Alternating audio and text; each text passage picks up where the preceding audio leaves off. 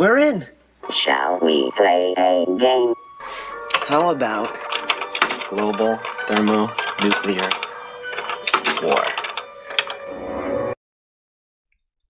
Hey there, HackerFrogs, it's me, the Shy Hat, and we're here to do HackerFrogs After School today. We're here to do HackerFrogs free hacking. We're hacking all the things. Hello, and welcome to everybody from this lovely Wednesday afternoon over here in the west coast of Canada. And what are we doing today? So typically on each one of our live streams, we like to cover a number of different topics. And you can find those topics over on our schedule on the Reddit over here. So we've got a Reddit, we have a Discord, and today, what are we going to do? So the first thing we're going to be doing is we're going to be warming up with a little bit of gaming, and that's topic number one. We're going to be playing our favorite, for right now, puzzle game. It's called Void Stranger, and I've been taking a lot of time to suss out all of the secrets in this game. It's a very, very deep puzzle game with a lot of meta elements. So we're going to be working through that in the first hour. In the second hour, I'm going to be doing some demos from the Italian cybersecurity education platform called OLIcyber. OLIcyber is a very good resource for learning about beginner level challenges in a bunch of different categories. Today I'm going to be covering the web category, and the web category talks a lot about some very basic web concepts that we're going to be going through. We're going to be going through those slowly, and hopefully for the beginners, you can pick up a thing or two. So that's the second hour. In the third hour, we're going to be going to HackerFrogs AfterSchool. HackerFrogs AfterSchool is our education program that I wrote up, and it covers a bunch of different topics. The current topic we're doing in HackerFrogs AfterSchool is Python basics. So basically, programming for people who have never done programming before. So we've come on 6 different sessions talking about Python programming languages, and today I think we're doing functions today. So we're going to be learning how to create our own functions and how to use functions instead of Python. So that's the third hour. In the fourth hour, we're going to be doing HackAdvisor. HackAdvisor is another one of these websites where you can learn about cybersecurity stuff, and this one's very good because there's a lot of education content within the challenges. I've been really enjoying it a lot. Funky, SysOS. Hello, thank you very much. And thank you very much for Gamwarawi. I'm not too sure how to pronounce that, but thank you very much for following on Twitch.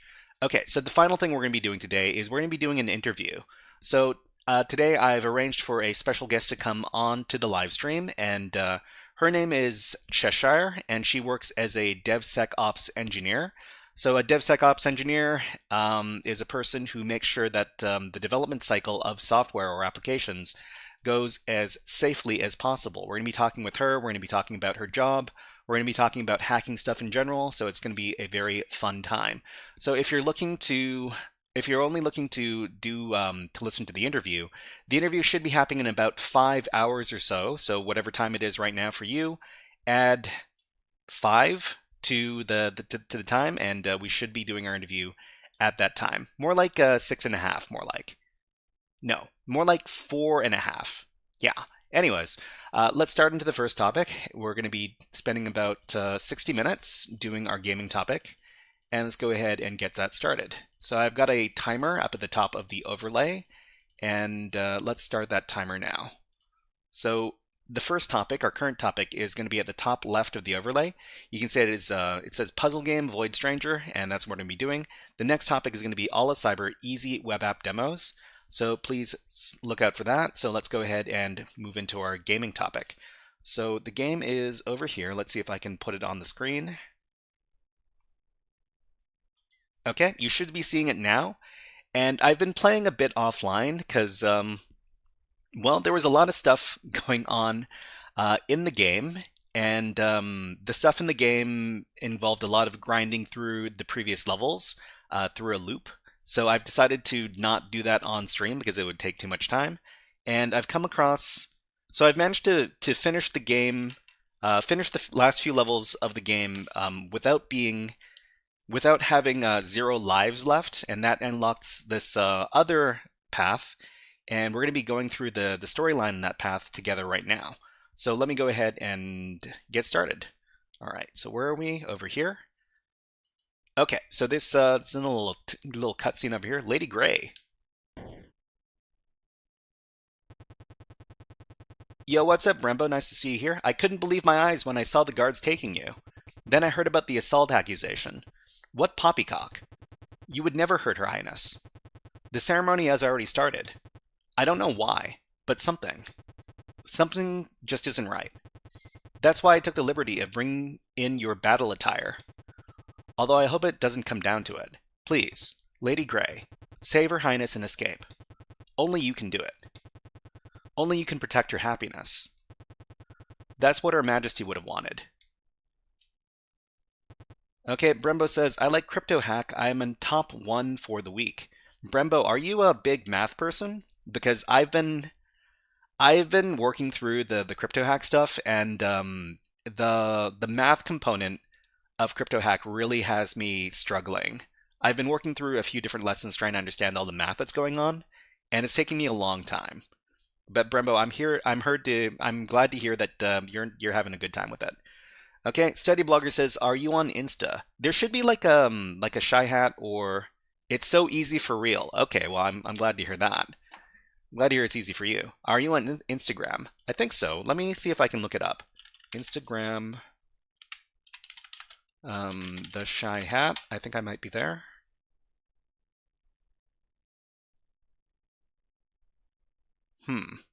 But you know, I don't really have an Instagram, but you know what? When I set one up, I'll let you guys know.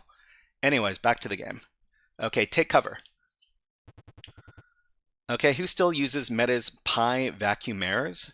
I'm not too sure what that's a reference to. Okay, I'll distract the guards. All right, so there's, oh no, the prisoner is escaping. She went this way. Hurry up and catch her, you dolts.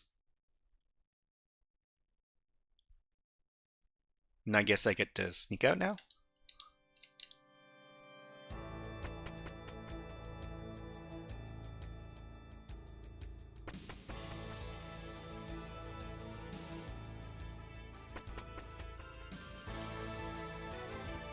Lady Grey. Don't worry. Four Eyes clued us in. We'll do our best to hold back Lord Johann's men. So it says PII, personal identifiable information, and vacuumers is in Hoovers. Oh, okay. Let's see. Brembo says, if you have to use Linux as your main operating system, which distribution would you choose? Personally, I would use Zorin OS. I mean, I don't have very much experience using Linux as a day-to-day machine. The most experience I have is using Kali Linux. But I would say I'd probably be comfortable using any Debian distribution, so something like Mint OS or Ubuntu.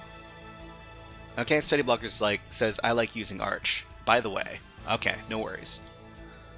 Maybe our good-for-nothing lives will finally matter, even just a little bit. Now go. Rescue Her Highness and flee.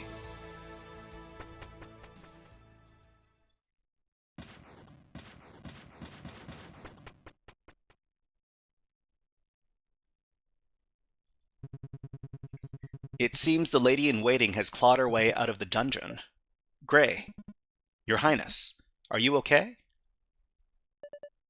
I'm sorry, Grey. I couldn't do anything. Now everyone is... What's the meaning of this, Johann?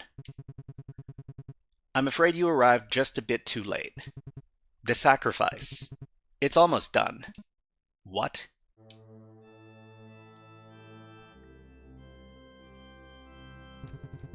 Everything in this world comes with a price. I learned this lesson a long time ago, when I lay wounded on a silent battlefield, starving and freezing to death. I kept praying to the stars, but the stars wouldn't answer. Until finally all I could do was to curse my rotten fate, and blame those responsible for it. Then they appeared before me.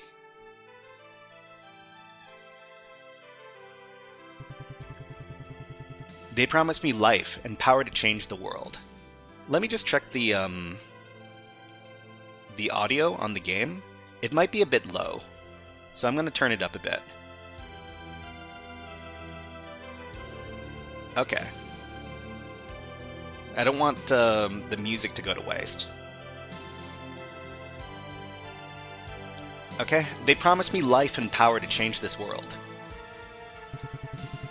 All they needed in exchange was my unwavering devotion.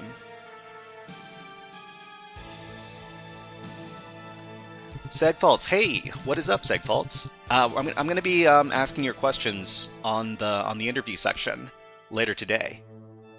So yeah, stay tuned for that. I'll probably leave a link for the part of the interview where we answer questions in the Discord.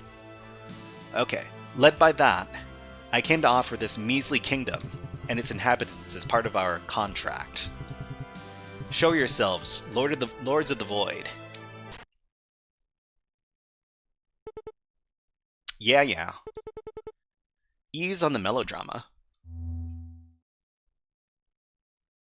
Segfall says, was excited DevSecOps is a big field right now. Is it? I'm not really too sure about the state of the industry. I guess we can talk to our guest about the DevSecOps field when she comes on later today.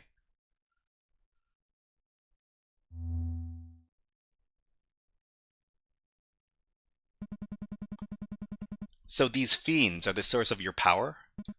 Demons. I think that's what you mortals do call us now. Well, I don't like the sound of it. Explain it in all in detail would be way too complicated for you. Demons will do. The hell I care about what you're called. Just leave Her Highness out of this. Johann. My quota is still a bit short, correct? That is correct.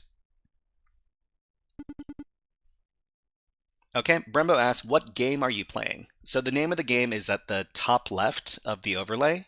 It's called Void Stranger, and it's a game we've been playing for quite a while now. Maybe an hour a week for the last, I don't know, for the last few months. One soul remains. Whatever should I do? How about you help me decide, my dear lady? If you offer your soul as the final part of my sacrifice, I'll promise to let your princess live.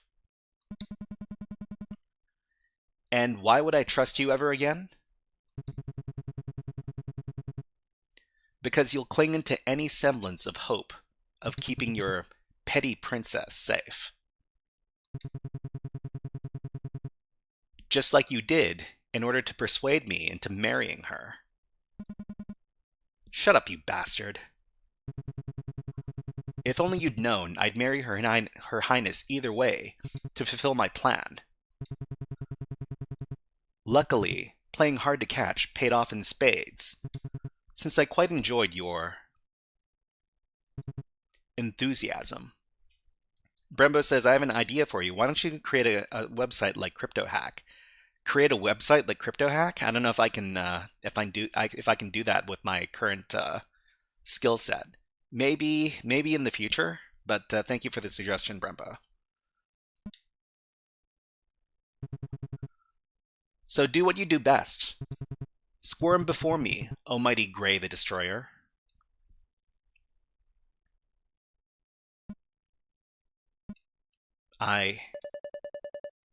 Don't you even think about it.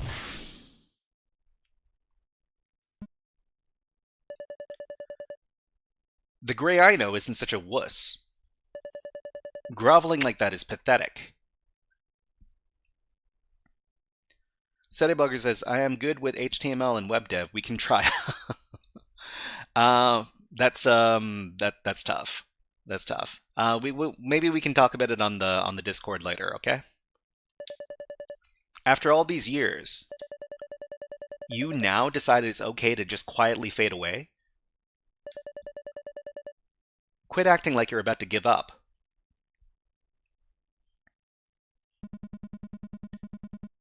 Now I'm getting a pep talk from Her Highness. How low I must have fallen.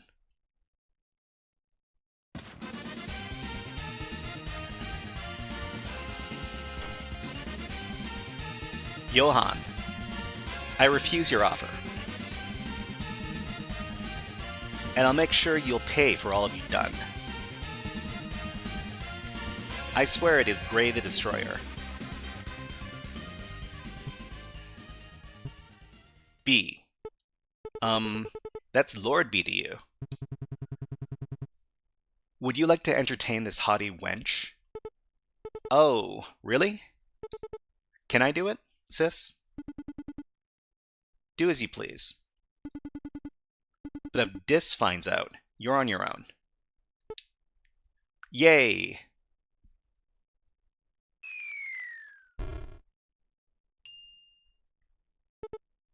Hello.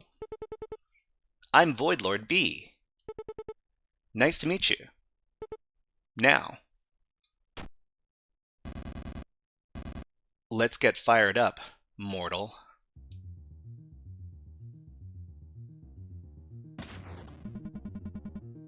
Voidlord B looms upon you. Okay, so this is a pretty scary looking monster design. Should we just start attacking? You attack the monster. Okay, so I guess we can't attack. Check. A monster whose mere existence mocks the world itself. Voidlord B is still waiting. So we got, we can attack and we can defend. Looks like an upside-down bug-woman hybrid. Yeah, it's like they've got a lady lying on top of a bug that's upright, so it's pretty weird. Void 2 is the name of the monster, huh? Let's try defending for a round. You steal your resolve. Voidlord B is becoming restless. So the last time I attacked, I took damage. So do I not attack? Maybe we should just not attack. You steal your resolve. Taps her feet impatiently. Okay, we'll just keep on defending because we'll keep on defending until the monster attacks.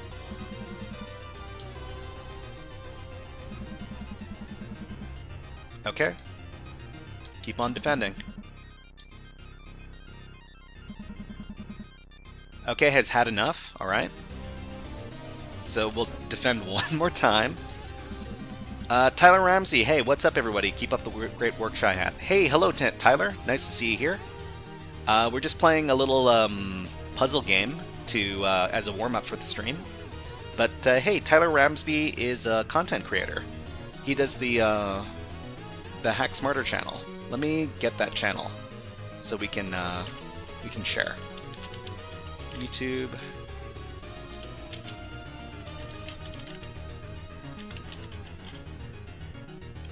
Okay, so let me share the link in chat. I saw you're doing my IAM enumeration guided lab on Friday. Yeah, we are. We're going to be doing the guided lab for IAM enumeration on Friday.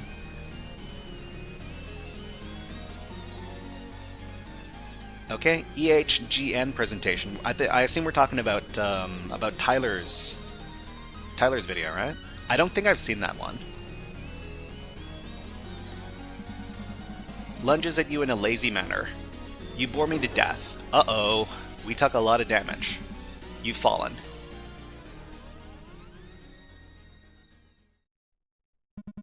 Damn it. What are you? Huh. Did it break already? Boring. You should be pleased she lasted for that long. Usually mortals simply lose their minds at the sight of your true forms. The sight of our true forms. Tyler says, not a video, I did a workshop in the EHGN Danish Discord community. Oh, Danish Discord community. I didn't know.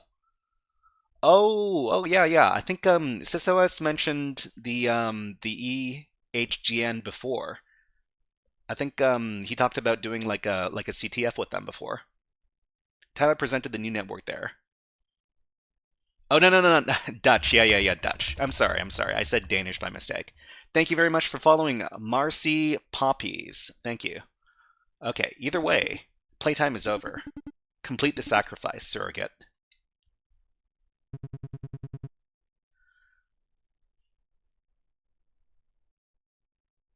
Oh, Tyler said Danish. No worries. Will that fulfill my contract?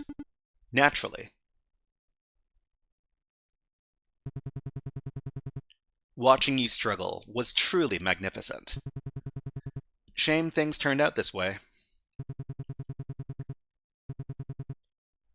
Tyler says I'm just a silly American. Ah ha ha ha. Yeah, no worries. We can all educate ourselves, it's okay. As the future emperor of this waking world, I would have loved to have you beside me. Crap. I'm sorry. I couldn't fulfill my promise to you. I can only pray for Lily's safety with you in the afterlife. Wait.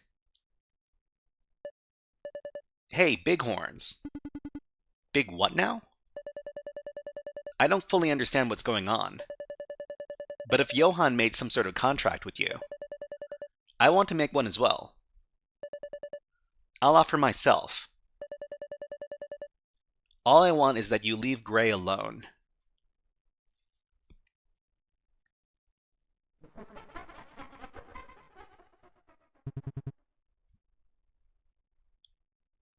Brembo says, Dutch like NL? NL stands for the Netherlands, right? Yeah.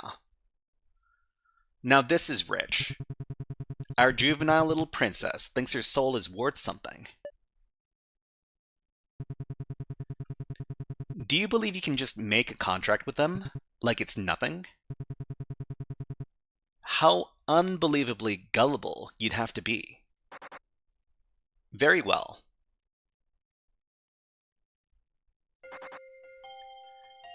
Young lady, do you wish to offer your soul? Now wait a minute. This has to be a joke, right? This asinine child doesn't even understand the meaning of devotion. That isn't something you'll ever be the judge of, surrogate.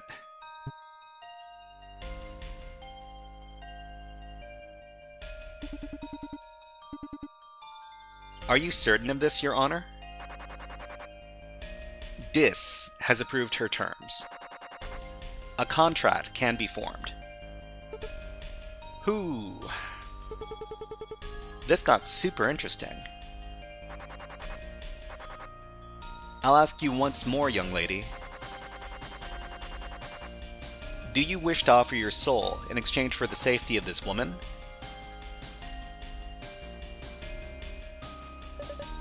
Yeah, I do. Your Highness, wait. I can't accept this. You there. You seem like the leader of this bunch. I beg you, take my soul instead. Tear my body apart if you have to. I'm afraid that's not possible. But if you truly wish to reclaim her, meet us at the end of the void. She will be waiting for you there. There, DIS will reevaluate the worthiness of your devotion. What? What's going on? How did it come to this? Gray.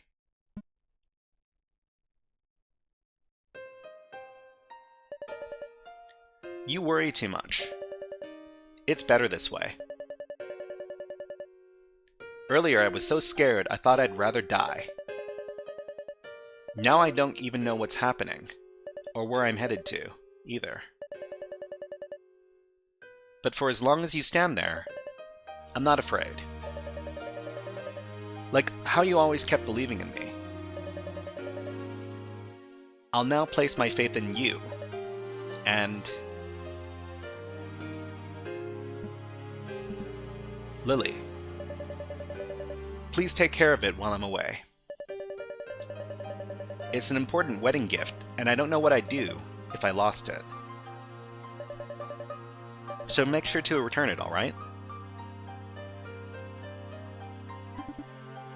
Your Honor, our time is almost up.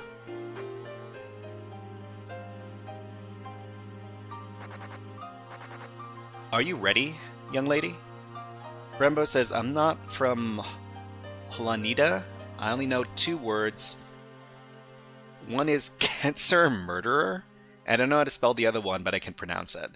Brembo, are you also European? Because it sounds like you are.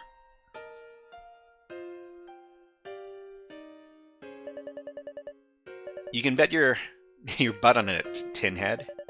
It's about time I start to live up to that nickname of mine. Very well. There's something I need to tell you.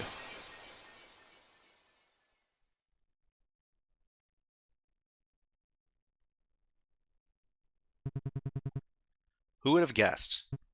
Well, this result is as good as any. Unfortunately, I'm not willing to take the risk of leaving you alive. This time I won't miss.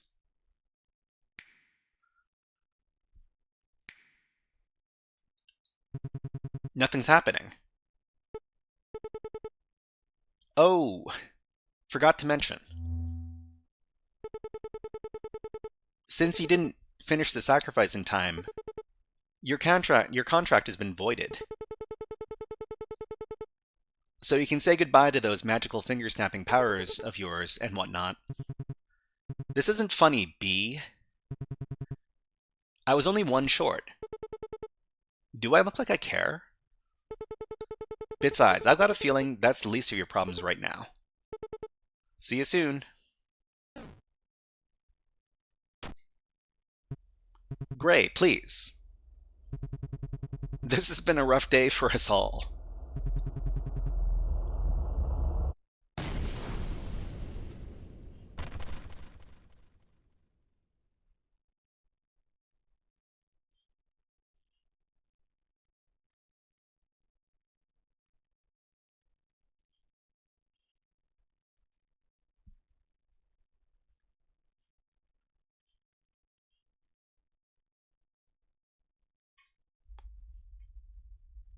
Okay, and that was the end of my little nap. So there's currently an ad running on Twitch right now, so I'm going to just wait it out and have a little bit of a water break. But in the meantime, you can watch the birds. So I'm just going to put the birds on, and it's a rainy day today, so I'll just put on these rainy day birds. Okay, we'll be back in about 60 seconds. I just need to wait out the ad break on Twitch right now. But please enjoy the birds. We'll be back in about 60 seconds.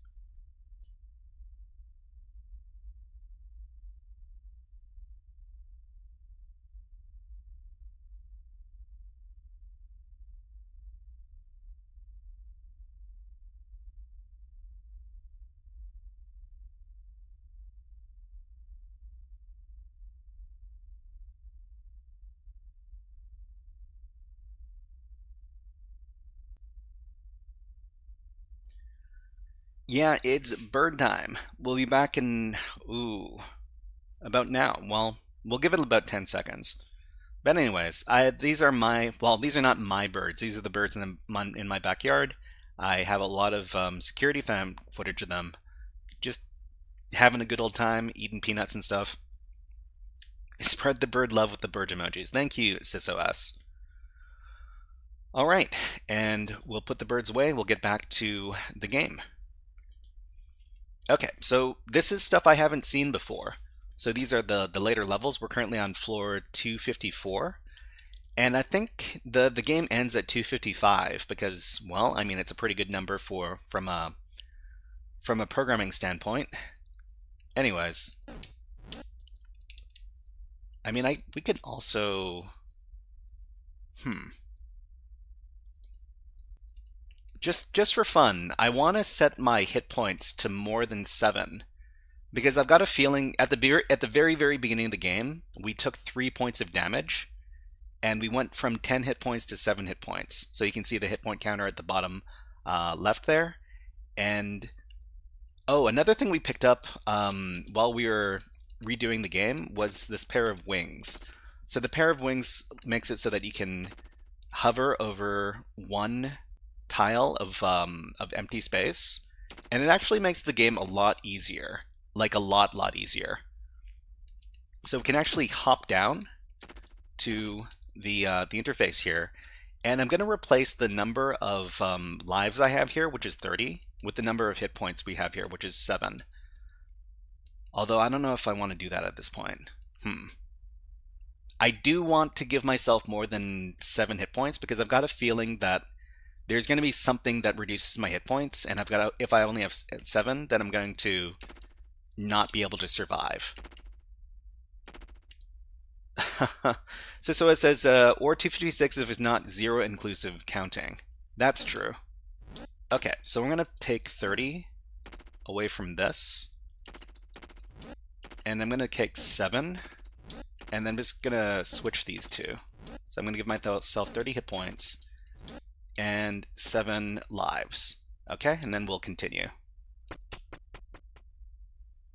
Okay, and this is trippy. Where am I supposed to go? Somewhere?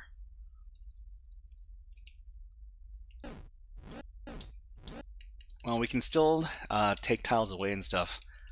I'm not sure where I'm supposed to go. I guess I'll try going right. Nope. There's no exit. Or at least I don't see an exit. The only thing I can think of is like dropping down a hole.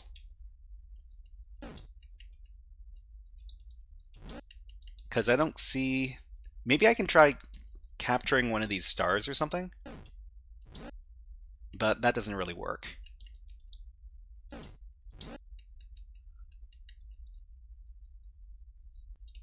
Huh.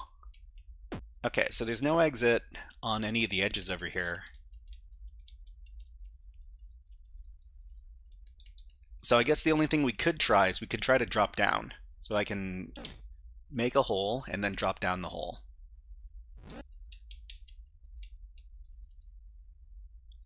What does that thing look like? So this this big cellular looking thing, it looks kind of like an amoeba from like your biology textbook. So let's see when it comes back around. It looks like this thing is scrolling. The background is scrolling. Romy, hello, nice to see you here. Yeah, so this thing. So it looks kind of like an amoeba, like a cell. But anyways, we'll try dropping down.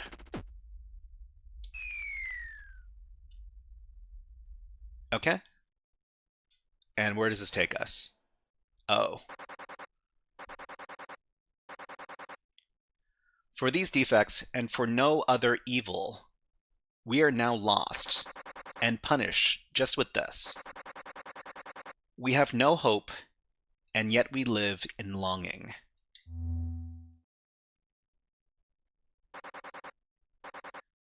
You've traveled far, stranger. Through these endless halls, you've shown us the extent of your devotion. We applaud you.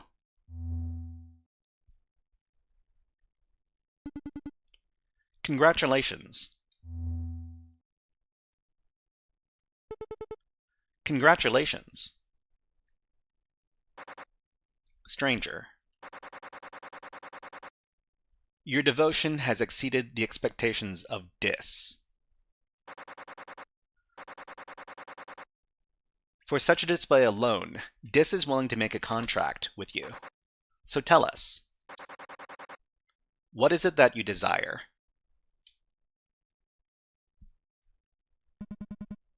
Give her back. Please, give Lily back to me. So for people who don't know, Lily is the princess that's been at the center of the whole story thing, and who was going to get married to the Johan guy that got punched earlier. Your devotion continues to impress. Thus, you're allowed to take one soul with you. with one condition. You may never return here. Do you accept these terms? I do. Very well.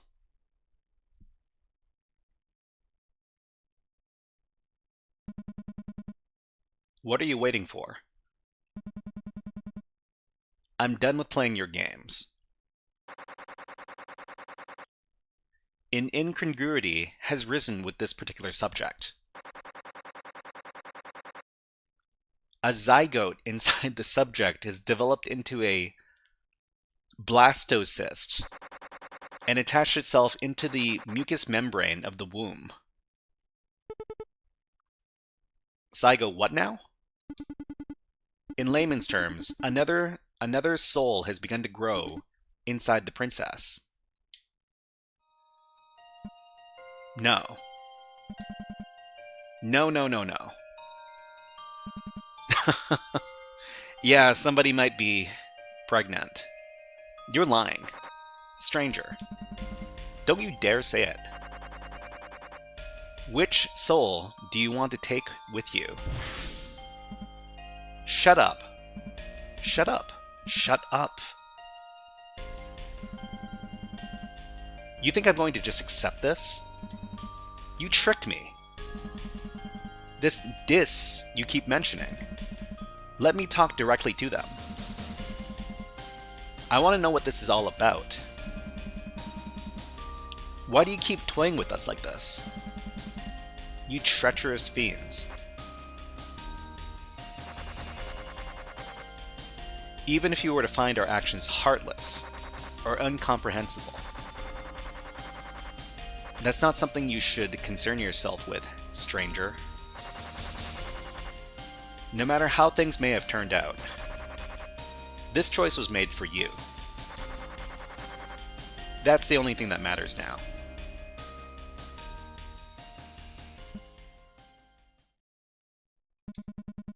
I want to see her. Very well. She's asleep?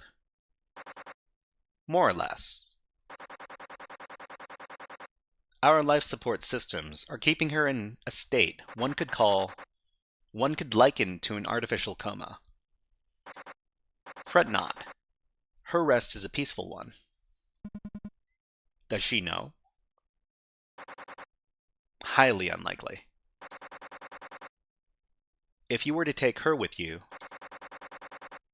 all of this would be but a dream to her.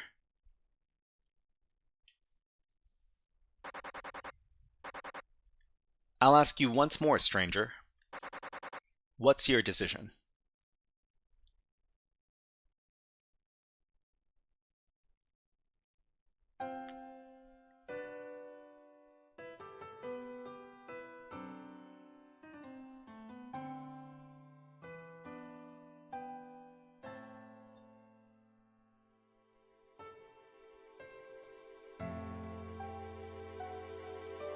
That's it? That's the end of the game?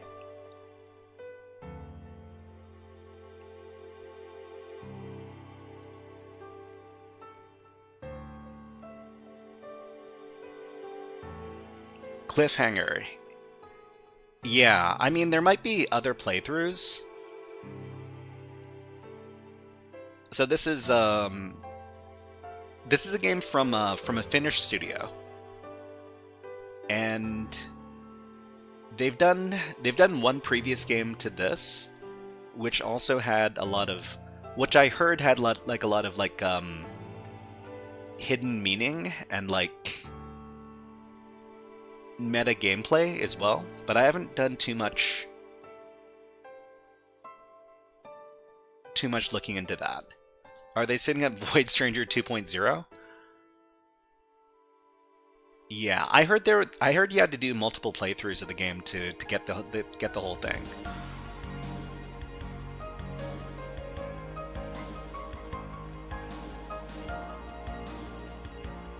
So I guess they were talking about the Princess Lily and how she was taken down to the Void. That was part of the story. and then turns out she was pregnant, which was why the lady wasn't able to take the princess out of the void. I mean, I guess the void is like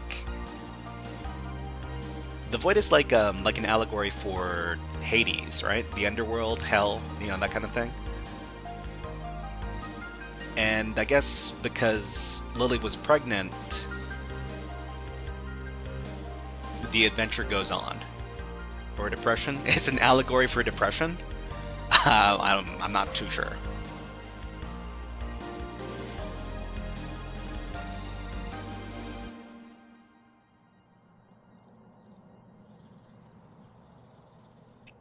Why are we in the modern day?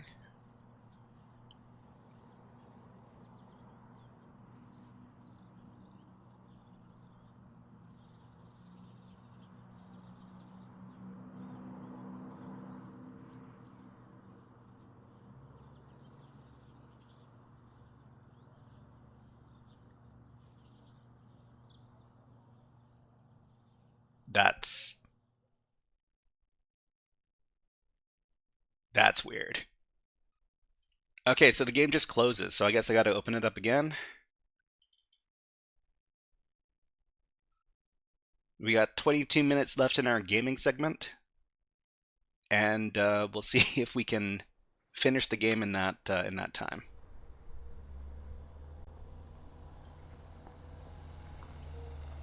We saved the child. Maybe?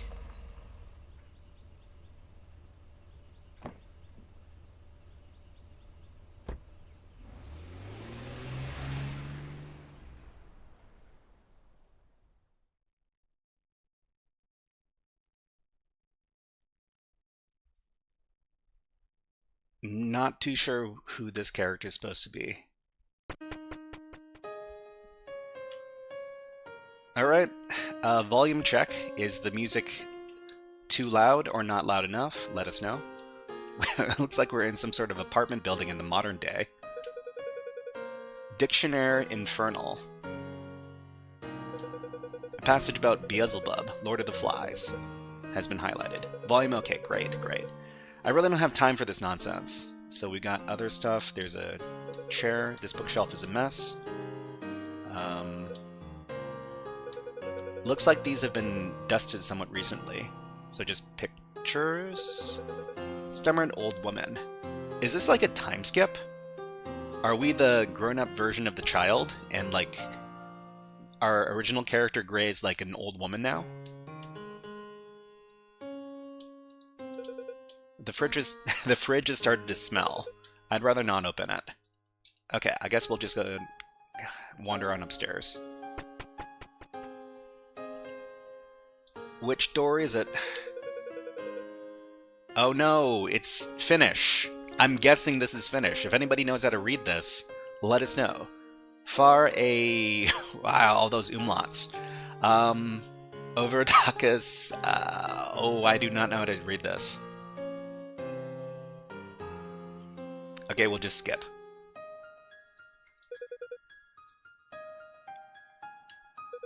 Okay, so... Is this our room? What a mess. The birth certificate must be in here somewhere. Birth certificate. So we're looking for a birth certificate now. It's completely withered. You were never good with flowers anyways. So you really let yourself go with these books. So my guess is that we are now the child who has grown up, and we're looking for like a birth certificate in our childhood home. Nothing. Nothing? Bingo.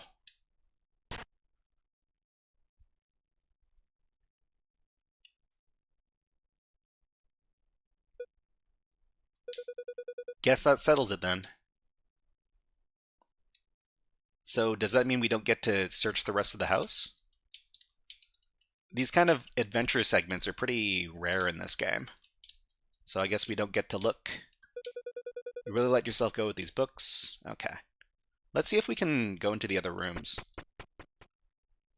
So there's this room. Ooh, there was a ghost that went into that room. Let's try this room first. So this is just a bathroom, okay. Are these supposed to be glass shards or like pills or something? Pills in the toilet as well. Okay, so this score has W Lord No Cap. Study bloggers, hey. Google Translate as must not be covered, must not be covered. I'm surprised you were able to write that down so quickly. Pills in the toilet as well. So I guess we're talking about drug addiction. The clock seems to have stopped. All these drugs strewn about. Okay, I guess that's all for the bathroom.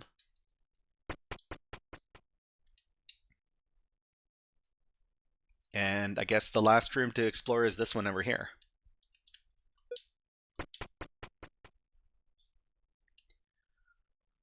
So I'm guessing that if we lived here with Gray, our main character, that this is her room or her office. Why is there a game console? And a really old-looking TV. Okay. No. So I think what we need to look at is on the desk, so I'm just going to explore some other places first. Doesn't look like there's anything else to interact with. Old-looking lamp too. Oh, you mean the desk lamp? Or this lamp in the corner? I mean, this looks pretty old-fashioned, yeah. I mean, this game console looks like a Nintendo 64 or like a Super Nintendo. So like super old, old coded. There's a sealed envelope on the table. It's addressed to you. SNES, Genesis, yeah, any one of those top-loading cartridge consoles. Would you like to open it? I guess we did. Uh-oh.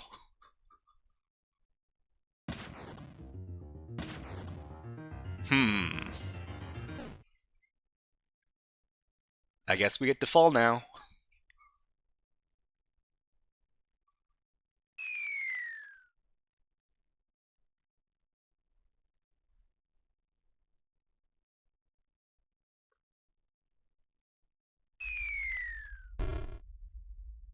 So we also take 3 damage when we fall this time as well.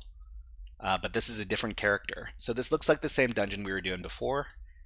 The mural over here, filled with inscriptions. So is this the same inscription that was in the previous version of the game? Or the previous playthrough? I'm going to take a screenshot of this. Hold on. Gotta pull out my screenshotting tool. And then capture the region. So the way we got our additional tools in the game, like the stuff like the sword and the wings that let us hop across like empty barriers, or sorry, empty tiles, we got them through making patterns like this in certain rooms. Somehow they feel familiar to you. Okay, so I guess we'll continue. There's nothing else to interact with in the room. And this looks just like the previous playthrough. Can we fall? No, we can't fall. So just like the previous playthrough, we pick up the rod or the wand that lets us pick up tiles, right?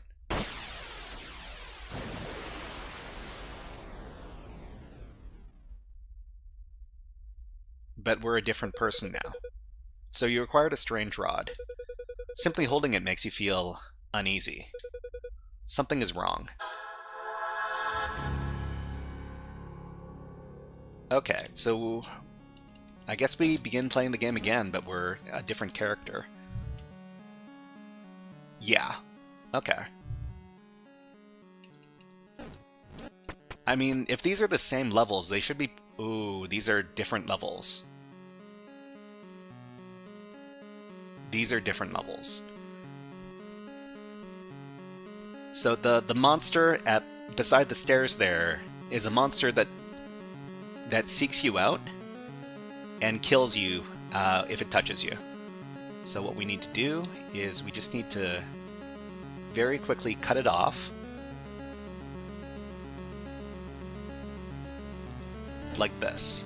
So it can't get to us anymore. And if I remember, so one of the tricks that I learned when I was offline, when I was playing offline, is that you can bump into the back of the treasure chests 3 times and then wait for 3 seconds, and it'll give you 3 times the number of lives when you pick up the stuff in the treasure chest. So you 2, 3, and now the treasure chest has been upgraded. So we can't talk to the stones like we could before. So this, yeah, we get 3. You acquired 3 locust idols. Lucky. So I mean, I'm assuming that this is just like. I'm assuming this is just like the previous game or the previous playthrough. But the levels are different somehow. How can we avoid dying here? Okay, so I'm gonna go here. Oh. Put this down, and we'll grab one of these. And then, yeah, this is gonna be really. I think we can outrun it. So put this here, and then circle around, and then we can get to the exit. Okay, awesome.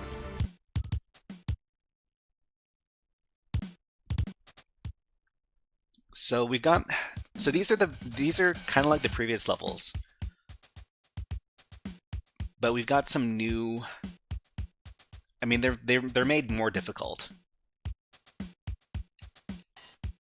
So this tile over here, this tile, it drops you into the void, and that kills you and takes away your life if you step on it more than once. So you can step on it once, but not more than once. Saint of Ice, hello, nice to see you here. What is up? Thanks for coming by. Okay, so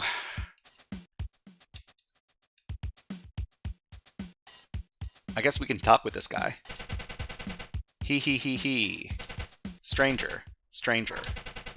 Are those locusts in your pocket, or are you just happy to see me? How about a trade? As you might have noticed, traveling through these halls can get rather tiresome. There are, however, shortcuts that few know about. If you hand over all of your locusts, I'll give you a hint on how to find one of them. We wouldn't want that noggin of yours to go completely dull. So, how about it, stranger? I think I'm gonna pass. I think I'm gonna pass because we got 3 lives, and I think we're gonna need them. Saint of Ice says, gotta love Sokoban. They can be really fun, yeah?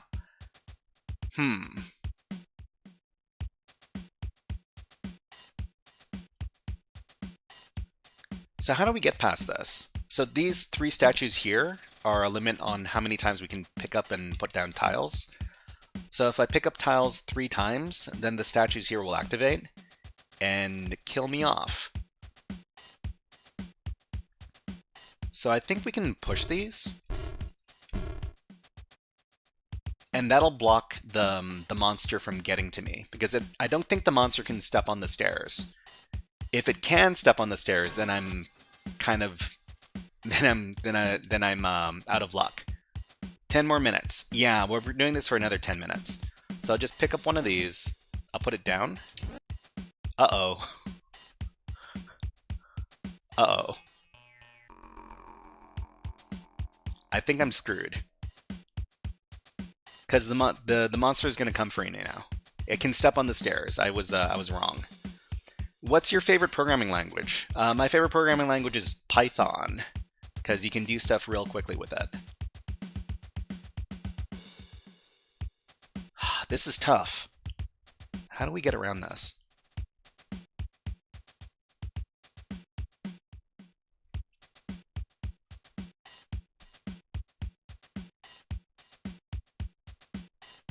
I think I'm gonna have to. I'm gonna have to take the L on this. Okay.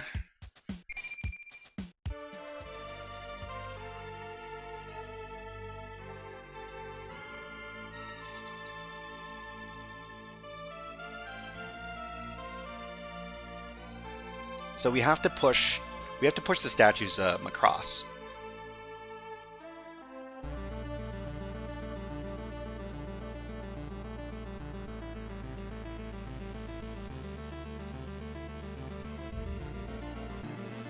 So we can push, if we push this one across and we follow it, that means that the monster will come down directly and then try to get us by moving around the statue. If we go this way,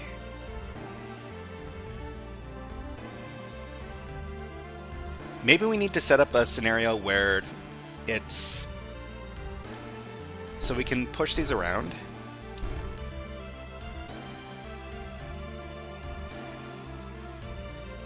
But we can't step on these anymore. So if we step on these trap tiles over here, we die. We can pick up... Oh, you know what?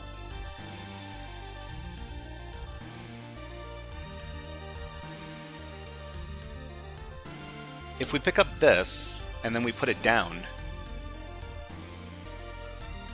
this guy will step on the trap tile and it'll fall down.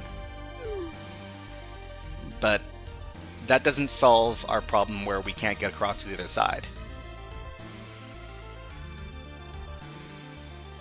Oh, you know what? I think I know. I think I know how to do it. Okay, so let's reset. Okay, so we cross over, we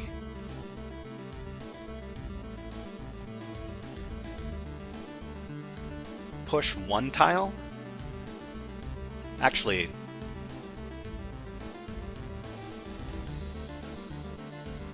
so if we move this tile over here, then we can trick the monster into falling into the pit. Take the tile, no push. So take the tile, no push. Take the tile, put it down.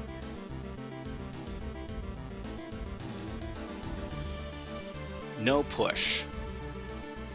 Okay, so take this, put it down, and then... Oh, awesome! Okay, so now that that's done, we don't have to worry about restrictions on picking up and putting down tiles. So we can just pick these up and put them down. And then we can grab this. We can... Okay, awesome, awesome, awesome. So I guess we need to exit. Oh man, everything is different now. So I think in this level we need to push the boulder. So the boulder down to the bottom, we need to push it onto the button and then exit.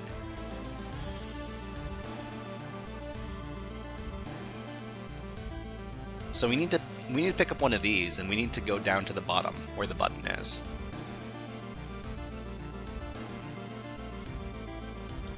The other thing that we can do is we can pick up these, but we need a place to put them. I mean, we could pick up...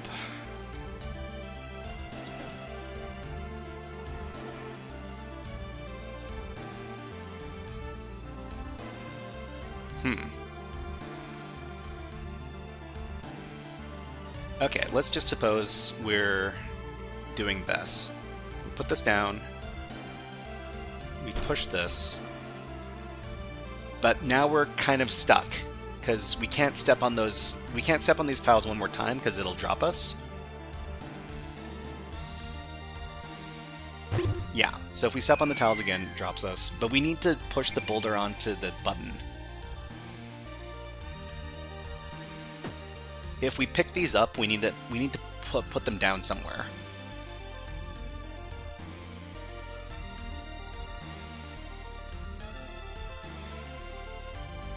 Move into an inverted L.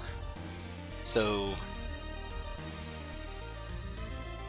with the permanent tile. Okay, so if we pick up a permanent tile like this, and then we do move in an inverted L.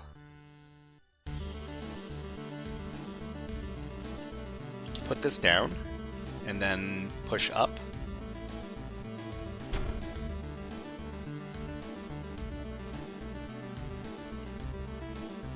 The problem is that we don't have anywhere to go from here. That's an upside down L. Inverted... Oh, you're describing a different thing. Okay, anyways, we need to reset. So I'm pretty sure we can't finish this run unvoided. Because we're not gonna... Yeah, I'm pretty sure we're gonna die at least one more time before we get to the tree. So inverted L, you're talking about from here. So start from here, then move down.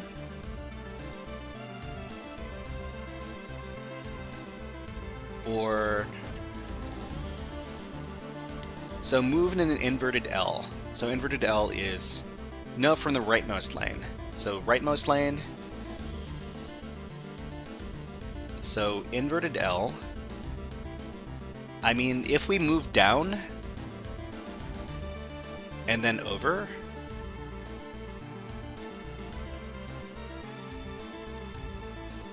how does that work?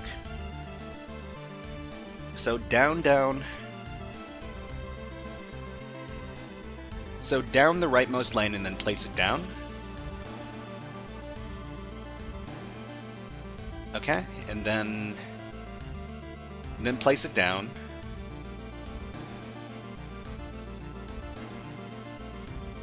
So like this. Okay. And then go back up. Place it on the row 2 hole. Row 2.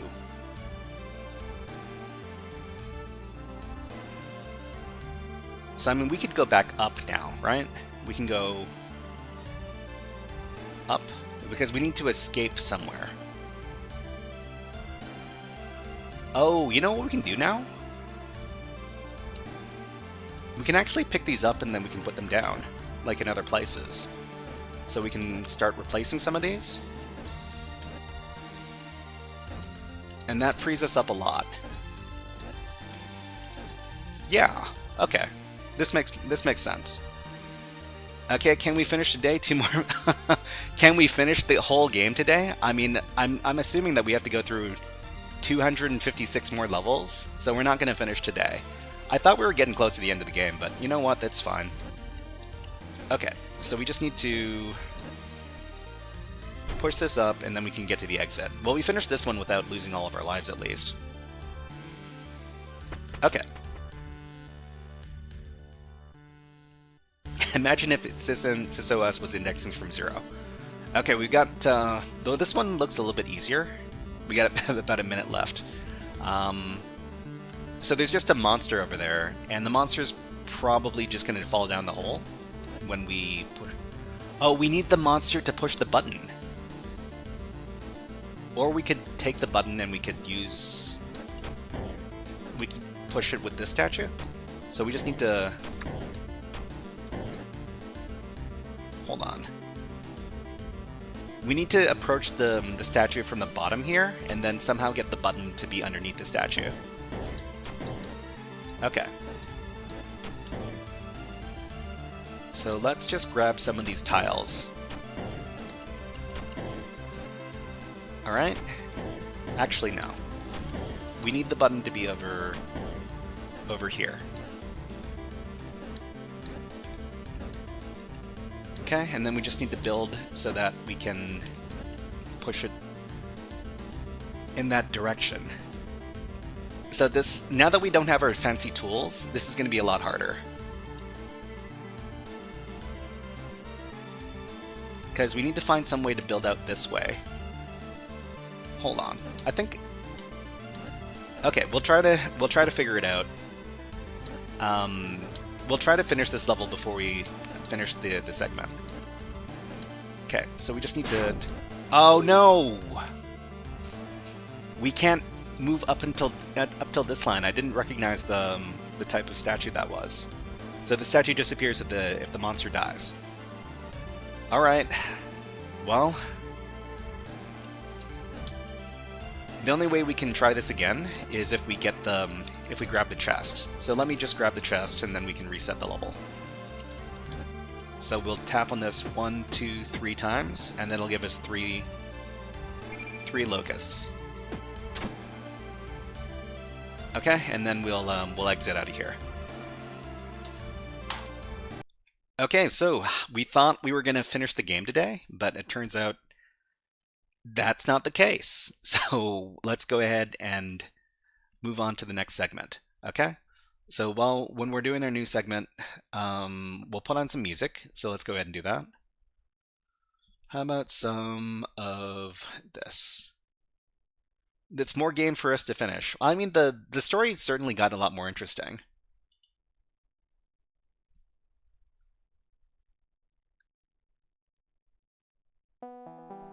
Okay, you should be able to hear the background music. If the background music is too loud, let us know, and we'll turn it down a little bit. Okay.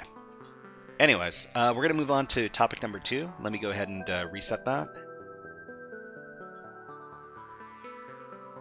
Okay, so topic 2 is here. Topic 3 is on deck. And, oh, music is good? Good volume? Okay, great. So let's put 60 minutes on the clock. And we're doing AlliCyber easy web demos. So, here's the site we're using over here. Oh, no, that's not that one. It's this one. So it's training.allicyber.it. It's an Italian cybersecurity education website. Let's see. I guess SysOS has been infected with the Zygarnik effect. I don't know what Zygarnik is. Is that a real-life thing? Alright, so the interesting thing about this website is that there's a lot of good explanations as to what's going on as far as like technology is concerned. The big wrinkle for this is that it's in Italian. But if you know Italian, or if you can translate the language from Italian to whatever language you speak, it's no problem. So we can go over here, we can translate the page from Italian to English.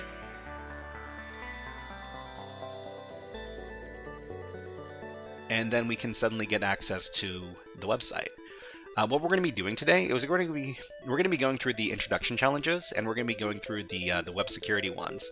So the web security challenges here, they actually encourage a lot of learning about web technologies. So this is why I really like it.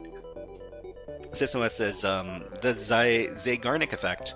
Psychology is the Zygarnik effect, named after the Lithuanian Soviet psychologist Blume Zygarnik, postulates that people remember unfinished or uninterrupted tasks better than completed tasks. Oh, really? Didev says it's a psychological phenomenon where people keep lingering on unfinished tasks. Oh, okay. So, I mean, we're talking about the game, right? We're talking about the the Void Stranger game? Maybe. Alright, so let's bring up our first challenge here. And I'm eventually going to turn each one of these challenges into a YouTube video. So I'm just going to be starting my YouTube intro, if everybody's okay with that. Okay, I'll turn the music down a little bit more. Okay. All right, everybody, this is a guided walkthrough for the Web 1 challenge, HTTP, a simple GET request. So this is a challenge from the AlliCyber.it website as part of their introduction set of challenges from the web security category. Okay, so it says, in this series of introductory challenges for web security, the HTTP protocol and the main web technologies commonly associated with it, and some simple tools to interact with you. Okay, I mean, the translation's not perfect, but I think we can get the gist. The individual challenges will follow the Jeopardy model, concentrating so on obtaining a flag. The examples and explanations proposed will refer to the language Python and its standard library, as well as libraries, requests, and the beautiful soup, which is therefore recommended to install to follow this path. Installing the recommended libraries on Debian and Ubuntu, Linux. Okay, they've gotten some instructions over here. So I won't linger too much about the instructions. It's basically talking about how to install Python and how to get Python working on your Linux system. So it also talks about Windows systems, but let's talk about the main part of the lesson. So designed to facilitate access to hypertext documents, Hypertext Transfer Protocol, HTTP, is now used to transfer information of all kinds to and from remote servers across the network. This information is organized in resources identified by address strings called URLs. So URL stands for Unified Resource Locators, and fundamental executable operations on these resources are called verbs, HTTP, otherwise known as HTTP verbs. Okay, let's see.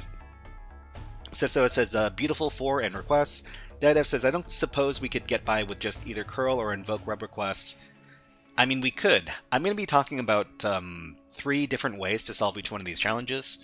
We'll be talking about solving them with the web browser entirely when possible, and then we'll talk about using the curl program, and we'll also talk about using Python, because it's better to be able to do things in multiple different ways as opposed to just one way, because the one way isn't always available to you.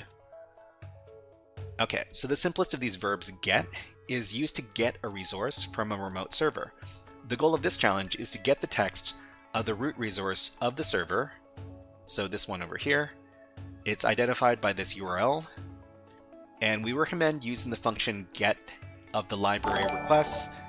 Okay, we'll be doing that as well. Thank you very much, DevRoot, for becoming a member on YouTube. Very much appreciated, DevRoot. Thank you. Let's give you a fun video redeem. How about some Jurassic Park?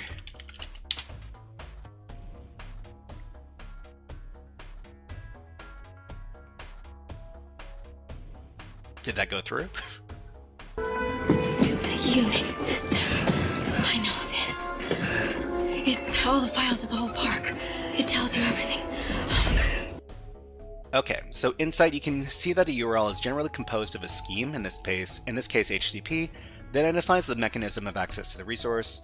Internet address optionally comprehensive of a door. Anyways, the translation kind of breaks down in this section of the explanation, but basically what we need to do is we need to access the web root of this website right here. So http web1chals.allicyber.it. I've got a little presentation talking about this, so let's go ahead and begin doing that. The Unix system was actually more realistic than the dinosaurs. yeah, it probably was. Anyways, DevRoot, thank you, haha. Okay, let's talk about this first challenge. So the first challenge, let me download this thing. Okay, so this is AlliCyber Web 1, a simple GET request. So in this challenge, we're instructed to access a specific website using a GET request. So what are GET requests? Oh, first, what are URLs? So they talked about URLs in the description there. So web addresses known as Uniform Resource Locators, or otherwise known as URLs, are used to access web pages. So inside of our URL here, so http web1.chals.allicyber.it. So HTTP, this portion of it, is the protocol. So normally on the internet you see either HTTP or HTTPS. HTTPS is the standard for the internet these days, which is the secure version of the HTTP protocol. So all you need to know is that in our URL, there will always be a protocol, and then the next part is web1.chals, and these are subdomains. So these are these are other domains within the main domain, which is this one right here, OLIcyber.it. So this part of the URL is known as the domain. No more Gopher. I've never even heard of Gopher. but there's all sorts of stuff I don't know. All sorts of protocols I don't know. So what are requests? So we talked about the URLs and we talked about requests. What are these requests? So all web resources are accessed using requests from the client device. So the client device is the device that we use to make the web request. That would be something like a web browser, or it could be some program that also makes web requests. Most of the time, when normal people are talking about accessing web page, we're using the web browser as our device, as our client device. ODE protocol pre-HTTP. Really? Oh, I didn't know about that. Gopher, huh? Okay. Okay, so what is a web request? It's made from the client device with a URL, and it's made to the server that hosts the resource. So there are clients and there are servers. So servers serve the information, and clients access the information. But what are these GET requests that they were talking about? So there are different types of web requests. These are called either methods or verbs. So you'll hear either being used when we're talking about these types of requests. here we're using a GET request. So request methods, they're also called verbs. GET requests are used to retrieve the contents of web pages. So when you use your web browser to browse to a random site, the first type of request you usually use is a GET request to get the contents of the website. For your information, go for protocol if you want to learn more about it. Thank you for the link, SysOS. Okay, so the default request method of web browsers is the GET method. So when you just paste in an address into the browser and hit the enter key, it'll usually use the GET request to get the contents of the website. Okay, so we're going to try solving this challenge in 3 different ways. So the first way we're going to be using is the browser method. So the default request method made by web browsers are GET requests. So all we need to do is paste in the URL into the browser address bar and hit the enter key. So this is pretty simple. We're going to go to the challenge. We're going to copy the URL, and then we're going to go to an empty browser tab. We're going to paste in the web address into the address bar. So to paste it in, it would be right click and then P for paste, or just select paste, and then hit the enter key. And we get the flag. So the flag for this challenge is flag getting along. What you would do is you would copy the flag. So copy the flag. The flag is basically the goal of the challenge. The goal of the challenge is to get the flag, copy it, and then go back to the challenge and submit it in the flag submission field. Of course, we've already finished this challenge before, so there's no flag submission field for us. But if you haven't solved it, there would be a space for you to paste in the flag and then click on the submit button. Okay, so that was the first method using the web browser. So the second method is using the curl program. So the method we're going to do for the second one is curl. So the curl program is commonly used to access web pages from a CLI terminal. So CLI in this case means command line interface. So it's basically a text-only type way of interacting with the system. By default, it uses GET requests. So if we just type in the word curl and then space, and then paste in our address and hit enter, it's going to get the response from the web page. So for our purposes, there's a very handy site that we use called JS Linux.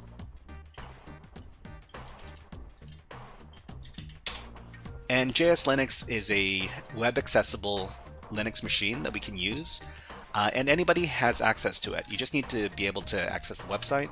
It's over here. And the specific type of JS Linux we're going to be using is our Fedora 33 Linux console. So we're just going to click on this link here. And the nice thing about these Linux virtual machines is that they have access to the web. Their access to the web is not very fast, of course, but you can use them to access the internet, which is what we're going to be doing. Okay, so we're just going to make this a little bit bigger. So inside the terminal here, we can type in any of our standard Linux commands. In this case, we're going to use curl, and then we're going to copy the URL from the challenge. So where is it? Here. Okay, so I'll just grab that and then copy. Then we're going to go back to our JS Linux terminal. So we typed in curl, then space, and now we paste in the web address, and then we hit enter. So here, when we give the command, we also get the flag. So because the flag is the contents of the web page. So we see here, we could copy this, we could submit this. Curl is a very, very commonly used program when people want to test the responses of web pages. SysOS says they access it from your local connection that is running on your browser, not on the server, just to be aware. They access it from your local connection. This is running on your browser. So this is a web browser accessible version of Linux that we're using right now. And the reason why we're using it is so that we can demonstrate in a way that everybody has access to. So anybody, you don't necessarily have to have a Linux system to use this website, so that's why we're demonstrating it here. Okay, so the last thing we're going to do is we're going to be using a Python script to solve the challenge. So let's go back. So that was solve method 2 curl. So to use the curl command, you just type in the word curl and then a space and then the URL that you want to access. If successful, curl will output the web page body contents. So this is what it does over here. So curl is a very powerful program. We'll talk about more of its capabilities in other challenges. So the third type of method we're going to be using to solve this is the Python method. So we can also write a Python script to retrieve the contents of the web page for us. So this is a lot more text than for the other methods of solving the challenge, but it's important to be able to use a programmatic way of interacting with websites, especially if we're trying to use if we're trying to automate some of our interactions with the website. So let's just talk about what the Python script here does. So the first thing we do is we import the request module.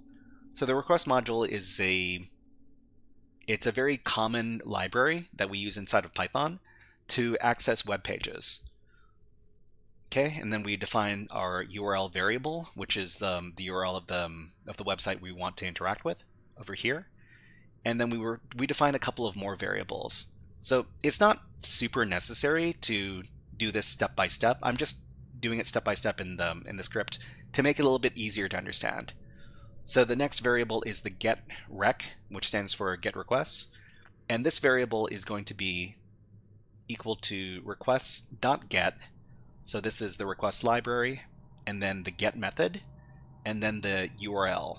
So the URL, this one over here, is going to be plugged into the method. And then we've got the request text, which is simply the get rec variable dot text. So that dot text is the attribute of this particular object over here. Okay, so the last thing we do in the script is we print the request text, which is basically the body of the web page that we got through the request.get method here.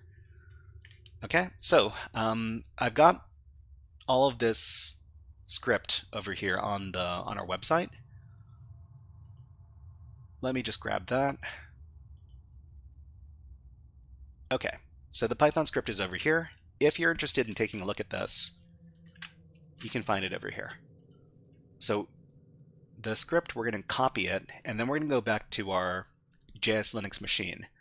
So in the JS Linux machine, we can use the nano text editor to access, to create a file called web01.py. And then in the text editor, we can paste in our script that we copied earlier. So paste. Okay, so this looks a bit messy because it didn't copy the line, the spacing correctly. Okay, so we're just gonna save this. We're gonna go back in, and then we're going to adjust the script because Python really doesn't like it when the spacing is incorrect. Okay, so it also seems like the terminal is a bit messed up too. We're just going to save this. We're going to go back in, and now this looks okay.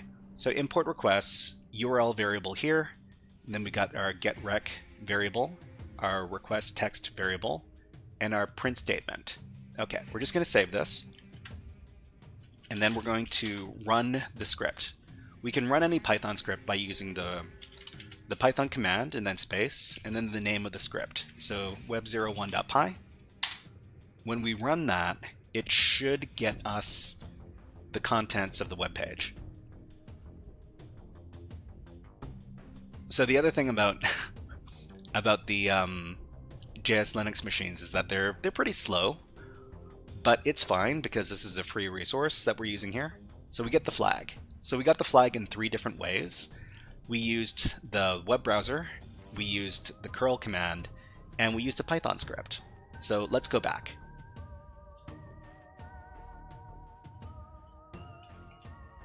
So to use Python to make web requests, we will be using the Python request module, which has all of the functions and methods we need to use to access web pages.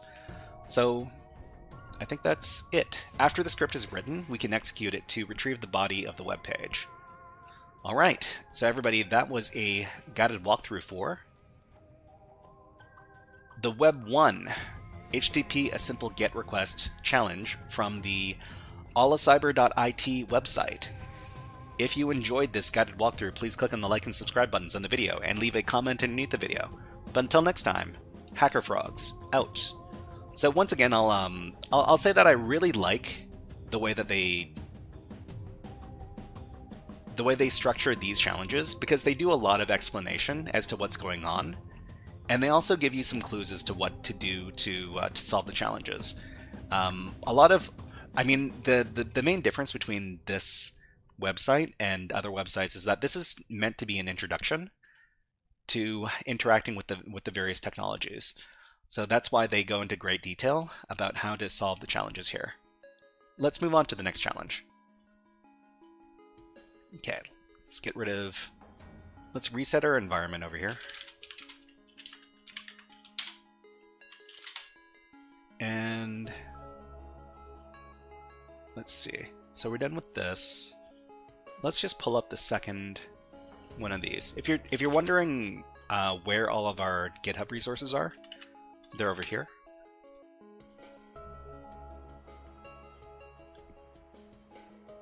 Okay, so let's do the second challenge then. Alright everybody, this is a guided walkthrough for the Web 2 challenge. HTTP GET request with a query string.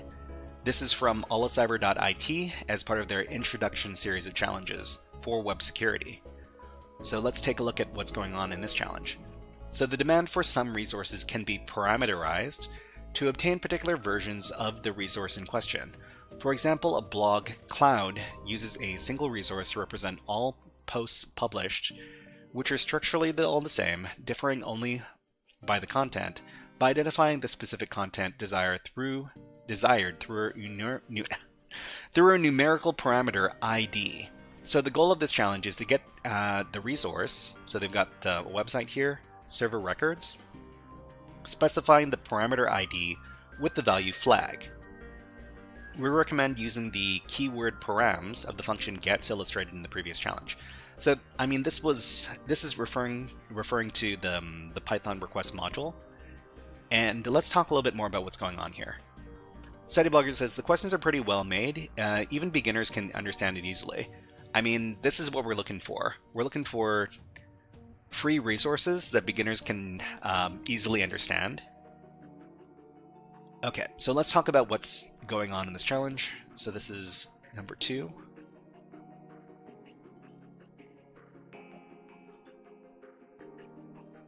Okay, so this is AlliCyber Web 2, HTTP GET request with query string. So the challenge instructs us to retrieve a specific URL with the URL parameter ID with the value of flag. Thank you very much, DevRoot, for super chatting. Whoa, is that Australian dollars? $30, $31 Australian? That's very, very generous. Is there a platform, website, or resource that you'd recommend for beginners? And what should a beginner watch out for? Like not being stuck in tutorial hell, etc. Love your content. So let me address your question. So we've got a lot of stuff over here in our education resources. And as far as beginner-friendly content, I'd say that this website is pretty beginner-friendly. It's training.allicyber.it. So the problem is that it's in Italian, but if you can auto-translate the web pages, it makes it a lot easier. Of course, you can't really expect people who are super beginner to technology to be able to do this kind of thing easily, but the whole translation thing. So along with this, the other websites that I recommend for beginners are stuff like PicoCTF. PicoCTF has a bunch of easy CTF challenges, but they're not really that great about explaining what's going on. The other website that I recommend for beginners is Hack the Web, which is a German website, but also has like an English version that you can change the language to over here before you log in. So DevRoot, are you talking specifically about web app stuff, or are you talking about like everything? I mean, training.allicyber.it deals with a bunch of different stuff, not just web stuff. Their web stuff for beginners is very good. Their like software stuff, like reverse engineering and binary exploitation stuff, is also very good for beginners because they do a lot of explanation. But yeah, I would recommend those 3 websites. So training.allicyber.it, PicoCTF.org, and Hack the Web over at hack.arg.de. If you have more questions, let me know, because I'm eager to answer questions about beginner-friendly content. But I got to go back to my challenge. So the challenge instructs us to retrieve a specific URL with the URL parameter, ID, and the value of flag. So what does this mean? So we're talking about URL parameters in this challenge. And URL parameters are variables attached to the end of URLs. So if you ever see like a URL or a link that has a question mark and then a bunch of stuff after the question mark, this is what we're referring to. These are URL parameters. So they can be identified by the question mark directly after the web page or directory name, followed by a parameter key, name, and then the equal sign, and then the value. So we have here 2 different parameters, color equals blue, and sort equals newest. So if you've got more than one URL parameter, you have to separate them with the and symbol over here. The question mark indicates the beginning of the parameters. So DevRoot says, I was getting into Burp Suite for web content and Hack the Box courses. I mean, Burp Suite for web content is very, very good because portswigger.net is probably the best free resource for web app security stuff. Okay, SysOS says up to the hash symbol, which is a fragment, and not a URL parameter, can be a gotcha. I mean, in this case, we're not dealing with that, but thank you for letting us know about that, SysOS. But Hack the Box courses are also very good, but the stuff on Hack the Box Academy can be a bit dry, but their free stuff is very, very good. The content's very, very good. Okay, so if there are multiple parameters included in the same URL, then they are separated by the and, or rather the ampersand symbol, just like this over here. So there are a few different reasons why web pages use URL parameters.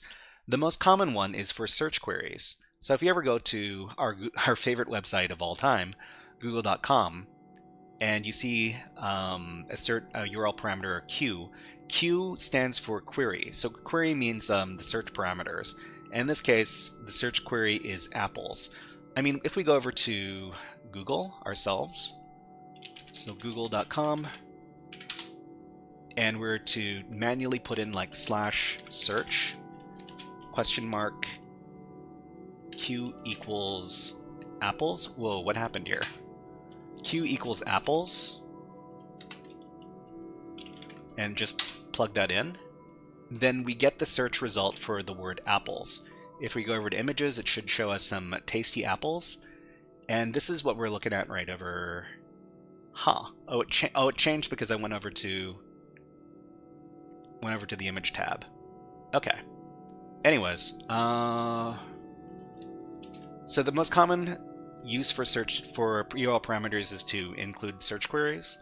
However, another common and potentially dangerous use of URL parameters is to instruct the web server on which web page to display.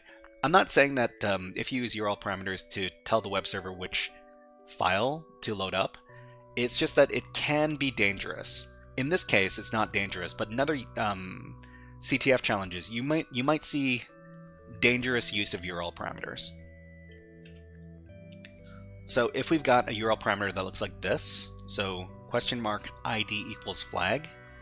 So the question mark is where the URL parameters begin. ID in this case is the parameter name. Equals is the assignment operator. And then flag is the parameter value. So question mark ID equals flag. So for this challenge, we're instructed to access the URL with the URL parameter ID with the value flag. And this is what it would look like over here. So we're going to solve this in 3 different ways, like we did the previous challenge. So the solve method, the first one is going to be the web browser. So to solve this in the web browser, copy the URL and then paste it into the address bar, and then append question mark ID equals flag to the end of the address. So if we grab the URL here, then we go over to an empty tab, paste it in. It'll tell us initially here, missing query parameter ID. So I mean, from here, we're just going to go back up to the top of the address, and then we're going to start our ID parameters, our URL parameters with the question mark. So question mark ID equals flag. So this will tell the web server exactly what to access. So in this case, the flag parameter, which might be a file. So in this case, we get a flag. So flag, what is your query? Okay. All right. So this is where we would normally copy the flag and then finish the challenge. We would highlight the flag, copy it, go back to the challenge, and then we would submit it down at the bottom of the challenge. But in our case, we've solved it already, so we can't do that. But that's fine. Let's talk about a couple other ways we can use to solve the challenge. Okay, so the second method we're going to be using is the curl command, or the curl program. So to solve this with curl, copy the URL, type in curl, paste in the URL, and then append question mark ID equals flag to the end of the address. So we'll demonstrate this with the JS Linux over here, because everybody's got access to JS Linux. So the command is curl, and then space, and then we'll paste in the address. Oh, that's not... I copied something else. Hold on. Okay, copy this, then go over to JS Linux, paste it in, okay, and then at the very end, we're gonna append question mark ID equals flag. So this will let the web server know which parameter to load up. We run the command, and then we get the flag. So that was simple. The last way we're going to be doing this is we're going to access this web page using Python. Okay, solve method 3 is with Python. So to solve this with the Python script, we need to pass the params argument to the request module's get method with their specific URL parameters. So this script is it's a lot like the previous script, only we've got a couple of extra things. So we got our import requests, which imports the module. We've got the URL that we're going to access over here. We specify some URL parameters in a variable, and this is going to be equal to a dictionary. So this Python dictionary only has one entry, so ID is the key, and flag is the value.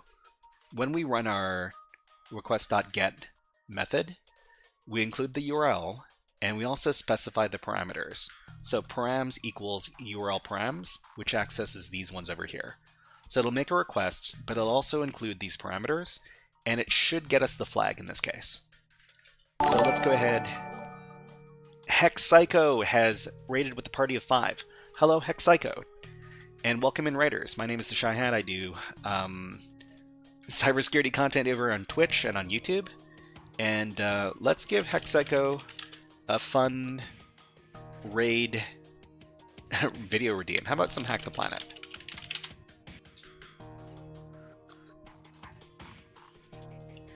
Hack the planet! Hack the planet! HackSableSec, hello, nice to see you here, and you as well, Rav Royd, thank you. What were y'all getting up to on HeckPsycho's stream? Were you doing a CTF or were you doing some other stuff? Let me know. We're just solving some very easy challenges over at AlliCyber.it. And nice to see you too. Hey. Also from the YouTubes. Welcome raiders from the YouTubes as well. Okay, so we're just talking about a Python script to access the web page over here. And to solve this with the Python script, we need to pass the params argument to the request module's get method with our specific URL parameters. We can grab the script from our website over here. Hold on. This one. So we're currently doing this challenge over at AlliCyber.it.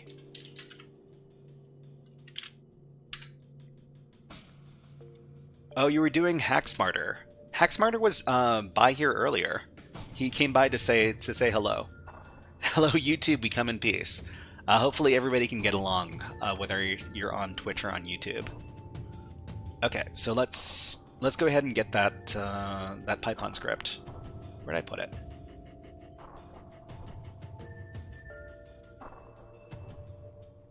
Too many tabs open. Here we go. Okay, so the interesting thing about these challenges is that they also give you the Python script that is being used to stand up the server, which is also very nice. If you're interested in taking a look at what makes the server tick the way it does. Okay, so the Python script is over here. I'm just going to copy it, and then I'm going to go over to our JS Linux machine. I'm going to paste in that code. So this is the Web 2 challenge. So we're just going to paste in our code. And I wonder, this isn't going to work, right? The white space, the Python interpreter is going to complain about the white space happening here. I'm just going to check it out. Yeah, so it doesn't like the format of the code, so I need to go in and I need to change up the format of the script, because when we pasted it in, all the white space, all of the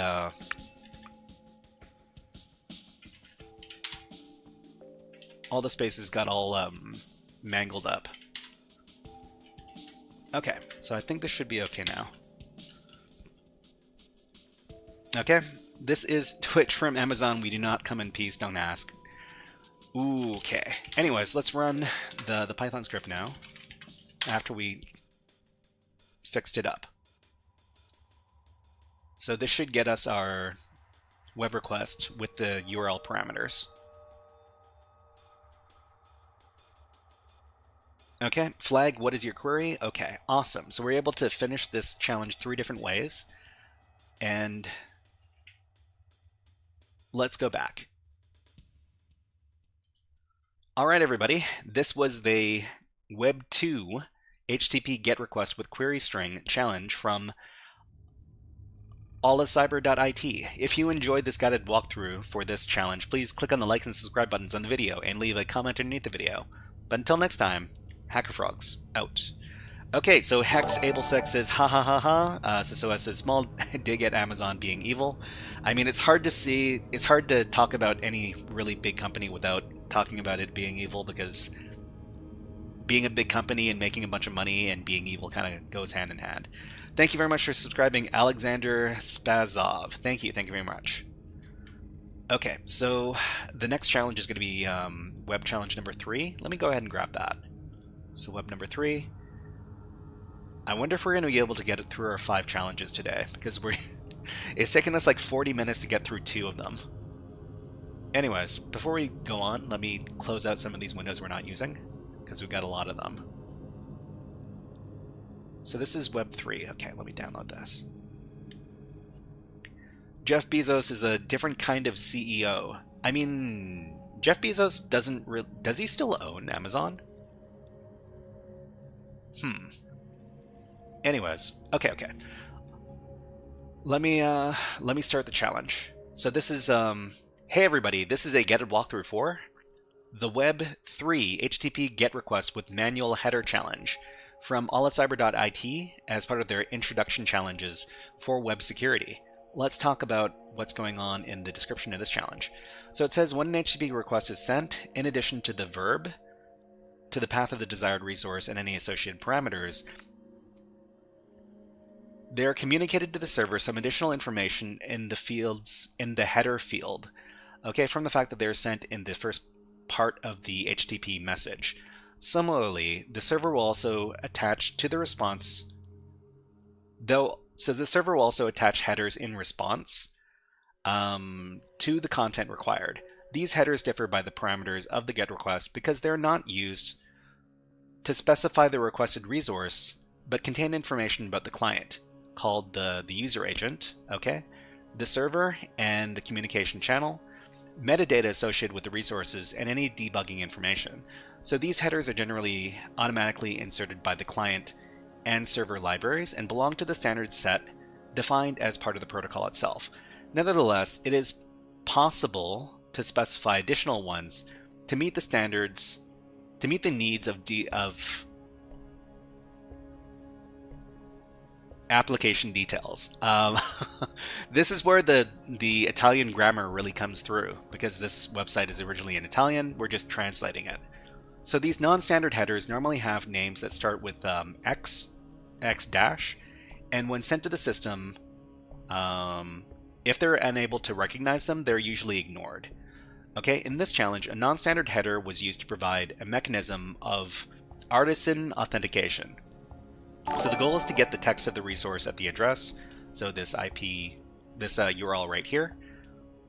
But the server will respond only to requests that contain the header X password containing the correct password admin. So this is a custom header we're talking about, which is X password value of admin. Okay, so let's talk a little bit more about this. Okay, HexableSec, I have to lurk because I have to grab food. Have some good food. Hope you have a delicious meal. Okay, and what else do we have going on here? Is Jeff Bezos, he's still the largest stakeholder at Amazon. The largest stakeholder, but that doesn't necessarily mean he's the CEO, does it? Okay, thank you very much for subscribing on YouTube. Menandro Andrade, thank you. Okay, so let's talk about what's going on in this challenge. So this is OLIcyber Web 3, get request with manual header. So the challenge instructs us to access a specific web page using a specific HTTP request header, X password, with the value of admin. So we'll talk about what these headers are right now. So one important thing to understand to complete this challenge is HTTP request headers and how they work. So what are HTTP headers? So each time a web browser accesses a web page, the browser makes an HTTP request to the server that hosts the page. So in each HTTP request, several headers and their values are passed along to the server to ensure that the browser and the server can communicate properly. So if we make a request over here, we'll include a bunch of different headers. So for example, the host header, the user agent header, the accept header, and in this case, the X password header. But what are these headers and what do they mean? So some examples of HTTP headers and what info they provide to the web server are below over here. So the host header is the website that is being contacted. So in this case, it would be something like web3.shells.allicyber.it. So this information is very important. The next one is the user agent. So the user agent is the device that is making the request. So if we're using curl, it would be, the user agent would be curl 8.18.0, for example. Sadie's Blogger says, sorry, my bad, you're right. Andy Jassy is Amazon's CEO. Yeah, I mean, I heard that, but it is Bezos' company. It's just that they've got a different person who's in the position of CEO. Okay, and there's the accept header. So the accept header is the type of data that should be sent in response. So in our case, for this one, it's going to be */*. So */* means any type of data can be sent in response when we send this request over to the server. So please keep in mind that HTTP headers can be modified by the user before being sent. That means that the values of any HTTP headers could be spoofed, that is, falsified. So HTTP headers are not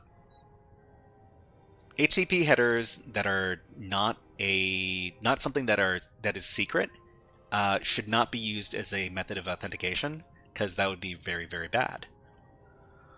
So in this case, we're making use of an HTTP custom header. So in practice, you can send whatever HTTP headers you want with your requests, including custom ones like xpassword. So xpassword is not a standard header, it's one that's being used as an example in this challenge. SysOS says all user input equals evil until sanitized and checked. That, what did we talk about earlier? It was something about user input is radioactive. We need to bag it and tag it. Okay, so we're going to be talking about 3 different ways we can solve this challenge. So the first method is we're going to be using the web browser. So in the web browser, you can navigate to the specified page and then activate the web developer tools inside of your web browser, and then go to the network tab and reload the page, and then select the failed request. So we need to send a failed request first, because when we select the failed request, we can right-click on the request and then click on Edit and Resend. So we can edit this and we can resend it with different headers. Okay, then in the New Request tab, we would scroll down to the header section and create a new header, xpassword with the value of admin. And then after that, we would scroll down and then click on the send button. So we're going to demonstrate this all right now, so that if the instructions were a bit difficult to follow, this is what you do. So we'll go back to the challenge, we'll grab the endpoint that we're going to access, and then we'll go over to our web browser and paste it in. So it says unauthorized over here, that's fine. So from here we're going to activate the web developer tools. So in most of your browsers, it's going to be in the upper right corner to open up the options, and then we're going to go to more tools, web developer tools, and then inside of web developer tools, which is over here, we're going to go over to the network tab. So there's a bunch of different sections of the web developer tools. We want network. So after we click on the network tab, we're going to reload the page. So we can reload with this button over here. Okay, and then afterwards, we see 2 different requests. We want the one to the flag file over here. So we can click on it, and then we can see that, well, I mean, it came back as a failed request 401 unauthorized, but we can right-click it, and then select Edit and Resend. So we're just going to edit the request before we resend it to the server. Okay, from here, inside of our new request, we can see a bunch of things that we can edit. So there are URL parameters, there are headers. We're just going to scroll down until we get to the end of our header section here. So we can insert a custom header here. So in this case, it's going to be x-password, and the value is going to be admin. So click on this, type in admin, and then we can click on the send button here. Click on send. Okay, and then inside of the response for this, click on response over on the other side, and we get the flag. Flag, trust me, I'm the admin. Okay. Henki, hello, nice to see you here. What is up? Hope you're having a good time. And I hope you're having a good morning. Okay, so we were able to edit the request that we sent to put in another request header, and then we could resend it to get the flag over here. Great. But there are a couple of other methods we could do too. In the resulting window, click on the response tab and see the flag for the challenge. Okay, so the second method is going to be curl. This one's going to be a lot easier than the method we used for the web browser. To solve this challenge with curl, we have to send the command using the -H parameter, and we're going to send a curl command that looks like this. So curl -v -H xpassword : space admin. So this part here -v returns verbose output, and the -H xpassword admin is sending an arbitrary header. So -H stands for header, and we can supply whatever header we want. So let's go and grab that command. We'll demonstrate how to run it. So Web3 up here. Okay. So I've got a write-up for this. We've got the curl command. Let me copy that. Then we'll go over to our JS Linux. Let me get rid of the Python script here. Okay, and then we'll run the curl command. So I'm just going to paste it in. So it says here curl-v, so that's verbose output, -h, capital H lets you put in whatever header you want. So xpassword admin, and then the URL that you want to access. So this is AlliCyber.it/flag. We run the command.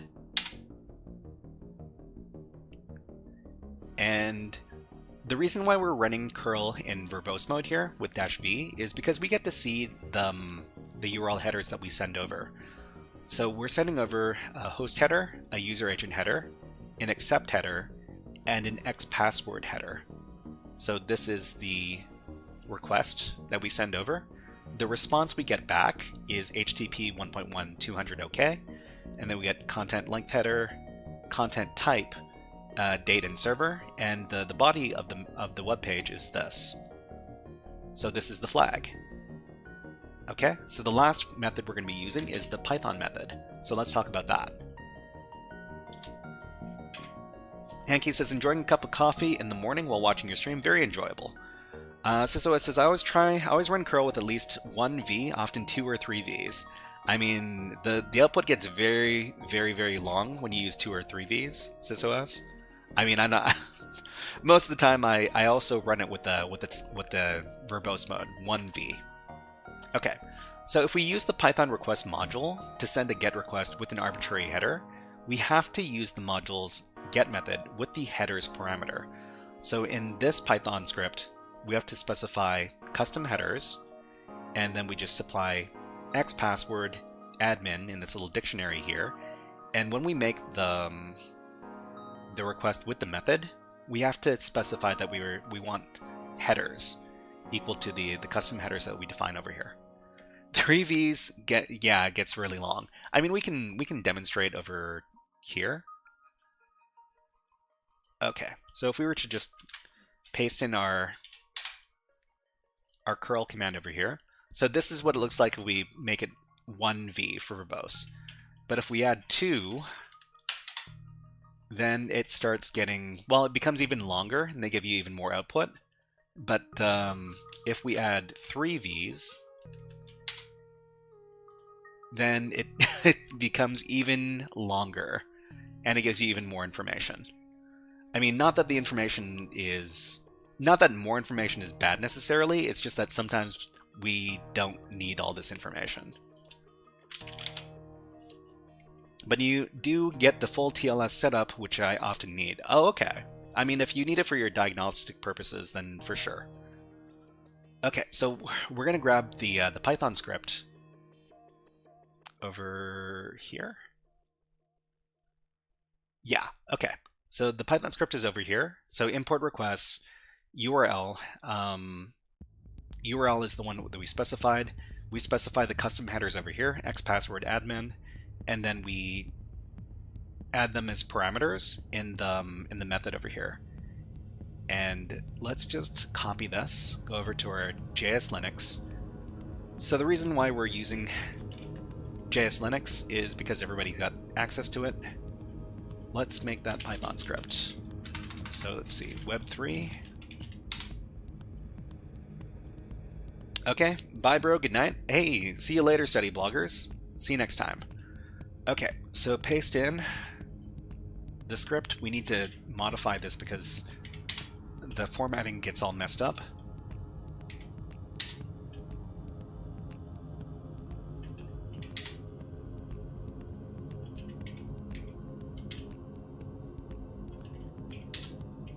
Okay, so after that, save it out, and then run the script.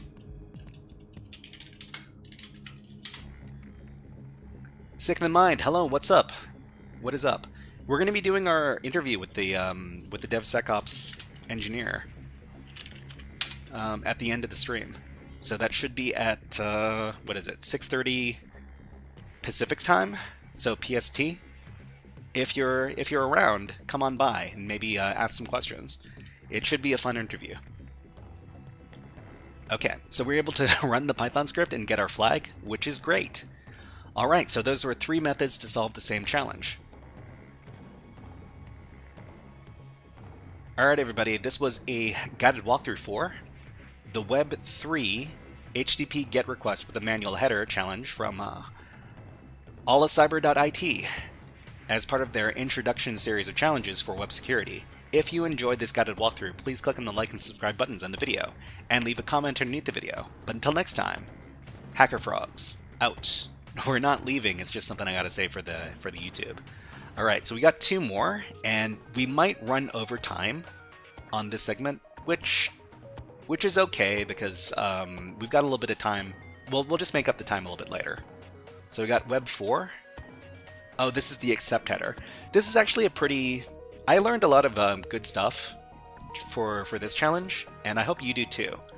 People who are not super well acquainted with the inner workings of internet protocols. All right, let's start. Well, before we start the challenge, I need to reset my environment a little bit. Okay, let's get rid of some of these tabs we're not using. Let me get rid of the script. The accept header is often required for the right output. Yeah, actually, it's not something I thought too much about, but the accept header and the content type header they're very important for how HTTP works. Okay, we don't need this. We've got this file. Let me download it.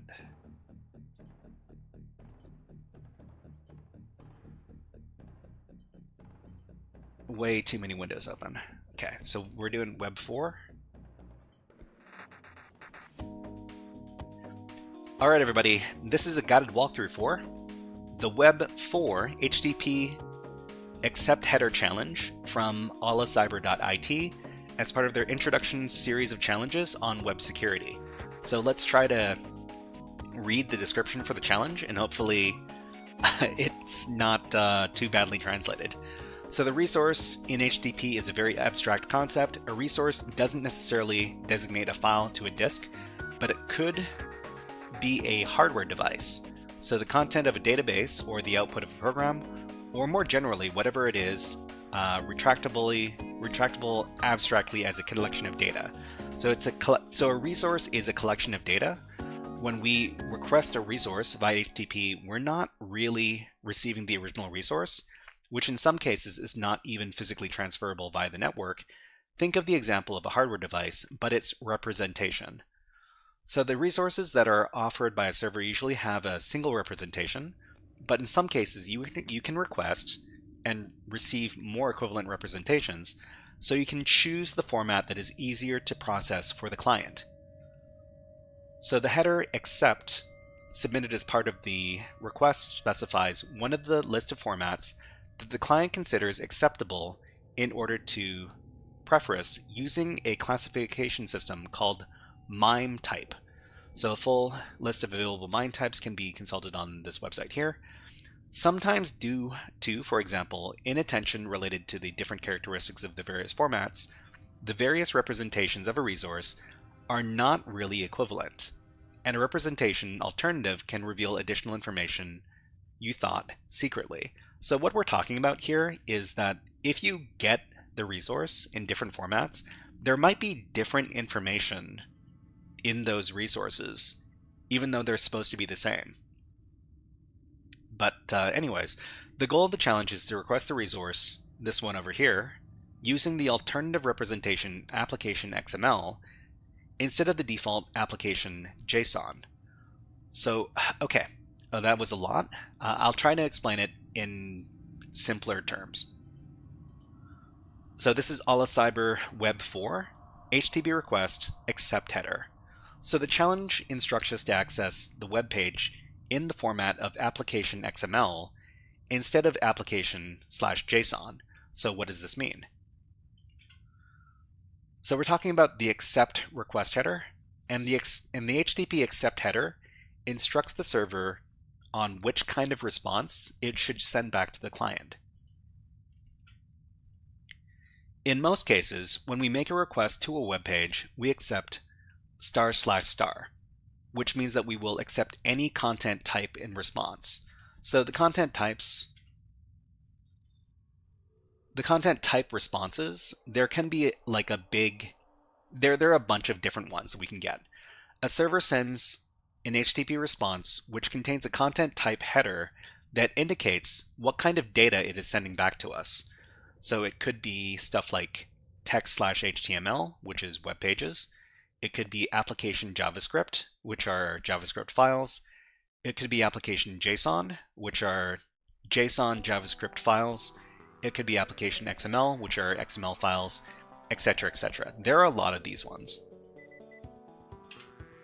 Okay, so many URLs can return different types of content in response to a request, and may send back an error response if you don't select a valid one. So in this case, if we try to force the server to send back a type of content that it doesn't have, it'll send back an error response.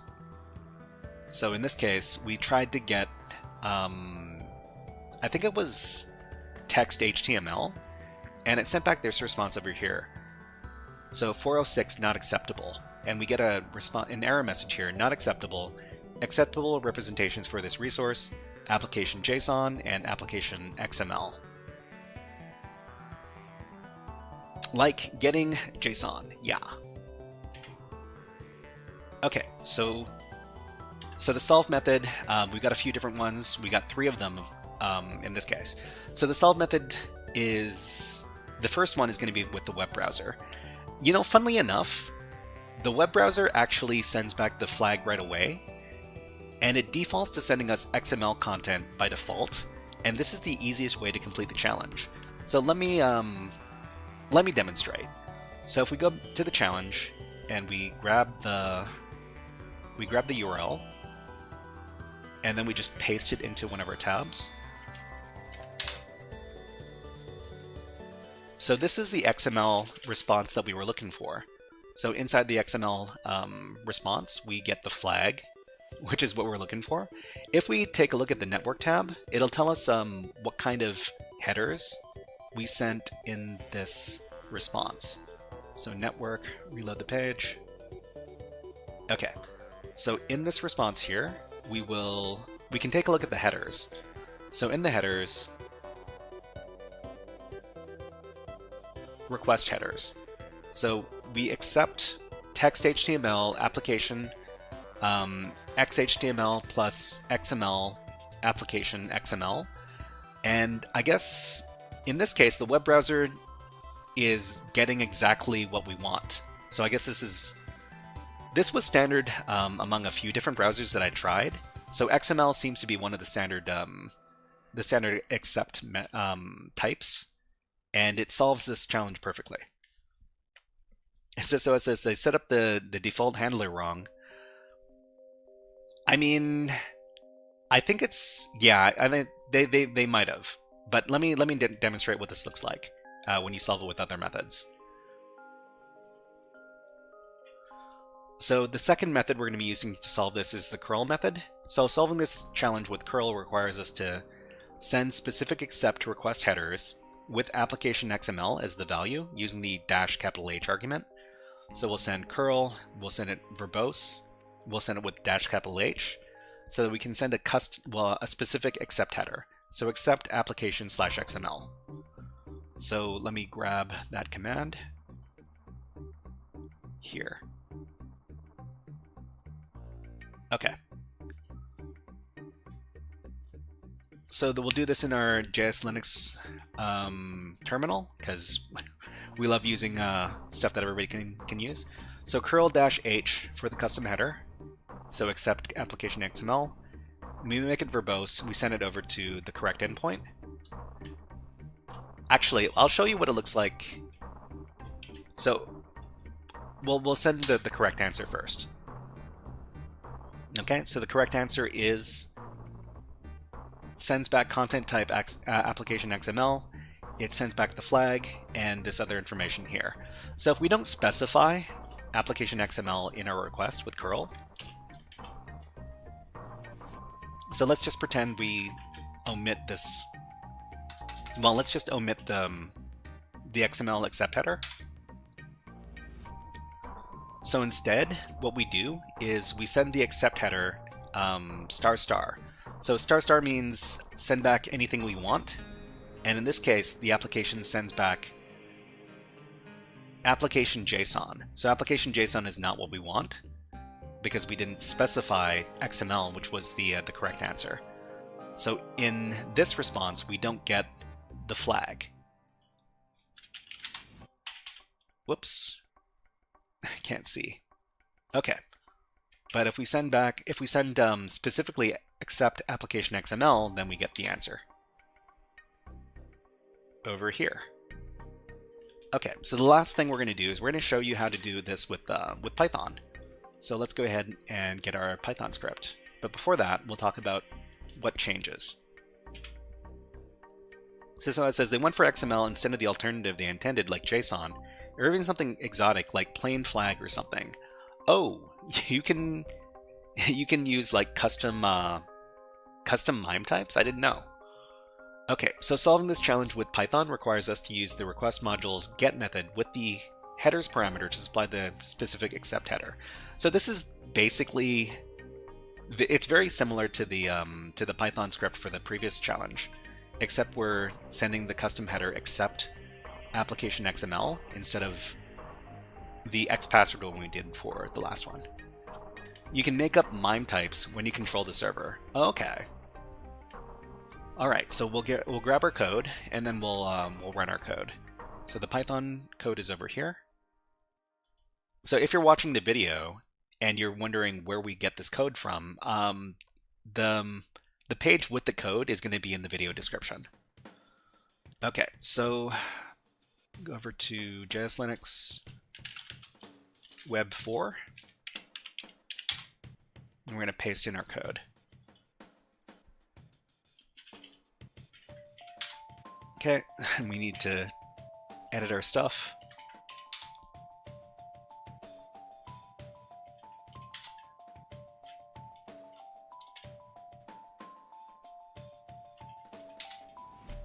Okay, so this looks okay. So let's review it really quick. So import the requests, we set our URL, we set our custom headers over here, we set our get request variable, which is request.get, with the URL and our custom headers over here.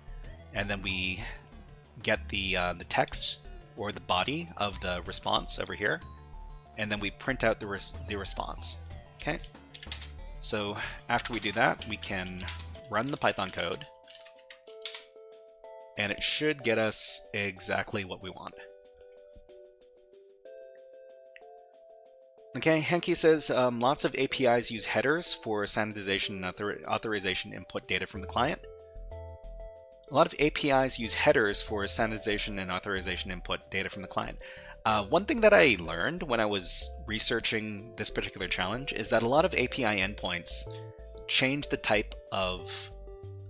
A lot of API endpoints are the same. Of course, they differ depending on what verb you use. So if you send a GET request or a POST request to the same endpoint on an API, it might change the type of response it gives you. So it might give you JSON information in one method, and it might give you JSON information. It might give you JSON information in one method, and it might give you like a file or something. I'm not too sure. It could send you like plain text in another method, that kind of thing. Anyways, all right. So we were able to run the Python code and access the XML version of the page. So this has the flag, and yeah, so that's 3 different methods we use to access the same, to complete the same challenge. All right, everybody. That was a guided walkthrough for the Web 4 challenge, HTTP, the header, accept, or the accept header, from AlliCyber.it as part of their introduction series of challenges on web security. If you enjoyed this guided walkthrough, please click on the like and subscribe buttons on the video and leave a comment underneath the video. But until next time, HackerFrogs out.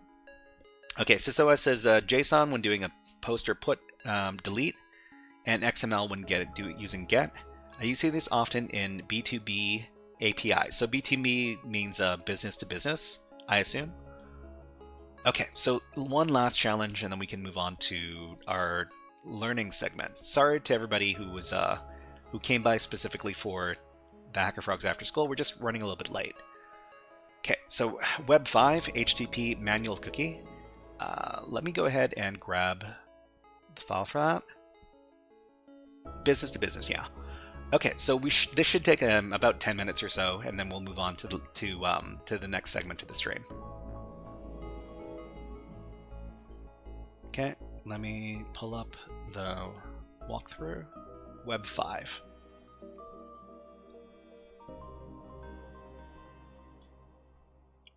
So this one, I mean, if you're not super familiar with how web apps work, this one is also very informative. Let's start. All right, everybody, this is a guided walkthrough for the Web 5 HTTP Manual Cookie Challenge from AlliCyber.it as part of their introduction series of challenges on web security. So, among the information exchanged between clients and servers by the HTTP headers, there are small pieces of information called cookies. A non-standard header difference, cookies are specifically designed from the HTTP standard to contain arbitrary data useful for operation of websites and web services, and are commonly used as part of additional authentication mechanisms compared to those offered by standards. So similar to challenge number 3, the goal is to get the resource, this one right here, providing the string admin in the cookie named password. It is recommended to use the parameter cookies of the function getUseSoFar. Okay, so what does this mean? We're talking about cookies today. They're tasty little things, but this challenge requires us to supply a specific cookie with our HTTP request. How to translate the website from Italian? I mean, it's already translated, it's just that the translation's not all that great. So what you would do is just go over to, I mean, I'm using Firefox. In Firefox, you can click on this button over here, and then you can select Translate Page. But there's probably like a keyboard shortcut for whatever browser you're using. So it's pretty standard on Firefox browsers and also Chrome browsers if you're using that. So we're talking about the HTTP cookie header. So another extremely common HTTP header is the cookie header, which is used to retain user settings or establish/maintain a user session on a website. So a lot of people think that cookies are just being used to track you, although they can be used to track you. They can also be used to establish a user session on a website. It's effectively logging you in. So for example, a website has a button on its user preferences page, which sets the web page background color for the website. So once the color is selected, the web server will send a cookie to the web browser to be used anytime the website is visited, changing the web page's background colors to whatever is specified in the cookie.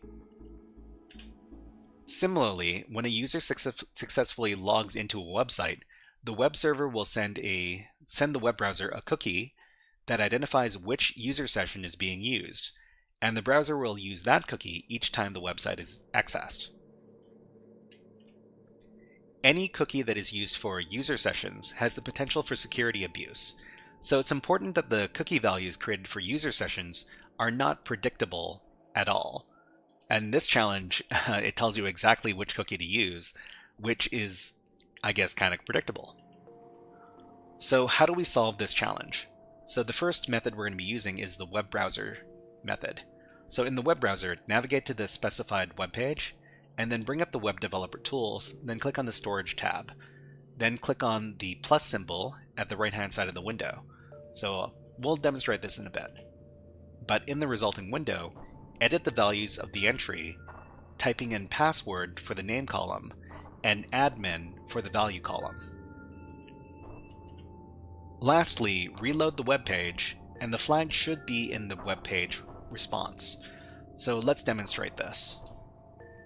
So in the challenge, we grab the URL that we want to access, and then paste it in.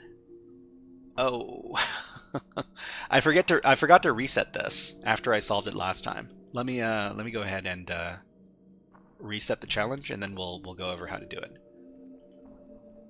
Okay, so let's see. Let me grow into the cookies. Let me delete the cookies. Let's reload the page. Okay, so let's pretend that didn't happen. And it says bad password cookie unauthorized. So from here, what we can do is we can go over to the right-hand side of the screen, and we can open up the menu here, and then go over to More Tools, and then Web Developer Tools. And then from here, we can click on the plus button. So before we click on the plus button, we need to make sure that we're in the Storage tab. There are a bunch of different tabs in the Web Developer Tools. We want the Storage tab over here. And then we click on the plus button on the right-hand side. And then we edit the entry over here. So for the name, we're going to double-click it and type in password. And the value, we're going to type in the word admin, all lowercase. Okay, after that, we've got our cookie here, password with the value of admin, and we can reload the page. So go up to the top and reload current page. Oh, did I? Hold on. Okay. Yeah, so it has to be all lowercase. So password has to be lowercase, admin has to be lowercase. Let's go back and do that again. Okay, so storage plus name, password, all lowercase, and admin, all lowercase. And then reload the page. And then we get our flag. Flag, very tasty cookies. All right, so we would copy this, and then we would submit this to complete the challenge. But because we've already completed this challenge, we can't submit it again. But that's fine. Let's talk about a couple other methods we could use to solve this challenge. Okay, so the second method to solve this is using curl.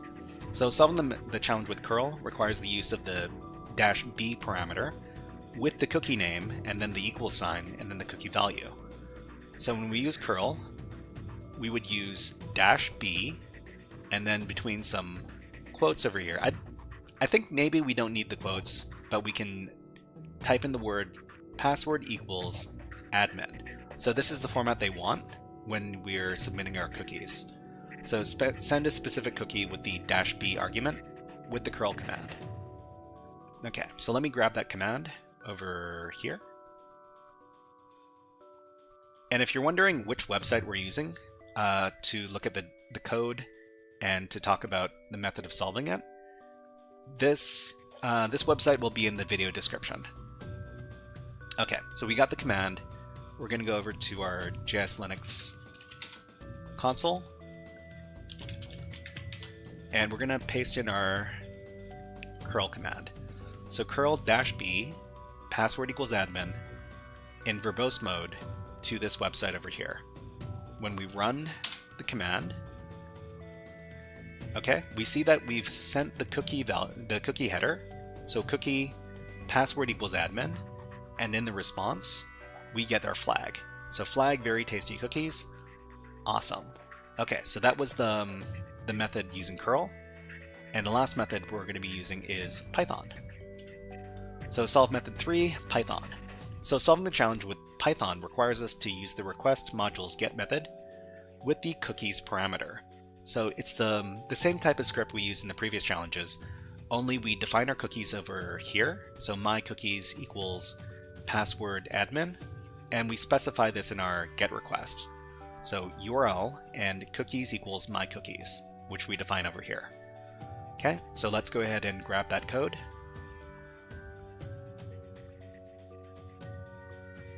Okay, so we'll copy the code, and then we'll go over to our JS Linux console,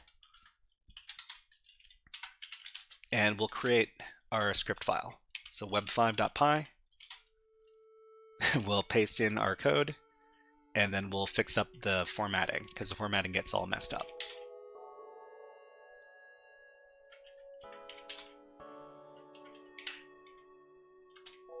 Okay, and I think we're good. So we import the requests. Our URL is defined over here. We define our cookies in this variable, my cookies. Get requests is the get method with the URL and the cookies defined here. And then we get the response, we print out the response, and that's the script. So when we run the Python code, it returns the flag. It returns the flag. There you go. Okay. Awesome. Okay, so we can, let's go ahead and finish out the challenge. Alright everybody, that was a guided walkthrough for the Web 5 HTTP Manual Cookie Challenge from AlliCyber.it as part of their introduction challenges for web security. If you enjoyed this guided walkthrough, please click on the like and subscribe buttons on the video, and leave a comment underneath the video. But until next time, HackerFrogs out. Okay, so that was the last one, and we can start our next section. Sorry to everybody who came by specifically for the HackerFrogs AfterSchool portion of the stream. We're going to start that topic now. So topic 3 is here, topic 4 is on deck, and let me go ahead and give ourselves 60 minutes to do the challenge, or to do the lesson. Okay, so we're just going to close out all the windows we're not using. We're not using a lot of these.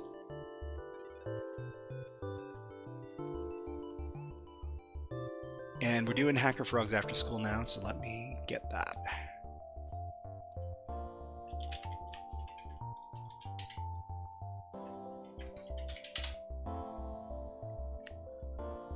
Alright, HackerFrogs AfterSchool.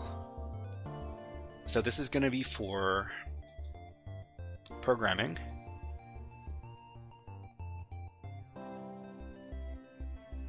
And this is session number 6 for Python programming.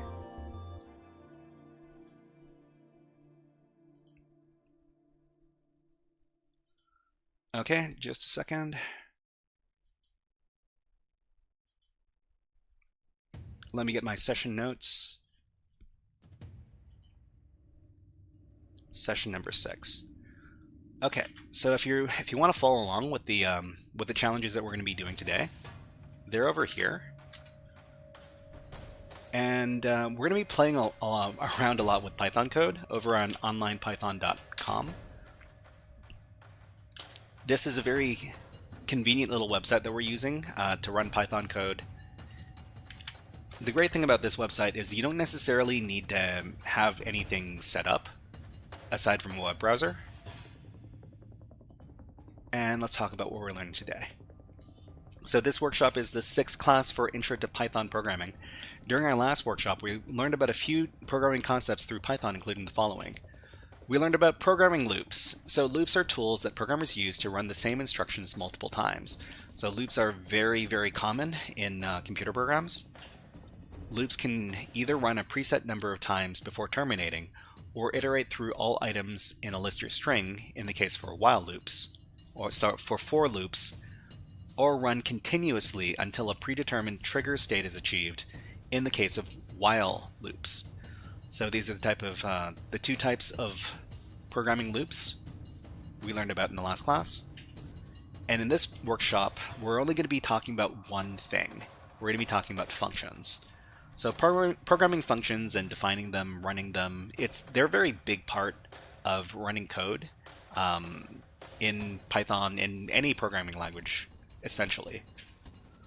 So programming functions, what are these things? They're defined instructions that can be used multiple times in the same code. So we've got an example here. Print is a built-in function in Python. So the thing is that we've been using the print function. We've been using functions all this time when we were learning about Python. And if a specific set of instructions needs to be run multiple times in the same code, it is more efficient to create a function out of these instructions rather than input the same instructions again. So functions essentially save you a lot of work when you're creating code, because you can write a function once and then run the function as many times as you want to inside of your program. In fact, we've been making use of one of the most common Python functions this whole time, the print function. Grandplay, hello, are you winning, son? I mean, we're teaching people how to write functions today in Python. If that's winning, then we're winning. Okay, I think I'll change up the music for this section. Grandplay, hello, nice to see you here. Hope you're doing well. Okay, so let's play some new music. No, because it's Python. Oh, okay. Are you a Python hater? Okay, Thien Khan, hello, nice to see you here. Do we need to learn data structure algorithms for cybersecurity roles, like security engineers? I mean, if you're an engineer, then you're more likely to have to interact with code than people who are not doing security engineer roles. But I would say that everybody in cybersecurity needs to be able to read and write. Well, they need to be able to read a certain amount of code, and which programming language you're going to be writing and reading the code in is going to change depending on your role. But I'd say that Python is a pretty good standard as far as what kind of programming languages that you see in the industry. Python is like English, more or less, literally the easiest language. I mean, for most people, it's a very easy language to learn compared to others. But I've heard, well, it really depends on your mode of thinking. Anyways, functions. So any arguments that a function requires to execute properly, if any, are provided inside the parentheses when calling, that is, running the function. So when you use the print function, for example, you need to use the parentheses. And if you don't use the parentheses, then you're not running the print function. Try Haskell. I mean, I complained a lot. I complained about having to write a lot of code when I learned about Java. Not that I'm good at coding in Java, but I saw the amount of stuff you need to type out to run like a simple Java program, and I'm like, yeah, there are some programming languages that are a lot more verbose than Python. Python's easy in comparison. Anyways, functions. So to create a function, start with the def keyword, and then the name of the function, and then a pair of parentheses with any arguments required inside of the parentheses, then a colon. So def my greeting name inside parentheses colon, and then Java got much better than before. I mean, I've heard that the modern version of Java is a lot easier to code in than older versions of Java. Okay, so since a function is a code block, on the next line, indent, for example, 4 spaces, then input the function's instructions. If the instructions span multiple lines, each line must be indented. Any argument variables should be included in the instructions. So if we create a function with the name argument, there should be the name argument inside the instructions for the function. Otherwise, why are you putting the parameters in here? Grandplay says, I code in Python generally, sometimes in C or C++ or Rust. I mean, everybody's got their favorite programming languages. And of course, when you're doing specific things, you have to use different programming languages. I mean, Python's not the best tool for the job in every case, and this is why we got other languages. But anyways, functions. So here our example function is defined, then the function is called with the corresponding output shown thereafter. Grandplay says Golang is good for InfoSec 2, or at least for offensive tradecraft. I've heard that Golang is very popular in offensive security roles. Okay, so what's going on in this function? So def, so that's the keyword, my greeting is the name of the function, with the name as the parameter. It'll print out print greetings name. So if we run my greeting with the shy hat, it'll run greetings. It'll print out greetings the shy hat. So programming languages are like tools. You do not use a circular one to cut a puzzle with. Yeah. Okay, so let's get hands-on and let's start creating a function, just like this one over here. So inside of our onlinepython.com website, the first thing we need to do is we need to delete the stuff that's already here. So we'll just go ahead and do that. And then let's create a function. So def is how we create a function, and then space, and then the name of the function. We'll call this function greetings, and then we put in some parentheses and a colon. So the way Python knows that we're starting a code block is we include the colon over here. We really need it to create our function. And for greetings, we need a name.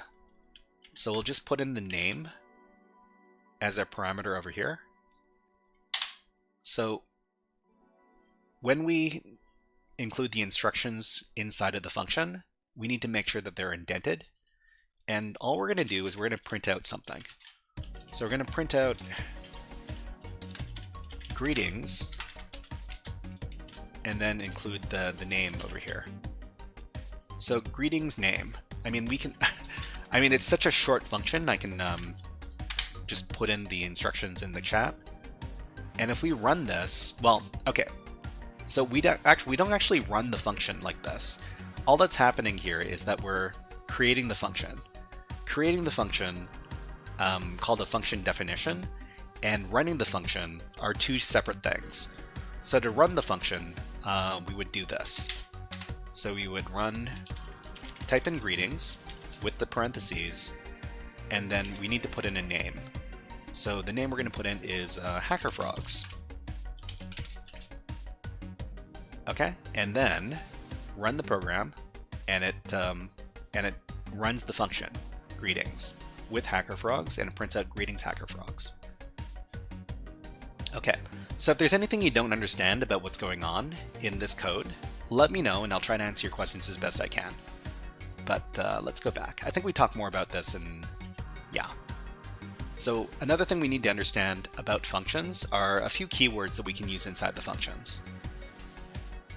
So here our example function is defined, then the function is called, with the corresponding output shown thereafter. So this part of the function, running the function, we call it running a function or executing a function or calling the function. So all three of these words mean the same thing. You're gonna hear this kind of vocabulary a lot when you talk about programming in general. So you'll hear about function calls, executing functions, and running functions. They all mean the same thing. So the next thing we'll talk about is the return statement. So return is a special keyword, and it's an instruction that can be used in functions. When used, return stores the value specified, but doesn't print it to the console. So a big mistake that beginner programmers make when they start making their functions is they treat the return function, or they treat the return keyword as something that prints out. It does not print out. If you want to print out something, you need to specifically use the print function. Return doesn't print. Okay, so what do we have here? So we've got a function called sales tax calculator with an amount as the parameter. So we define sales tax, the variable, equal to 1.15, and we return the amount that we put into the function, the amount, times the sales tax. So we can run the function sales tax calc with this value over here, 555.00, and it should multiply this value by 1.15 and return it. So let's go ahead and create this. Okay, why do we have, is that David Beckham? Who is that guy? Anyways, close this out, please.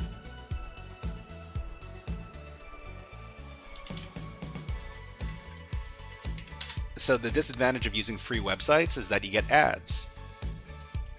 Okay, so we're just going to create a little function. We're going to call it, we'll call it sales or tax calculator.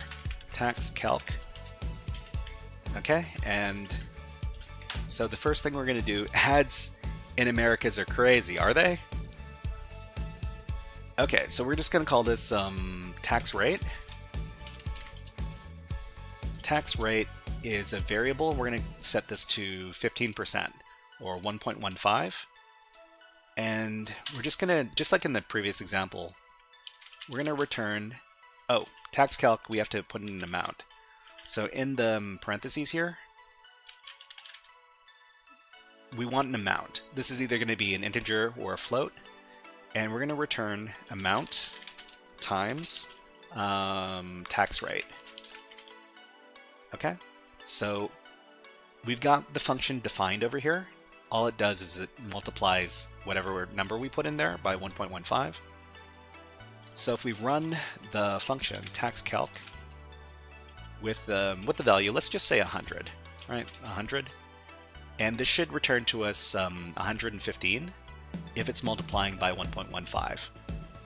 So note that when we run this, nothing appears. Can anybody tell me why nothing appears when we run the program? I'm Canadian. I am Canadian, yeah. Random Beckham. Yeah, that was weird. Now, in the Americas, yeah, the Americas refers to North America, which is Canada, the United States, and Mexico. Most of the time when people talk about America in general, they're just talking about United States. Anyways, so the reason why nothing prints out when we run the program is that there's no print function. So all the function does is return the amount. It doesn't print unless we specify it to print by wrapping print around the function call. So if we wrap print around the function call, then we actually do get the number here, and the number is inaccurate. I didn't know that. Yeah, so there's a particular programming reason why the result comes back to us so weird. I think what we need to do is we need to return the is it like the floor or something, or the absolute? But anyways, we got it to do some simple math for us. Seems pretty accurate for a 2 complement float. Well, I mean, this should be rounded up to 115, of course. Anyways, so we need to keep in mind that nothing will print out unless you specify to print. So if the program doesn't have print, then nothing will print out. Devil's Bedroom.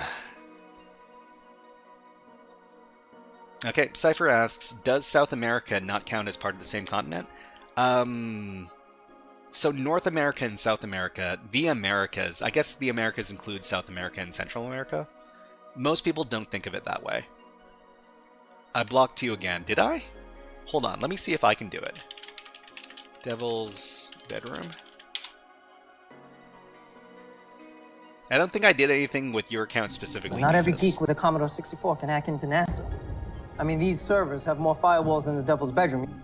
Not every geek with a Commodore 64 can hack into NASA.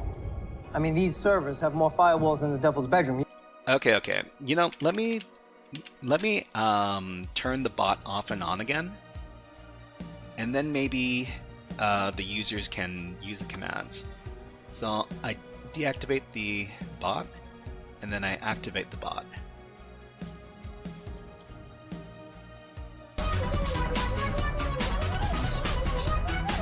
Okay, so SysOS was able to get it to run. Defus, give it a try again. Try like a Hack the Planet or something.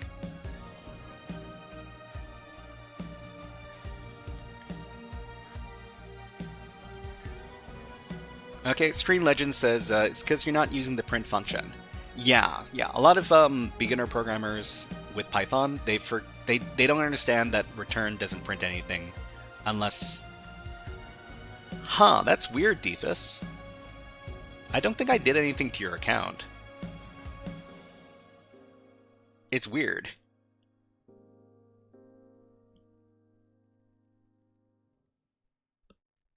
You know, I'm gonna have to look into that. try the hack the planet one, Defus.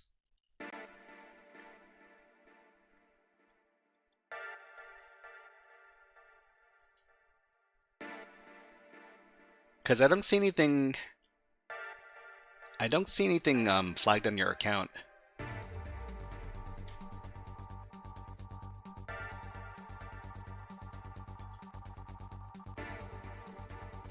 Okay, let's continue. If it doesn't, yeah, let me try. I'll try taking a look after the stream is over. Sorry about that, Defus. Okay, so return statement. So the return portion of the function is useful for passing values to other parts of the program, but won't output to the console unless we use the print function with it. So if we wanted this to print something, we would actually have to explicitly use the print function with the sales tax calculator function as well. Seems some of them are just broken. Guess you have the to nyancat too. Some of them are just broken. Let me see if I can do it. So go to hack.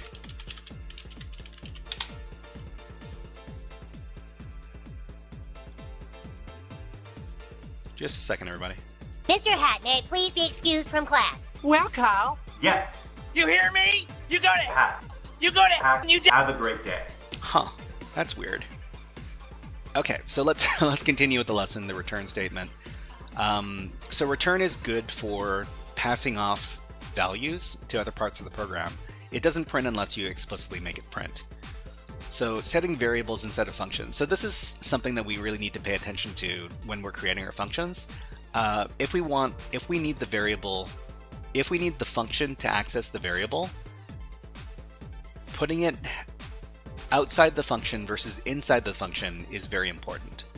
By default, if a function uses a variable which exists outside of the function, any modification to the value of that variable will revert after the function finishes execution.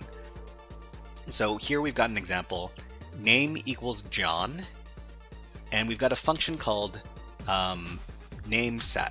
So nameSet is a function that's going to set a new name. So inside of the function, name equals new name. So the name, this variable here, is going to be set to whatever name is set over here, and then print the name.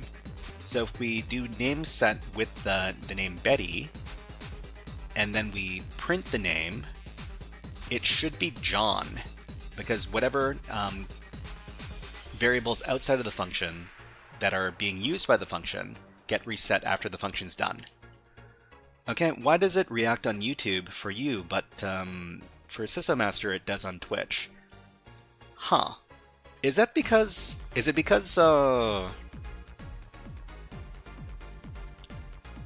YouTube specifically? Okay. Let me go ahead and try this on YouTube. So we'll redeem nyancat over here on YouTube. Okay, so it works for me on YouTube. And I think SysOS should be able to, well, I mean, anybody should be able to do it on YouTube as well. Anyways. Okay, setting variables inside of functions. So let's illustrate this. So over here, we'll set up the same thing, right? So name equals John. And then we'll make a function called setNewName. And setNewName will take in a parameter called newName. Okay, and so first of all, we're going to print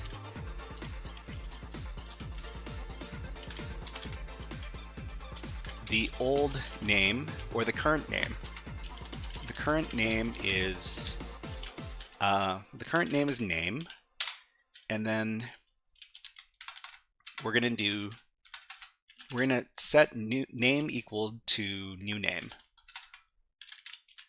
So this will set the name variable equal to new name, whatever we set in the function call, and then we're going to print the new name is name. Okay? And this is all the function does over here. So outside of the function, we're going to print name one more time. And we're also going to do the function call. So we're actually going to run the function, set new name, and we're going to give it the new name of, I don't know, something like David. So we got John and David. When we run the program, oh, what is it? Did I forget something? Cannot access local variable name where it is not associated with the value. So this is line 4. Line 4. The current name is name. Huh, why doesn't it like this? Cannot access local variable name where it is not associated with a value, but it has a value. The value is set up on line 1. So what is it complaining about?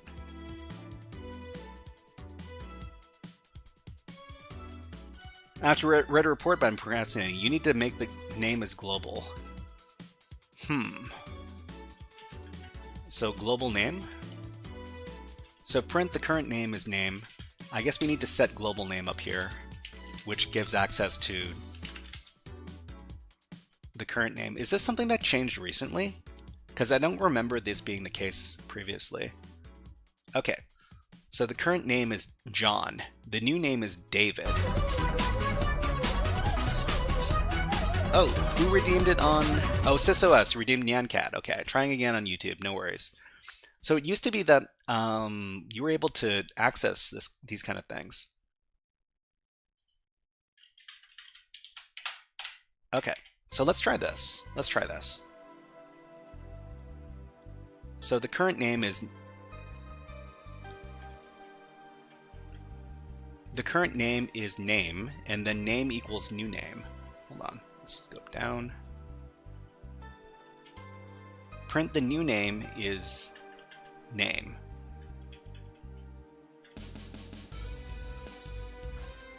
This gives us the error message here.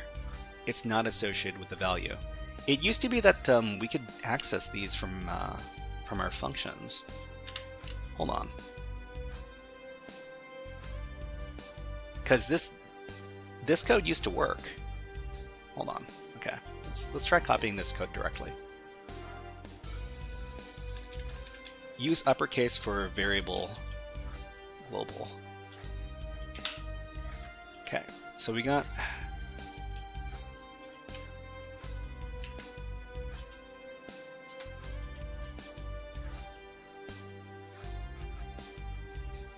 Okay, this works.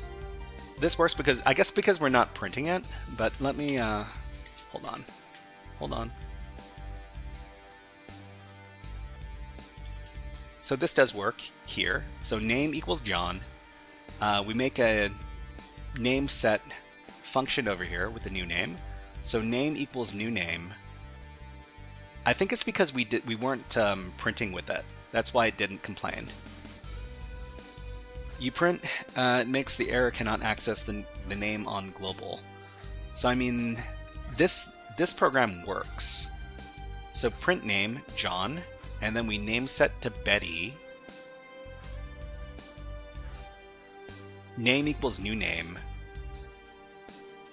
Is it because we tried printing it? Print name inside of here. Is this where it, okay. So when we print the name inside of the function, then it's okay. Sometimes, I mean, sometimes I feel like I'm still learning about Python myself. Well, I mean, there is a lot of stuff to know about Python. Okay, you print it, and it's error cannot access the glam on the global. The name is not updated though. The name isn't updated after the function is finished. So new name, name equals new name, print name. It does print Betty, which is what we put in the function call.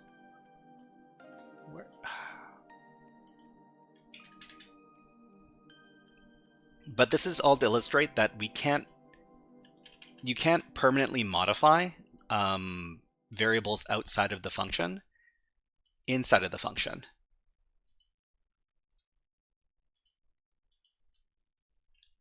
Okay, so anything that you set inside of the function is going to revert back to its previous value after the function finishes running. So in fact, any variables defined inside of functions are not accessible by the rest of the code. So the above code results in the error, name pynum is not defined. So if we got this function over here, so function pynum, and we just create a variable in here, pynum equals 3.14, and then we finish the function, we run pynum, and then we try to print the variable inside of the function. This doesn't work. So it's a local variable name inside the function, not on the outside. So yeah. So anything inside of the function is only valid when the function is running. So when pynumber, the function is not running, pynum is undefined. So we can't access it outside of the function. Typically, you can change variables in a higher scope. This is odd. Well, I mean, this is how it works in Python. This is something we need to understand. That variables we set inside of functions are not accessible by the rest of the program. So I mean, if we copy this completely and just paste it in,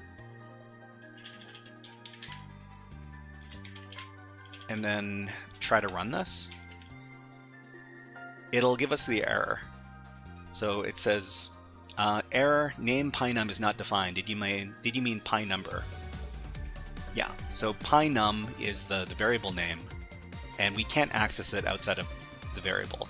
I mean, we can print it inside of the variable, but of course that's expected behavior. Okay, scoping limits where variables can be seen. I get that, because pynum is out of scope. Yeah, so this is something we need to understand as people learning Python. The variables defined inside of the functions can't be used by the rest of the program. Okay, the global variable on Python needs to make variable uppercase. Really? I think I've used the lowercase g for global. Okay, so let's talk about functions with parameters. I mean, functions with parameters, not all functions need parameters, but there's a few things we need to understand about the parameters we put into our functions. So functions can be written with parameters, which can be used inside of the function's code block. So if we make a function called add2numbers ab, we reference the parameters ab inside of the function block. So return a plus b. So x equals add2numbers 1 plus 2. If we print x, then we should get the number 3. Okay, so if we copy this code over to our good old Python window here, okay? So we're just printing x. So x is the result of add2numbers, the function call, with the numbers 1 and 2. So this should be 3. If we run this, 3. Okay, that's great. So most of the time, when we create a function with parameters, so a and b are considered parameters in this case, it's bad form not to include these as part of the function itself. Because if you don't include a and b in the instructions in the function, why are you putting them in there in the first place? So add2numbers a and b, of course, we need the two numbers, and the two numbers are represented by a and b, right? We could name these using anything we want, so we could call it integer 1 or int1 and int2. And this lets us know specifically that, there's supposed to be integers. They don't need to be integers, of course. In this case, we need to adjust our code to include the names of the parameters. and this does the same thing. So the parameters need to be, whatever parameters we put in here need to be referenced inside the code, inside of the functions themselves. Okay, and next. Okay, I'm not sure about that. Is it uppercase or static, or it cannot be changed? Okay, so another thing we can create when we're creating our functions is functions with default parameters. So default parameters means that if we don't supply the parameter, then it will default to something, right? So we got define greet user, and we got first name, and we got we have a default parameter of John, and the last name default parameter Doe. If we print, well, okay, so this is the name of the function over here. What the function does is it prints out hello first name last name. So whatever you specify as your first name and last name are going to get printed out. So if we run greet user, this function call, and we only give the last name, then the first name is going to default to John. This is probably easier illustrated if I just run the code. So let's copy that. Okay, copy this.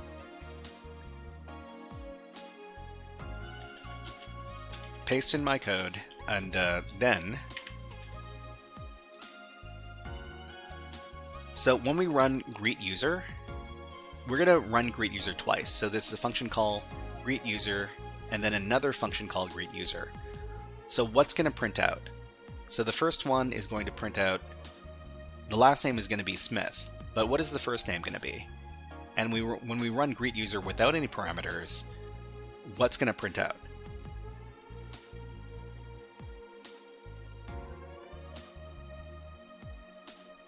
So let's just run this without any parameters first. So greet user by itself uses a default parameter of John and Doe. So when we run it, it prints out hello John Doe. If we go in here and we define one string, we'll call this David. David? David. And we run it like this, David is going to take the place of first name, because first name is the first parameter. If we put in two parameters, then the first parameter is going to be the first name, and the second parameter is going to be the last name, because that's the order we put them in when we did the function definition. Hello David Doe. Hello David Doe. We can also just specify the last name. So let's see, what's a last name? Robertson.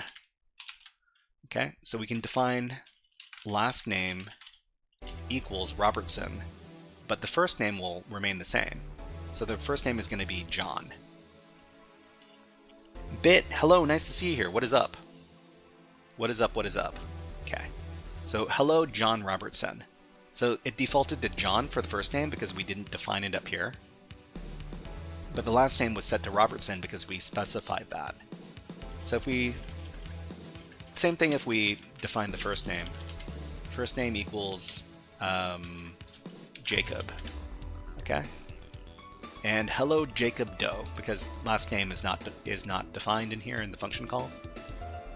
Anyways, that was default parameters and functions. What are we doing today? Python? Yeah, we're talking about creating Python functions. There's actually a lot to know. Okay, so we got our Python functions exercise. LearnPython.org is kind of broken, so I'm not going to be using it. But we've got a little quiz. We got 3 questions. So what will print to the console? So we got define add number, AB, return A plus B. And then we do the function call add number 2, 3. So what will print to the console? A, the number 5, B, there is a syntax error in the code, or C, nothing will be printed to the console. So type in your answer. Is it A, B, or C? What will print to the console?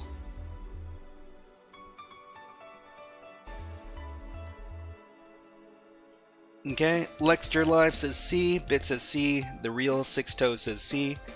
The answer is C, nothing will be printed to the console. The reason why nothing's printed to the console is because there's no print function. Patrick Solomon, hello, nice to see you here. No one fell for it. Yeah, that's good. That's good. I mean, this is something that beginners misunderstand. They think that the return keyword is print. It doesn't. So if we run this code, nothing appears. That's because nothing prints. But if we wrap print around the function call, then we will get something printed out, like this.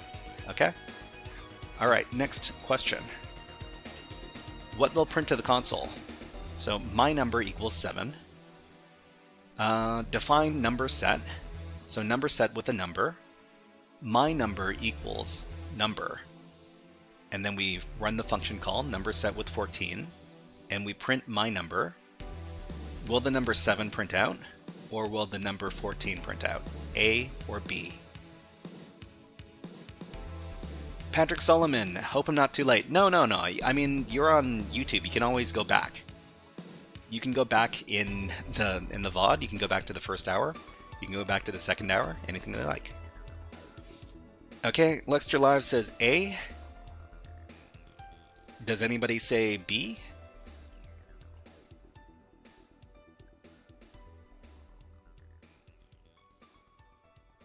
Okay, the real Six Toe says A scope. Yeah, that is correct. So the correct answer here is the number 7. And the reason why it's number 7 is because anything that adjusts a variable that's outside of a function, it's going to reset. That change is going to reset after the function is finished running. So after number set finishes running, my number resets back to its original value of 7. So let's prove this. So we'll just grab the code, we'll put it all in here. Okay, and we run the code, and 7 prints out. So if we print out what my number is inside of the function call, so print my number, then this will print out 14. So we should see 14 and then 7. Yeah. So while the function is running, then the scope of the function applies, and then after the function is finished running, then it resets.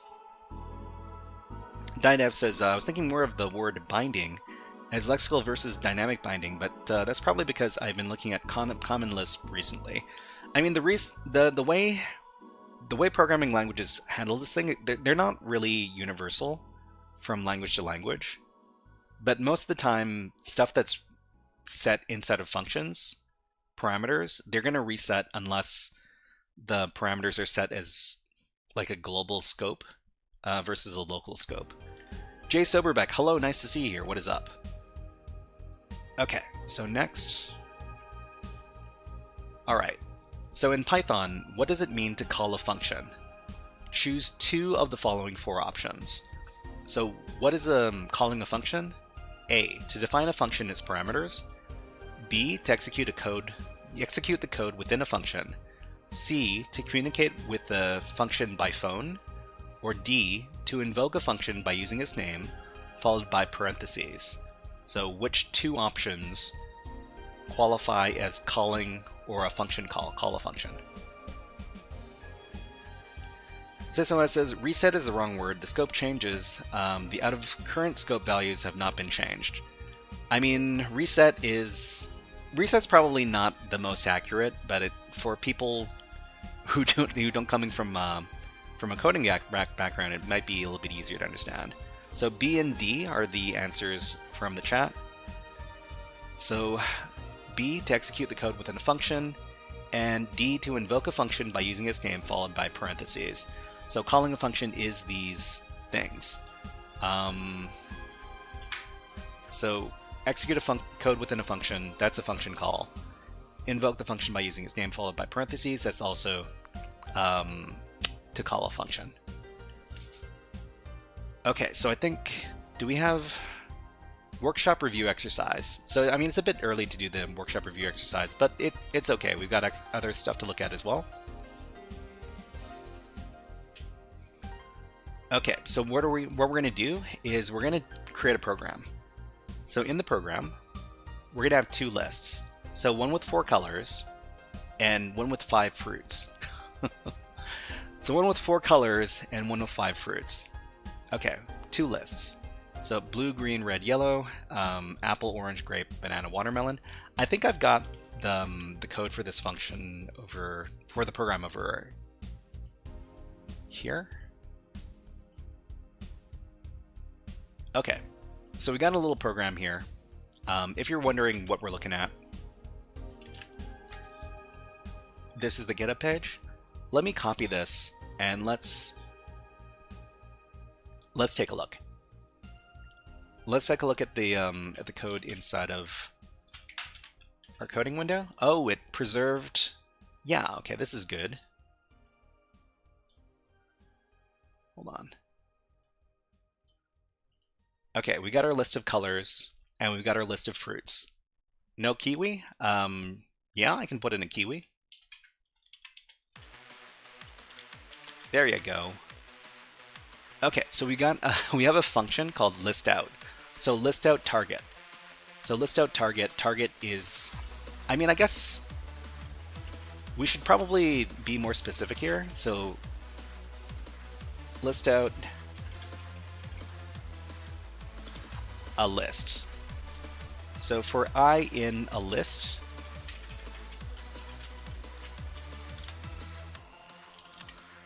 print I. So the function doesn't do anything super fancy. It just runs a for loop and it prints out all of the objects inside of a list. So for I in a list, print I. If we run the function call with the colors and then run the function call with the fruits, then it should just print out all of the items inside the list. Okay, is there any possibility where I chat privately? Yeah, you could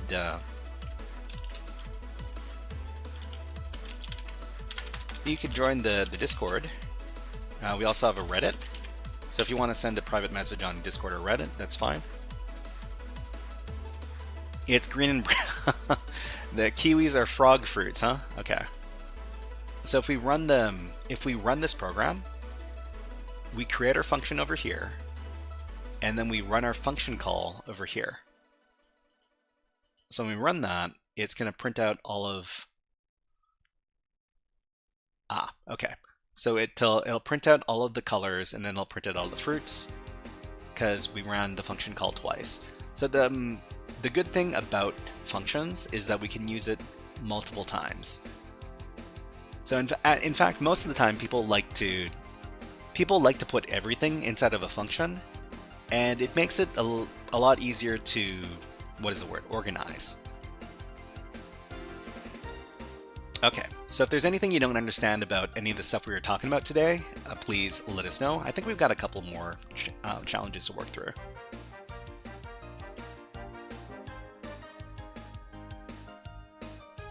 Okay, let's do a challenge from PicoCTF to round out our lesson.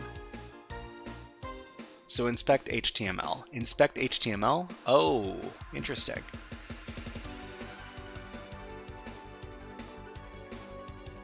Okay.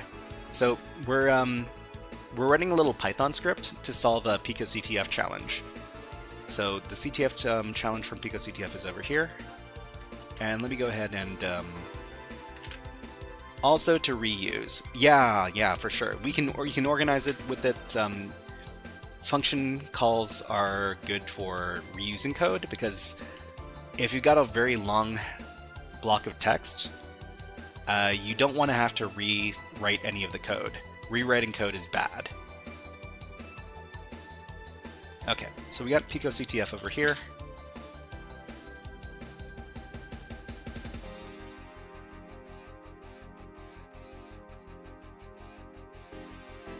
Okay, and let me get the challenge. So the challenge is over here. It's called Inspect HTML. This is a web challenge, but we're not really super concerned with the web part of the challenge, we're going to be writing a little Python program to solve the challenge. So in order to solve the challenge, we're actually going to use the Python web shell, because the Python web shell, it's a very convenient place to, well, to run whatever commands we need to do to solve our PicoCTF challenges. So we want to make it nice and big. So after you're logged into PicoCTF, you should be able to get a full-sized web shell by navigating to this link. You need to be logged into PicoCTF first. Okay, we've got stuff from another challenge. Let's just get rid of that. So we're going to make a directory to work inside of here. I think it's called inspect HTML. Okay, so we're going to create a little directory for this in our web shell.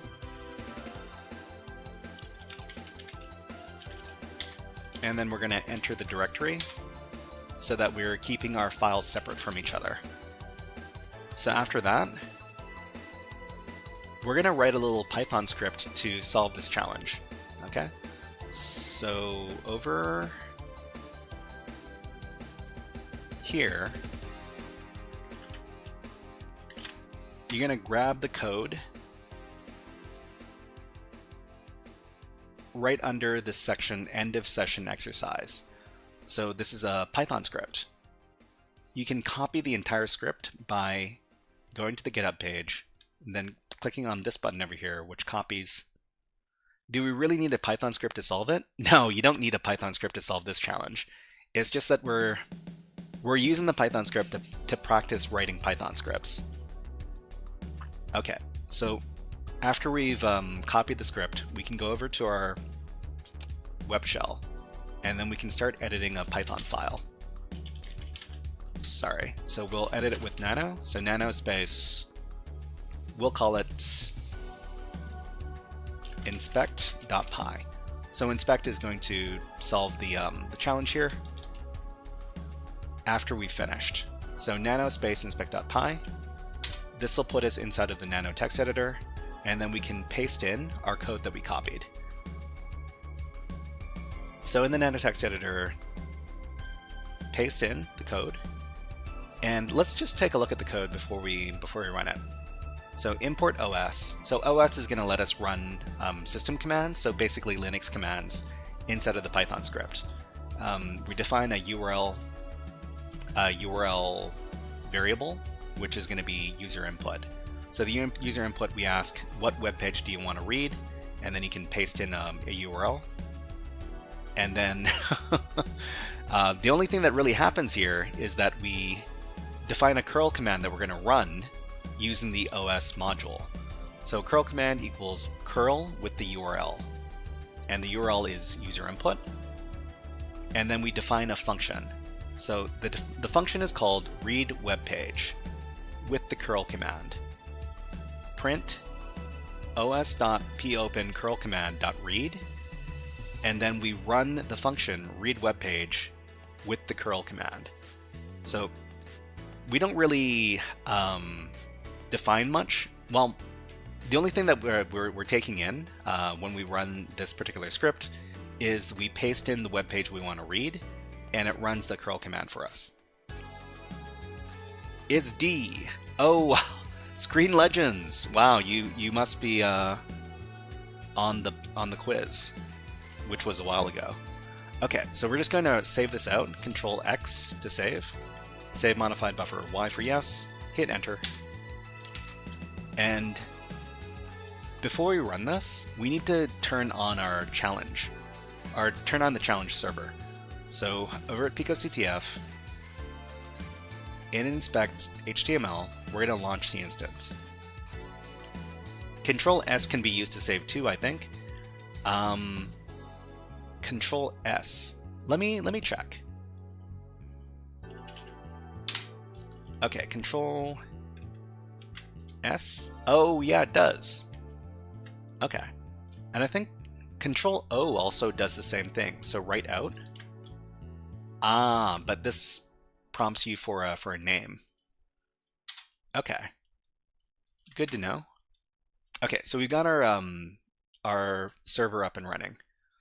Okay, so go to this website and see what you can discover. So to solve the challenge, we're going to copy the link, and then we're going to go back to our web shell. In the web shell, we're going to run the Python script inspect.py. It'll ask us for our user input. What web page do you want to read? Paste in the URL and then hit enter. Okay.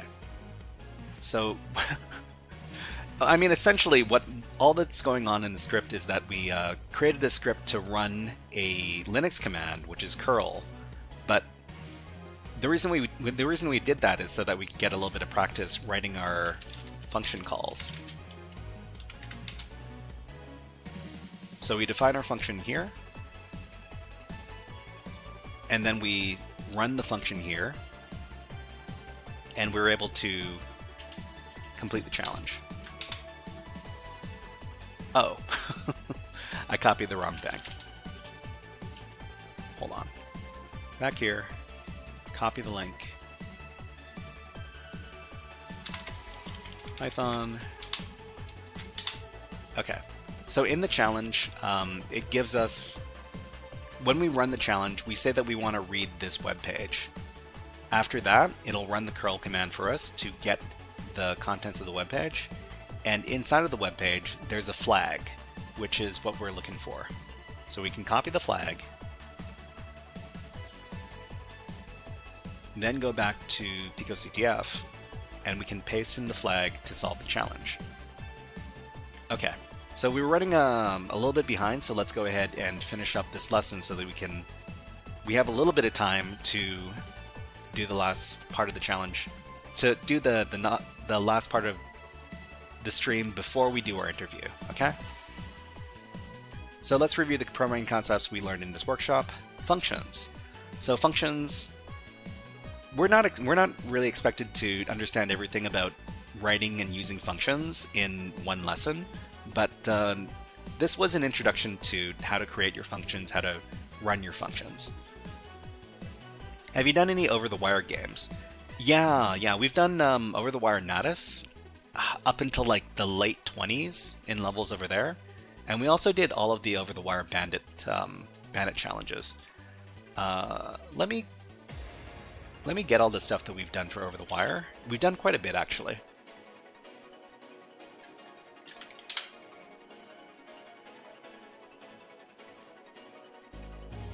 See, over the wire. Yeah, you can take a look at it if you like. So functions are defined blocks of code that can be executed multiple times in the same program. So when you create a function, you can run it over and over again, and that helps you not repeat the same code in your program, which is a serious no-no. Executing a function is usually referred to as calling a function or a function call.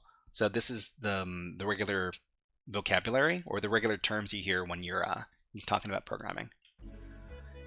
Okay, what's next? In the next HackerFrogs AfterSchool programming workshop, we'll conclude our intro to Python with the learnpython.org website. Let me just take a look at what we're doing next time. Okay, we're doing classes and objects next time. And classes and objects are a very important concept to understand when you're dealing with object-oriented programs like Python. And like that also extends to other object-oriented programming languages as well. We'll talk a little bit more about that next time, and that's going to be on Friday? Yeah, that's going to be on Friday. All right. So that's it for this lesson. And let's move on to the next topic. So the next topic is going to be a freeform topic. It's not a demo. We're going to be trying to solve some challenges over at this website right here. And the website is called the Hack Advisor. It's called Hack Advisor. Let me get the link for you if you want to check this out yourself. I really like this website. If you have time later, can I ask you a question about a bandit level? If you have a question about a bandit level, you can ask it right now, and if it doesn't take too much time, I can talk a little bit I can hopefully answer the question. If you're wondering about a specific bandit level, I've got all the bandit levels archived on my website. It's not my website, but my YouTube page. Playlists. Let's see. Over the Wire Bandit should be here, and I got too many lists.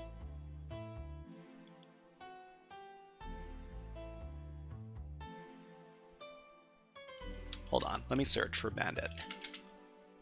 Over the Wire Bandit challenges. Okay, here's the full list. Don't forget the clock. Thank you. Okay, we got, we'll put on 60 minutes.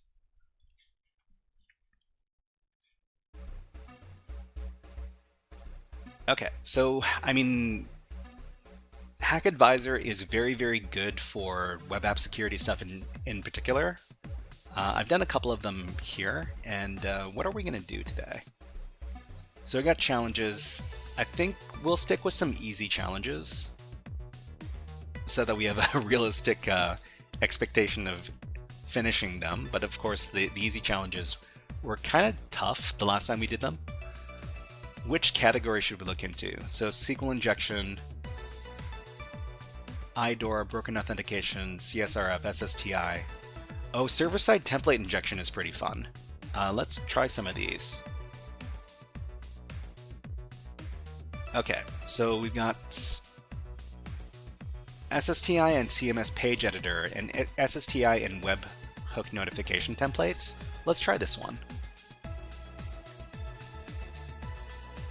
Okay, so if anybody's wondering what we're looking at here, if you make an account over at hackadvisor.io, you can do the same stuff we're doing. Wow, thank you very much. B Theo is currently on a 10-stream streak. One of the best hacking streams on Twitch and YouTube. Thank you very much, B Theo. Hold on. Let's give B Theo a fun video redeem. How about some Hack the Planet?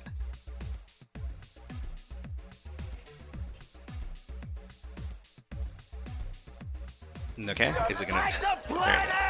Hack the planet! Okay, so everybody, before we start, we've got an ad running right now, and I think I need to go and take a bathroom break. Okay, so what I'm gonna do is I'm gonna leave the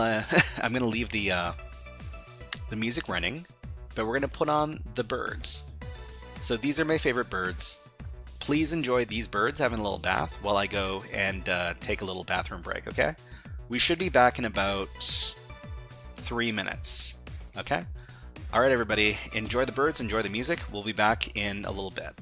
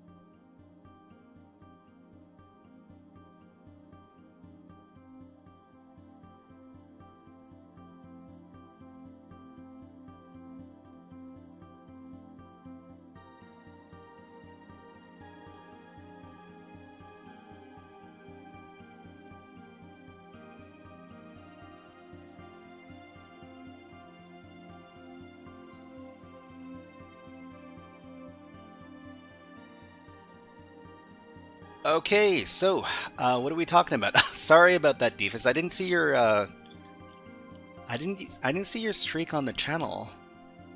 That's weird.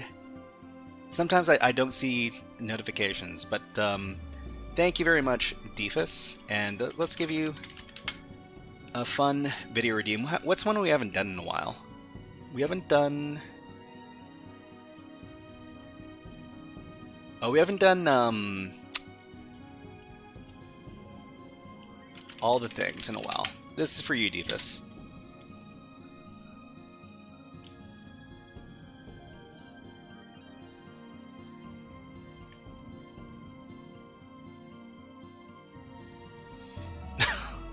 Seems like there's a delay. Just a second.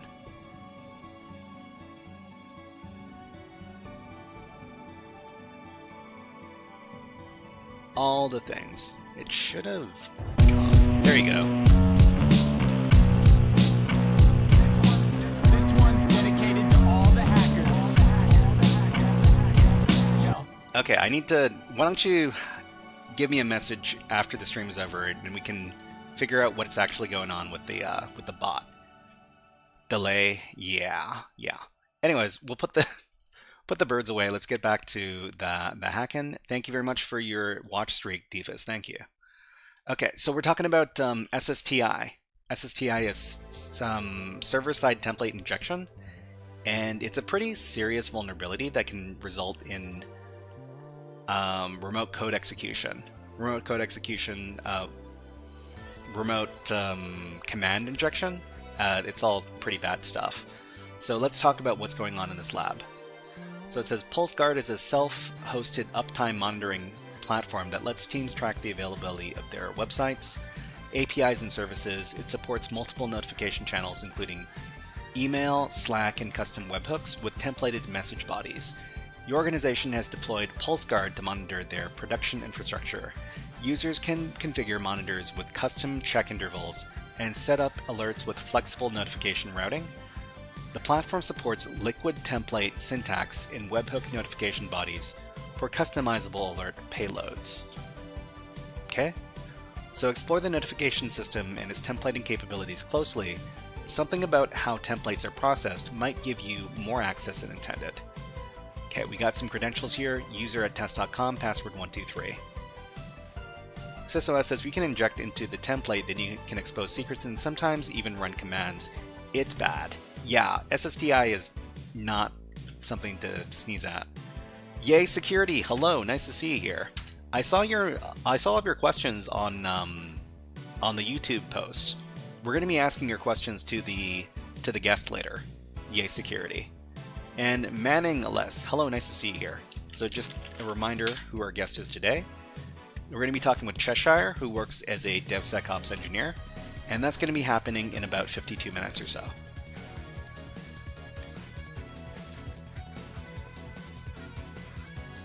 Okay, so let's get started.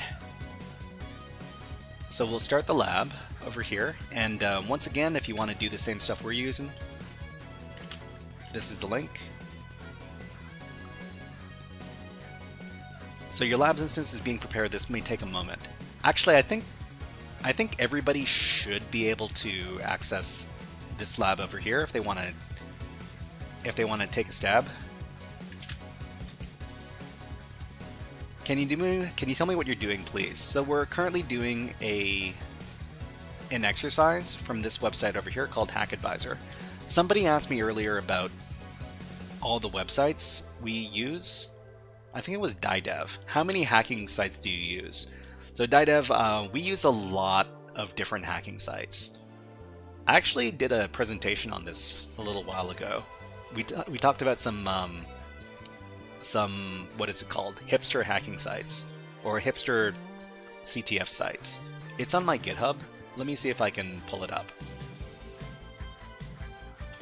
So this was a presentation I did for my local community, which is DC 604. And let's see, CTF Platform Showcase. So I talked about a bunch of different platforms over here. And if you want to take a look, here's the link. But we're doing our exercise on this website over here. PulseGuard. Okay, so what we need to do on this website here is we need to log in with our own credentials. Before we do this, I might as well put this through Burp Suite, because Burp Suite is our standard web app security tool. So I'm just going to activate Burp Suite over here. Manningles says, I'm new in cybersecurity and just completed Python and can't understand where to go next. I've got a little guide for getting into cyber over here, if you want to take a look. It might offer you some good advice. Go ahead and take a look.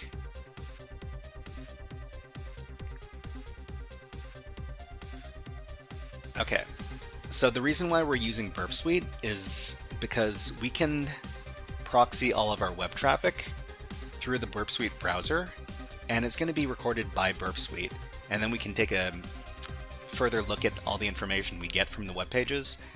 We can start repeating requests to play around with the security, and so we're just moving around between some different tools inside of Burp Suite here.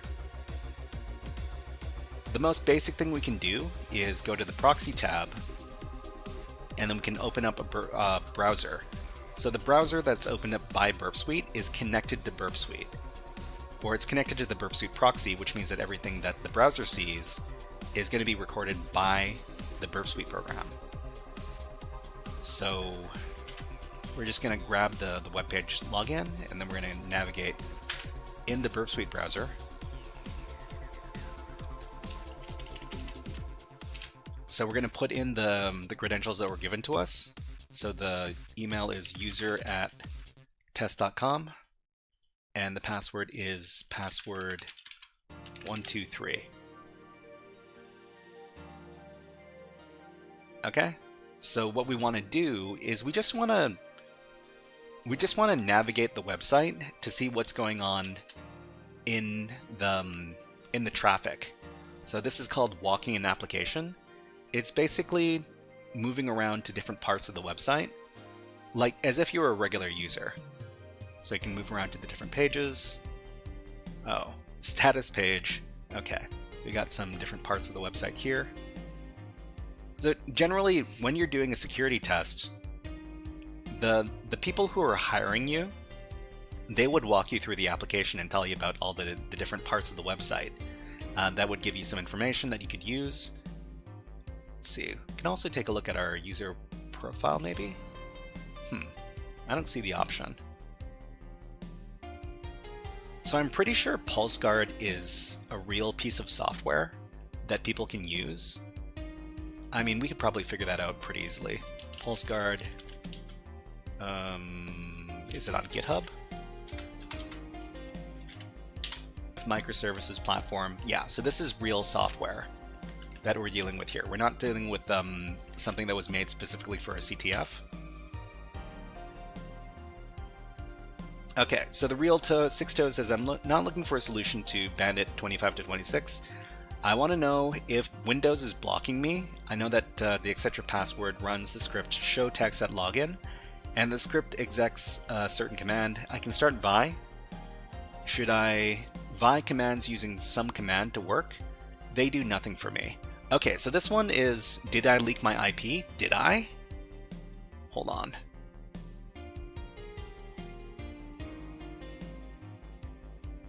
Oh, I might have leaked my IP. Anyways, you guys didn't see that, did you?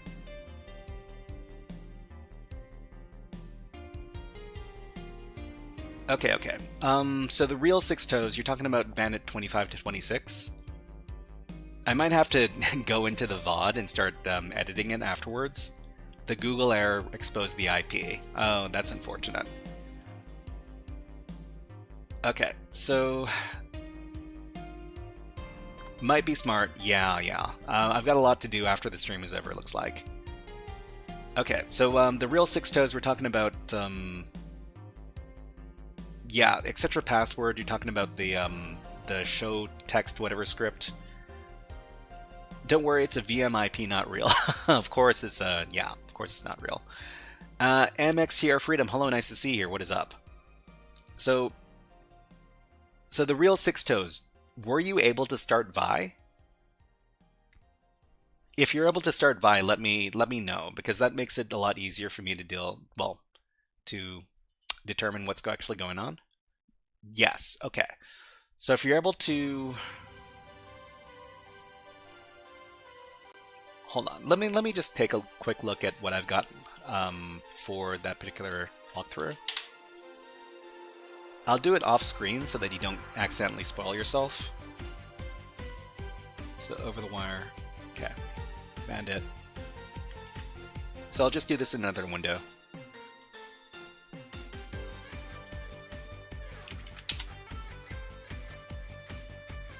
Okay, so it's 25 to 26.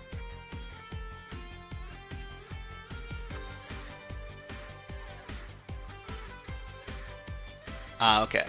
So if you're able to get into the... So I'd like you to do some research.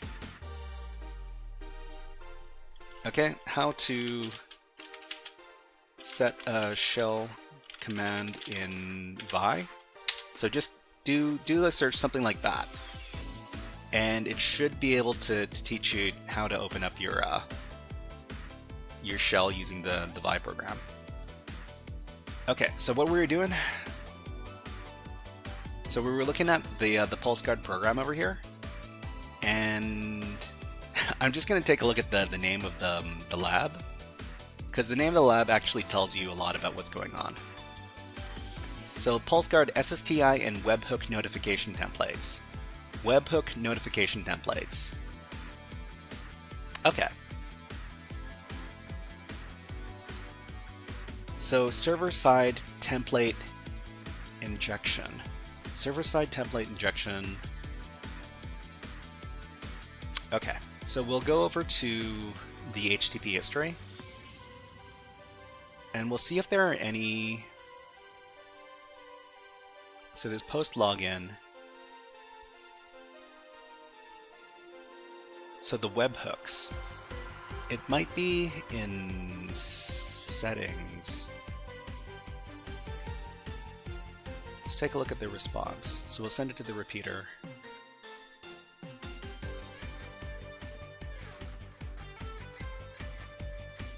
We'll send it on over.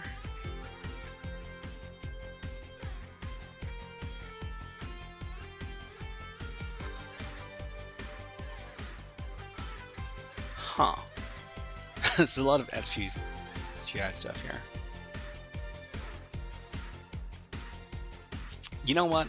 I haven't done a server-side template injection in a while. What I'm going to do is I'm going to look back on my notes, because I might have done server-side template injection stuff in another lab, and I just want to refresh my memory as to how to identify server-side template injection.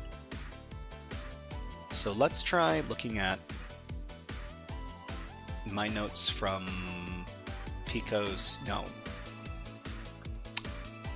Portswigger. So I've got a bunch of stuff for server-side template injection here, so let me take a look at some basic server-side template injection, just so I understand how to identify the vulnerability. So in the web app, if a product is out of stock, the error message appears in the URL parameter of the web page. Okay, so we're looking for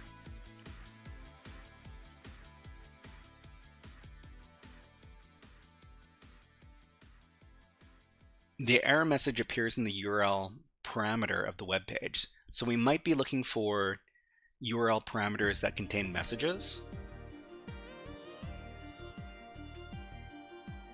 Okay, let's try looking at those. So exposed inputs or exposed templates. So we'll go back to the PulseGuard application in the Burp Suite browser.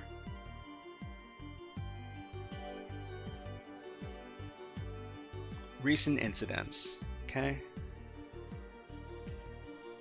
So we'll try adding a monitor, because I mean we saw adding a monitor in like a previous lab as well. So production API, we'll just call this test, and we include including a URL in adding a new monitor, this could be dangerous, because we might be able to point this at something else.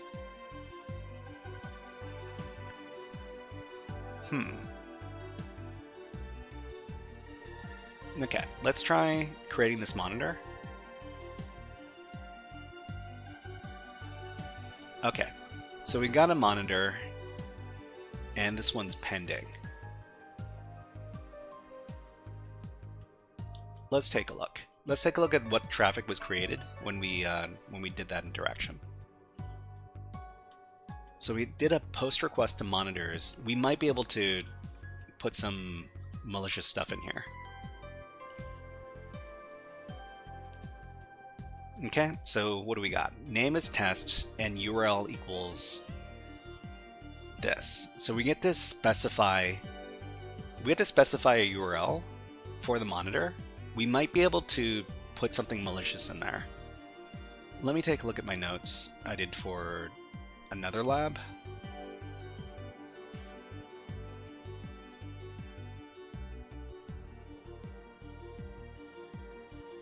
Okay, so the error message appears in the URL parameter of the web page. This means that we could put whatever we want in the message URL parameter and would reflect on the subsequent web page. So we're looking for something that reflects. I mean, I'm not too sure if the template engine that's being used in this case is the same thing as what's here. We would have to do some testing. I mean, we could try this this payload and see if it works. It's kind of unlikely, but let's just see if there's proper sanitization being done on the input here. Okay, send it. Redirecting, okay. It is is it ERB? Hold on. The other thing we need to do is we need to identify the templating engine that's being used. The templating, yeah, the ERB is the example that we're looking at on Portswigger. We just need to figure out. Oh, okay. If you're able to figure it out, the real 6 toes, that's awesome. Okay, so if we follow the redirection, it goes to 200 OK. And let's see if this was created in our app. Okay, reload the page. This is pending. Go into here, and then can we try activating the monitor?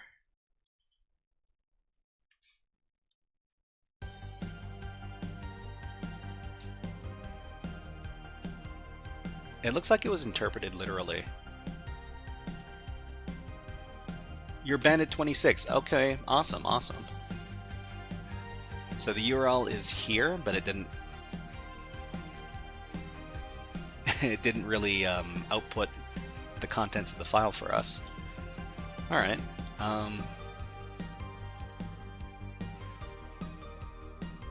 So where else could we try injecting into?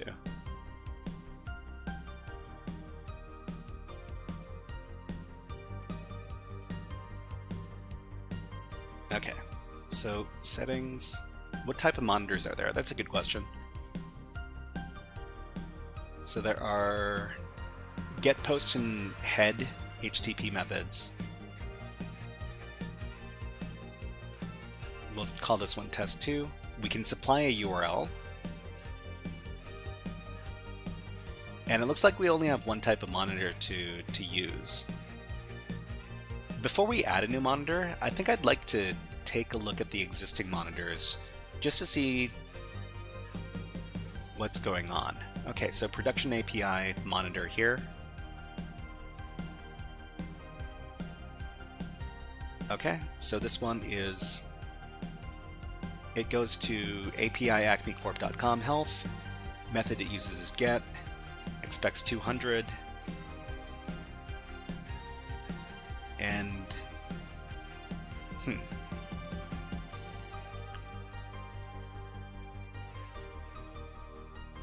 so monitors 1. I guess we could also look for Settings, status page, notifications. Log out.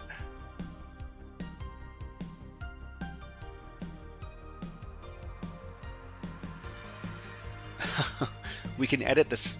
We can edit the site title. We can change the password. Okay, we got our users over here. We can't modify any of these.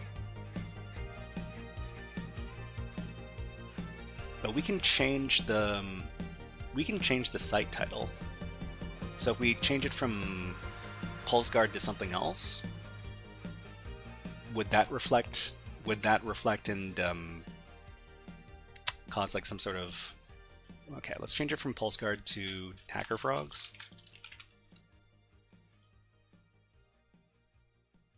Okay, settings updated successfully. Where do we see that on the website? Go to the dashboard, and now this is HackerFrogs. I wonder if we can inject into that thing. Status page, probably the status page. This thing.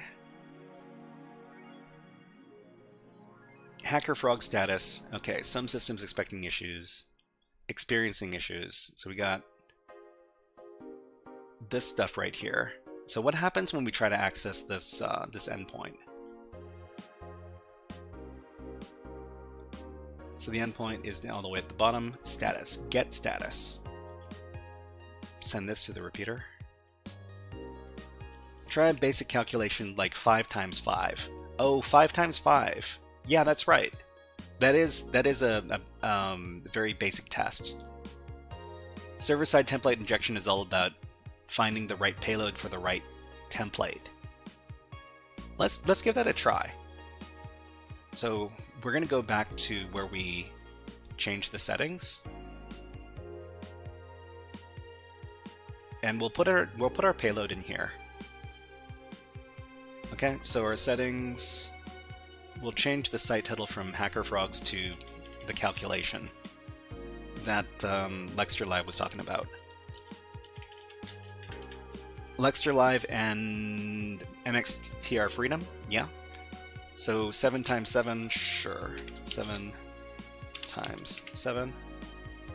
Oh. Should I put that between some quotes? It doesn't seem like this is the right format. Maybe I need to URL encode this stuff.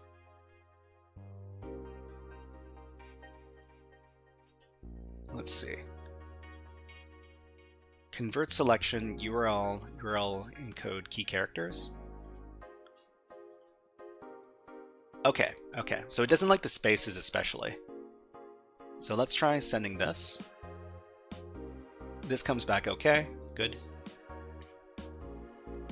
And try 7 times 7 in the monitor name and other inputs. See if it prints out 49, then that means the item is vulnerable. So if we go, I mean, we changed our site name to 7 times 7, so let's see if it came back.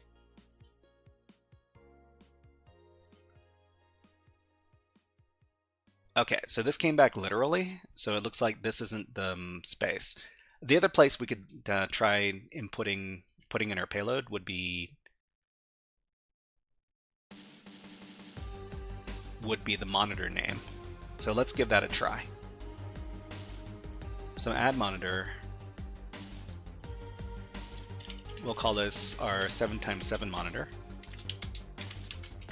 Whoops. The URL, I mean, we can also put it in here as well.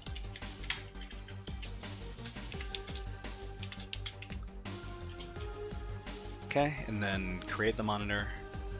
Please enter a URL. Okay, so they want an actual URL format for this, so maybe that's not going to work. I mean, it could be anything.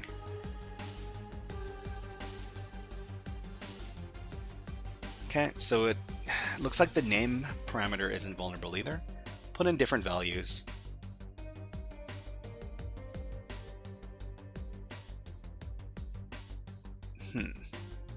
I mean, where else can we put in our user input? Portswigger has a flowchart for template ID. Oh, that's true. That's true. We might not be dealing with this might not be the correct payload. Hold on. SSTI flowchart.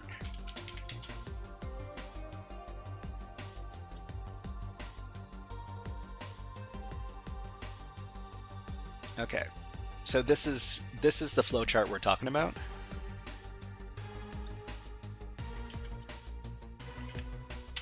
So we can try a bunch of different payloads to see which one works. So we can see if, well, we'll try the $7 7x7 first. Yeah, okay, so let's try changing our site name first. So $,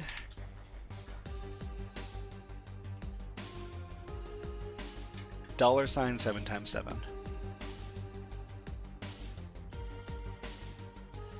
This also came back 200 okay. Let's see if it changed. Okay, this is literally $7x7. But we can try the other ones as well. So we got. So if that does work, then this. If it doesn't work, then this. If this does work, I mean, it might not be the site name that's vulnerable here. Try it without the space. Yeah. Okay. So no spaces.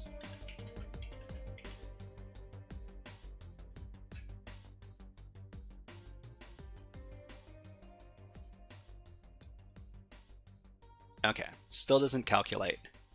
So we want this thing to do math for us. And then we'll try the monitors as well. We'll make a new one.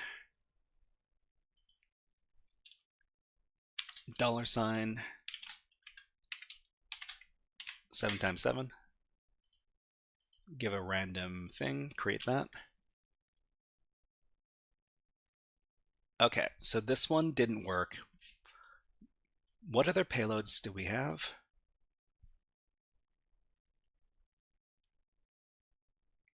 Oh, you know what? Listen.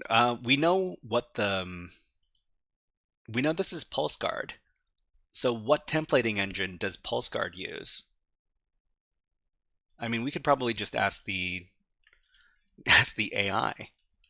What templating engine does the PulseGuard app use?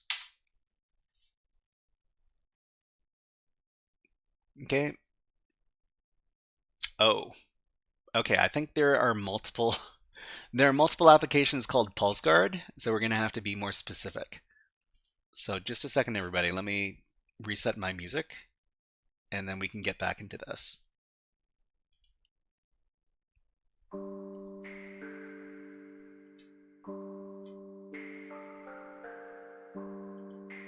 Okay, so the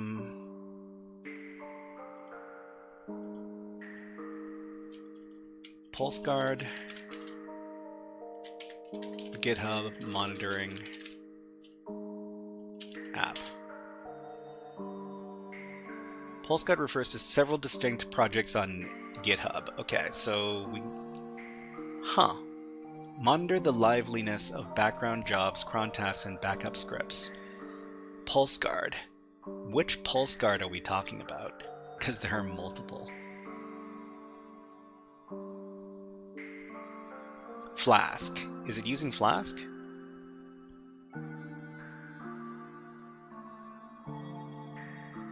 Okay, Java, Spring Boot.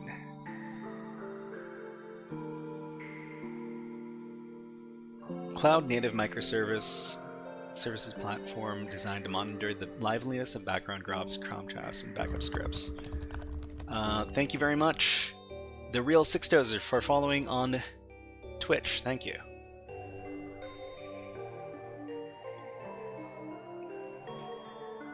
Okay, so I mean, I'm not sure if this is exactly what we're talking about. We should probably go back to the lab here. PulseGuard SSTI and web app notification. Access URL. Oh, expiring soon. Let's extend.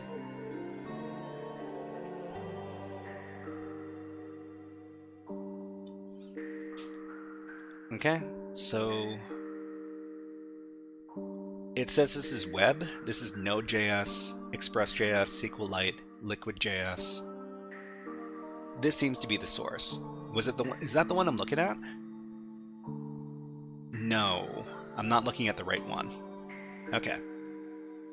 Let me take a look at this link. Because apparently PulseGuard is a popular name for software.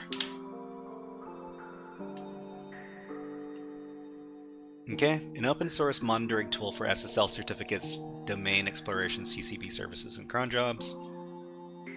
And all this stuff seems to be doing the same stuff. I mean, this is, let's see, Go, Vue, TypeScript, Other. So, when we take a look at the lab says that it's using Node.js, Express.js, SQLite, and this other stuff. Looks the same. The Vue is Node.js. Okay. So we need to know what kind of templating engine is being used in this case.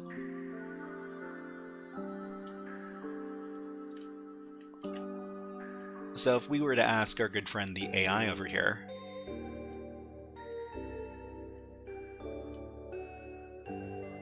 new thread,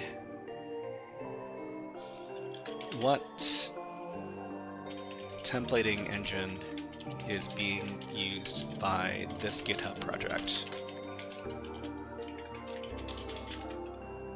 Paste that in.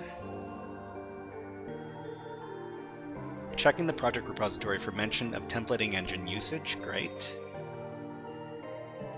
Okay, the GitHub project is using an open source Go-based monitoring tool for SSL certificates, domains, TCP services, and cron jobs. Project tech stack. So it uses Go technologies, likely including standard libraries given its description and top associations like async, GoQ, JobQ. Okay.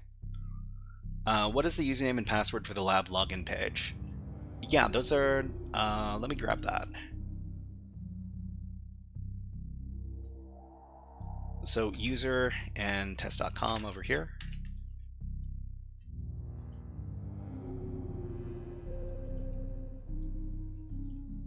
Okay, so no specific templating engine is explicitly documented in the public descriptions for README. What files or directories in the repo should I check for? Templates or main.go?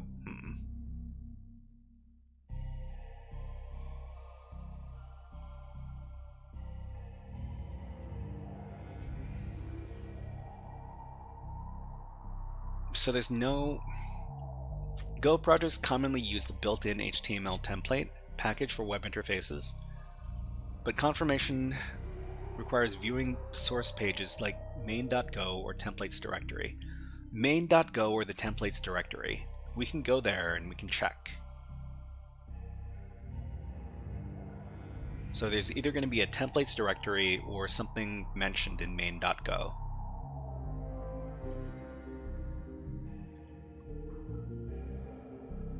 Is there a templates directory? I don't see one.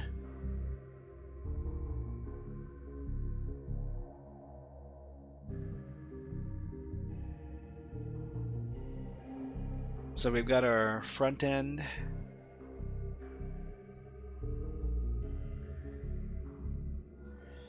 And we've got our back end. And now I'm curious, spinning up Kali.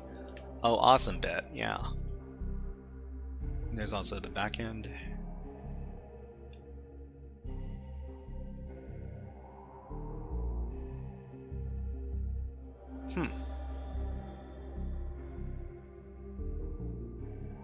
I mean, the other way we could do this is we could just...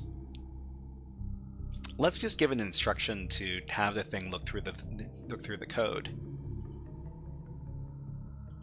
Okay. Look through the files on the GitHub repo, and please tell me what templating engine is in use.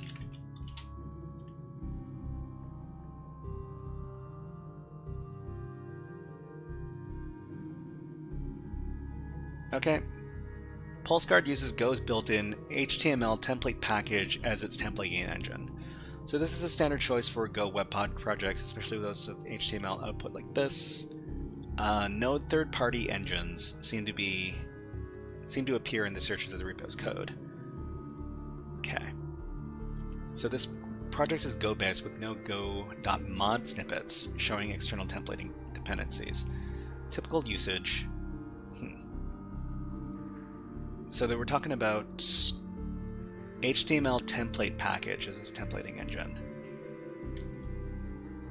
Golang is the backend. I mean,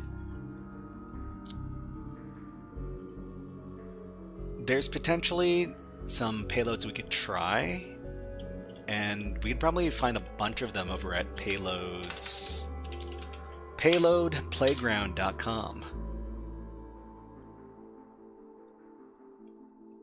Okay, and we can look for SSTI.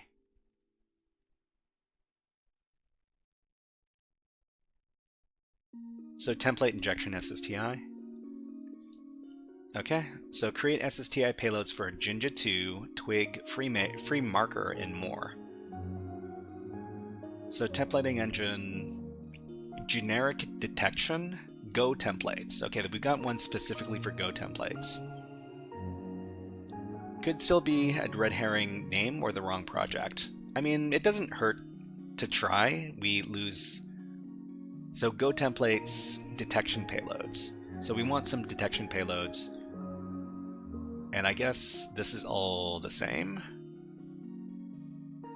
We can try all these payloads, and if they all don't work, then, well, we're going to have to go back to square one. So we got some of these are a bit different than the stuff we usually see. So this is the Ruby stuff, right?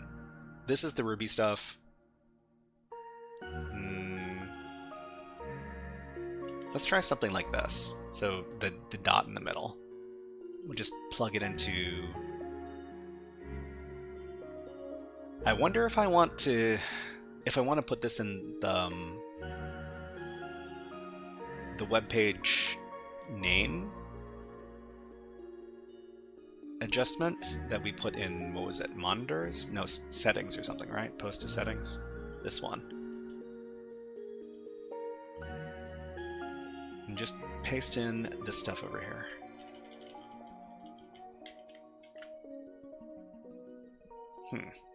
Oh, okay. It doesn't like...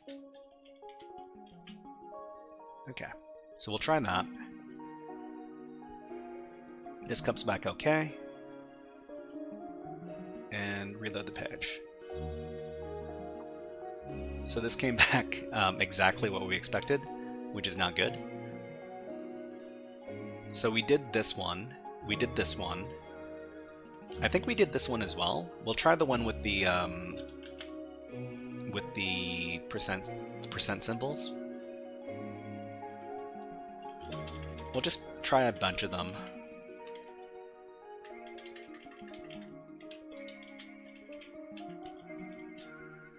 Okay.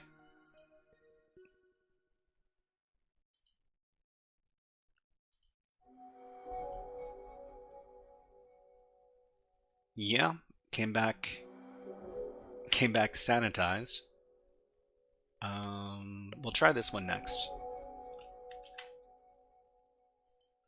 So sometimes security do be like that. You're just throwing spaghetti at the wall and see what sticks.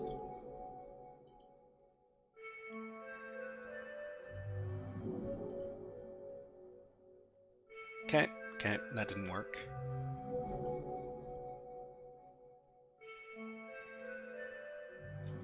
Next payload.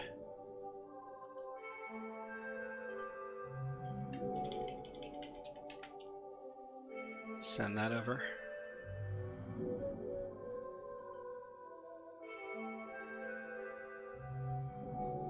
Okay. I see some of our friends are also trying some stuff over here. Nothing like collaborative hacking now. Check their templates for Node.js. I'll try that out if after I test out the rest of the ones for Go.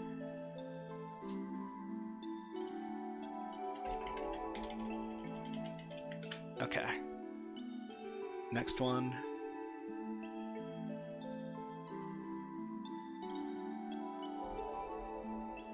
Okay. Also didn't work. Jordi, hello, nice to see you here. Thank you very much for subscribing on YouTube. Much appreciated. Okay, here's another one.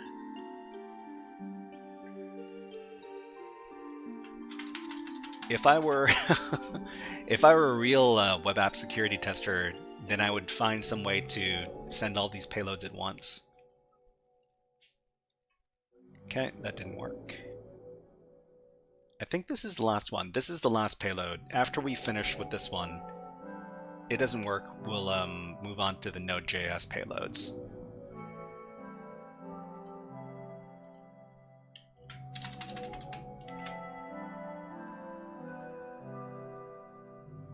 Okay.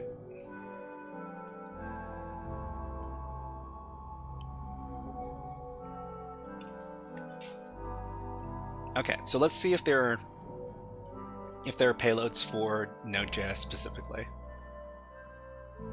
So Go templates.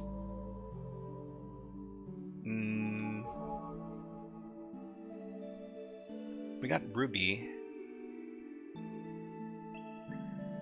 Tornado templates, detection payloads. So these are detection payloads.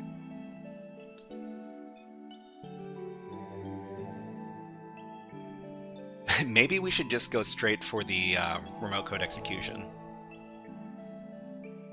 Nah, I mean, it's better to do detection payloads first. The other thing is that we could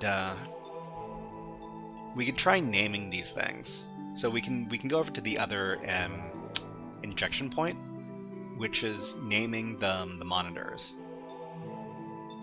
So let's go there. So it was post to monitors.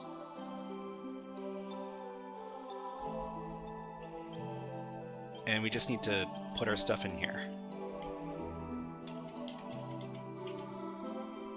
So we're going to paste all of these, and then we're going to look at the monitors afterwards. So we're just going to paste these one by one.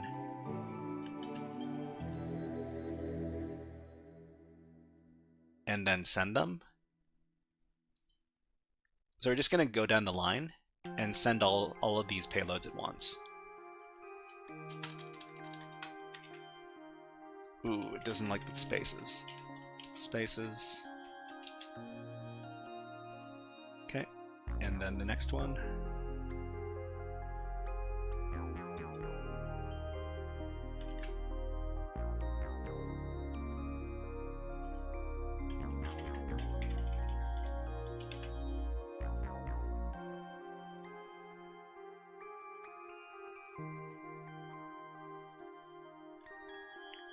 How much time do we have left? We have about 12 minutes. I wonder if we could find this in 12 minutes. Guess we'll find out.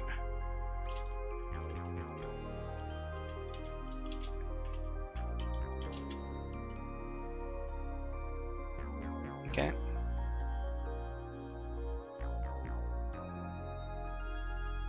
So we got 1, 2, 3, 4, 5 more. So we'll send these 5 and then we'll take a look at the results.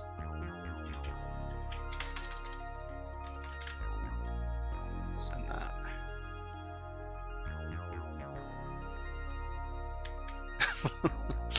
Nice to see all of the matrix. What is the name for that type of matrix background effect? Does anybody know?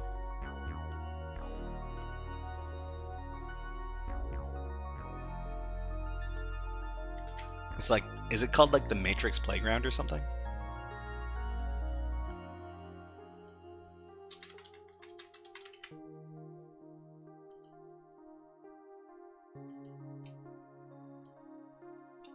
Okay, and then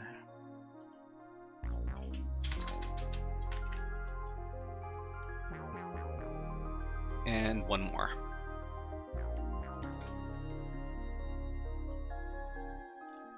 I've heard it called the Matrix Rain. Test every input field URL parameter and even HTTP headers. Yeah, we certainly can. Okay, so we'll try refreshing the page, see if anything came back.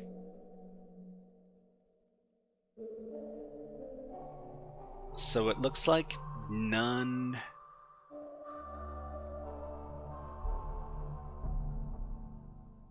None of these came back. So, what other injection point could there be? So there's the new monitor. In new monitor, there's the monitor name, the URL. The URL that we specify has to be in URL format, expected status, and so there are these other parameters that we send with the edit add new monitor as well. Notifications. Okay. We didn't even look at this. We should look at this. Okay, new channels. So we can edit a new channel, and we can channel name and put in our usual suspects here.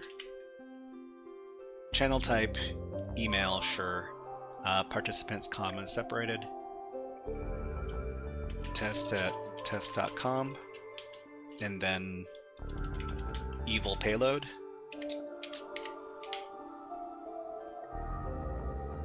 Does it give us an error message? It doesn't give us an error message, but it doesn't run the code either. But we can put in all of our usual stuff here as well. Okay, let's give it a try. So we can go back to Burp Suite and proxy monitors down here, right? Notifications. Okay. Send this to the repeater. Actually, you know what we could do? We could set this up as an intruder attack. So if we send this to the intruder, then we can put on all of our payloads and do it all at once. Okay, so we'll send this to the intruder. In the intruder, we'll set this as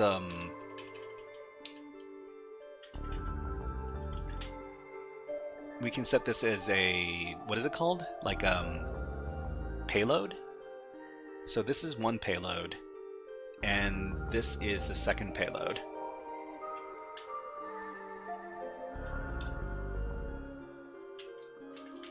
Okay, so we'll set these as two payloads.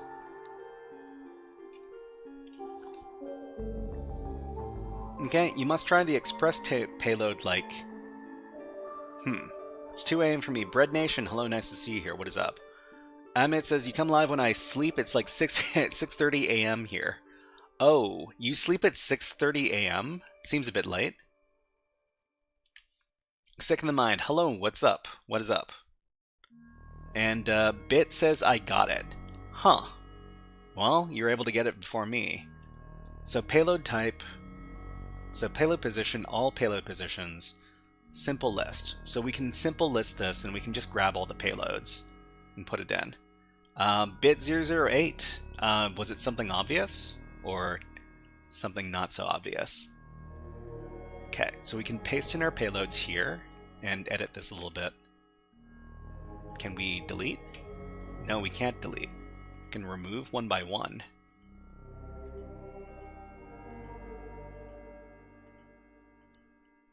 Not so obvious. Okay, that's good to hear. Well, it's good to hear, you know, because if we miss something that's not so obvious, then we don't feel as bad. Start the attack. Okay, so... Huh. Why does this return 403?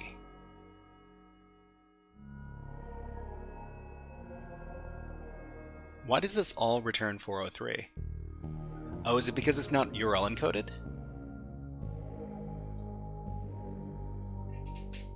Missed the context. Sick in the mind. Hello, nice to see you here. Yeah, we should be doing our interview stuff in about 10 minutes or so.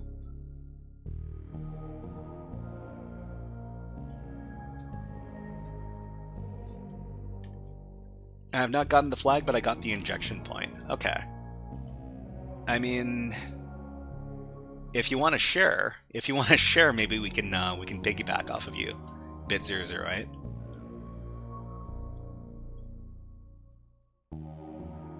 Okay, so we'll discard the.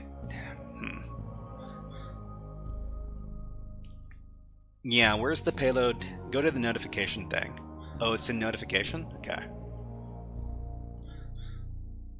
Ooh. Oh, did this expire? Hold on. Let me go back to the lab and make sure it's not expired. It expired. Can we add 15 minutes? No, we can't add 15 minutes. Okay, we're gonna have to start a new lab. We'll reset the page and then we'll start the lab back up again.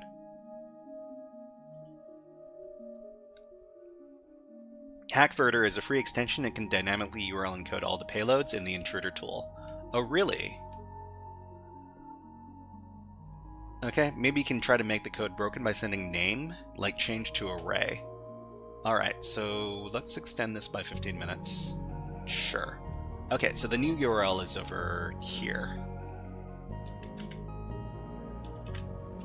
Okay, we just need to put this in our Burp Suite browser.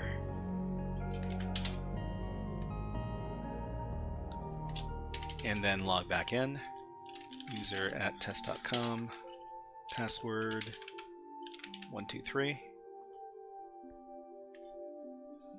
Okay, so the monitor. So go to the monitor. Is what bit says, new channel. Sorry. Go to the notification thing. Okay, so it's the notification thing in the new channel. And recipient. So it's, I mean, my guess was it's going to be the channel name or the recipients.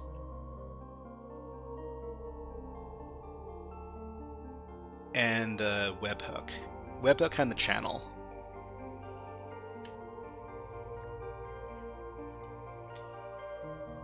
Okay. For example, production alerts webhook.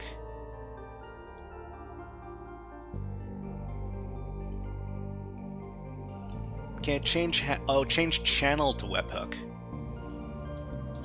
Channel type. So channel type to webhook. Okay. So webhook URL, and then we got application content type, method post or put. Put is kind of unusual. I don't see that very often. Custom body liquid template. Custom body liquid template. So liquid template, oh, I mean this is the name of the templating engine too, liquid, right? Okay, so it's probably in here, the custom body template. Use liquid template syntax, available commands, available variables, monitor name, status code, response time, checked add. Okay. Render, etc. password. Title, render, etc. password. So something like this. Workbook URL, so HTTP test.com, sure. Okay, and then channel name, we can call it evil payload. And I think, I'm not sure if there's anything else we need to, yeah. Create channel, then click test, create channel. Evil payload test.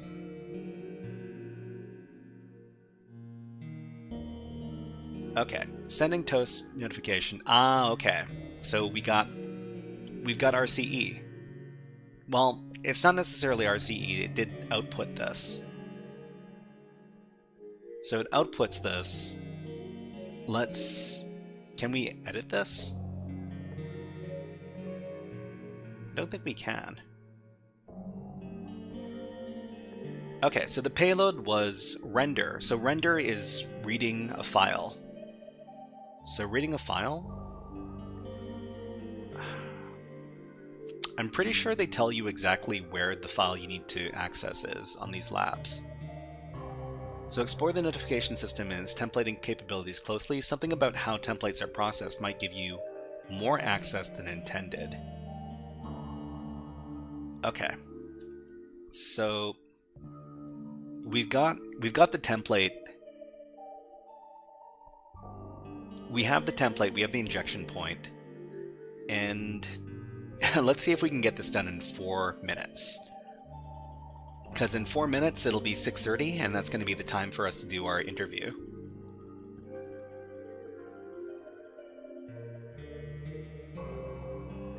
Okay.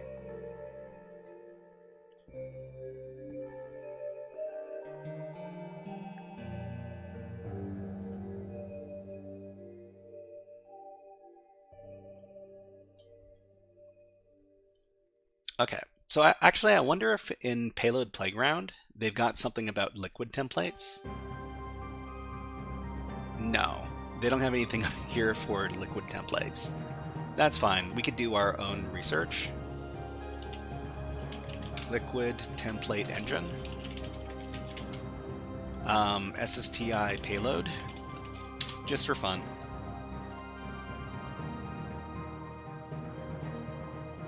Okay, so testing for server-side injection. I don't see anything for liquid. Try putting out some environment variables? Maybe. I'm wondering... So they probably... They tell you some things on the application, right? So we'll try creating that...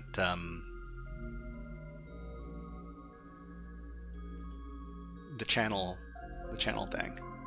Okay, new channel. Test. So this is a webhook. Custom body liquid template. So it tells you some of the variables down here. So monitor name, status code. I guess we could check every variable path, every viable path for flag.txt. Response time checked at message incident ID. So the liquid template, let's see if we can just search for something really quick.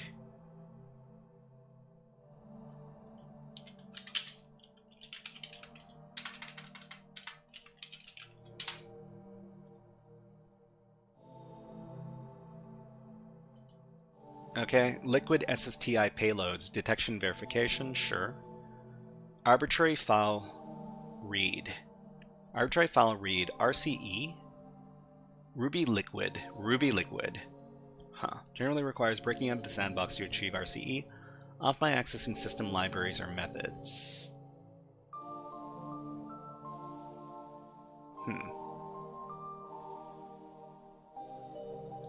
We don't necessarily have like an article. It'd be nice if there was an article teaching us how to do this stuff.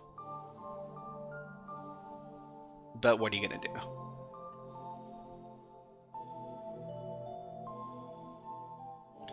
I might have to come back to this because there's absolutely no time for us. We have to do our next thing.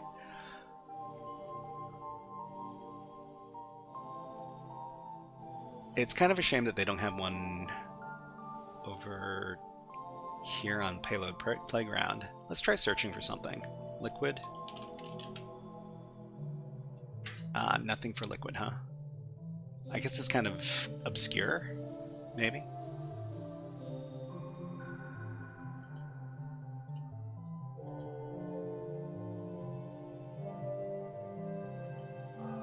Actually, you know what? Maybe we could ask Perplexity about this.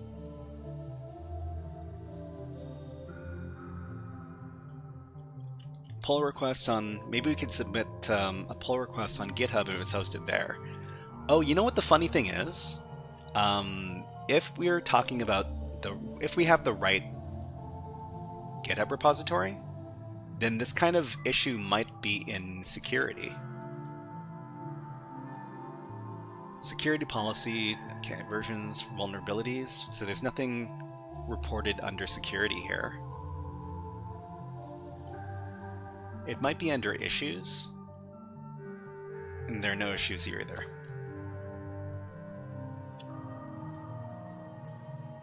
Okay, so there's so it looks like our guest is here. So we're gonna have to put a pin in this, alright? Alright, so let's go ahead and get ready for the interview then. Topic 4 is done. Topic 5 is here.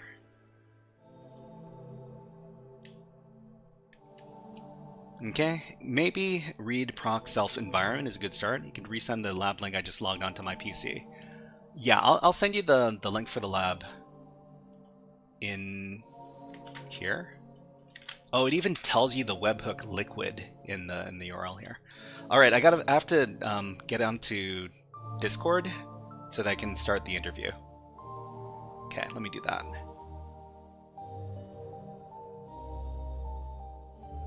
Hello? Oh, it looks like... Okay, so our guest is here. Let me see if I can connect the audio. Just a second.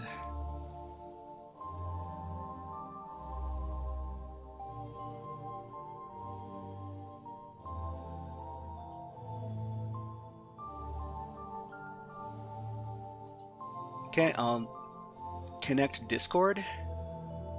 Alright, so, Cheshire, hello? Hey! Can everybody hear Cheshire? Is the volume too loud? Is it too low?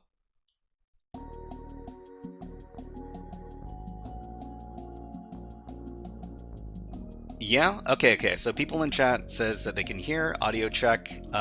Cheshire, can you talk some more? Hello. Okay, you, I'm getting an echo. I hear an echo. Let me check if the people in chat can hear an echo.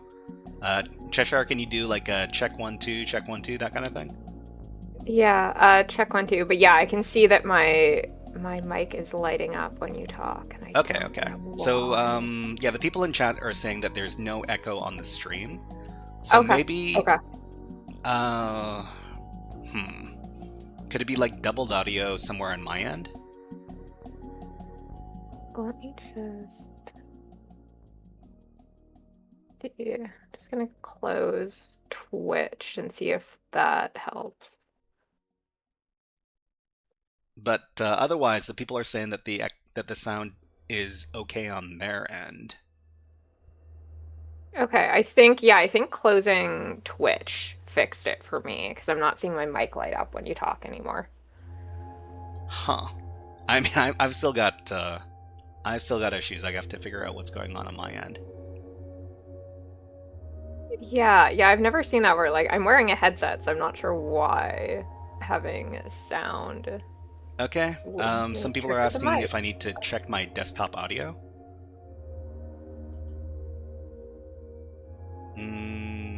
Let's take a look here. This is why I use a remote mic. Yeah, I haven't... You might be routing it to your output twice. I mean, I hate dealing with audio issues. But you know what? If it's only affecting me and it's not affecting the people on the stream, then I think it's still okay. I think it's okay. Okay. Yeah, I'm not seeing it on my end anymore, so I don't know. All right, so let's go ahead and get started with our interview segment. Let's put on like a... Let me do like a timer, just so that we don't go over time. Sounds good. I'll set it for 120 minutes. When hackers experience IT issues. No, I mean, hackers are immune to IT issues, right? Definitely. Yeah, definitely. Okay, so that's 120 minutes. I've got the timer counting down. And yeah, so we're just doing a CTF lab, and we finally managed to identify our injection point. But we can go back to that some other time. Okay, so let's bring up our interview questions. But Okay, so we're talking with Cheshire. She is a DevSecOps Engineer.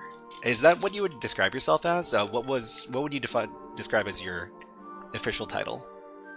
My official title would probably be a product security engineer, which is just like a little bit more broad than DevSecOps, because it includes more like things around design stages of software and things like that, not just exclusively DevSecOps.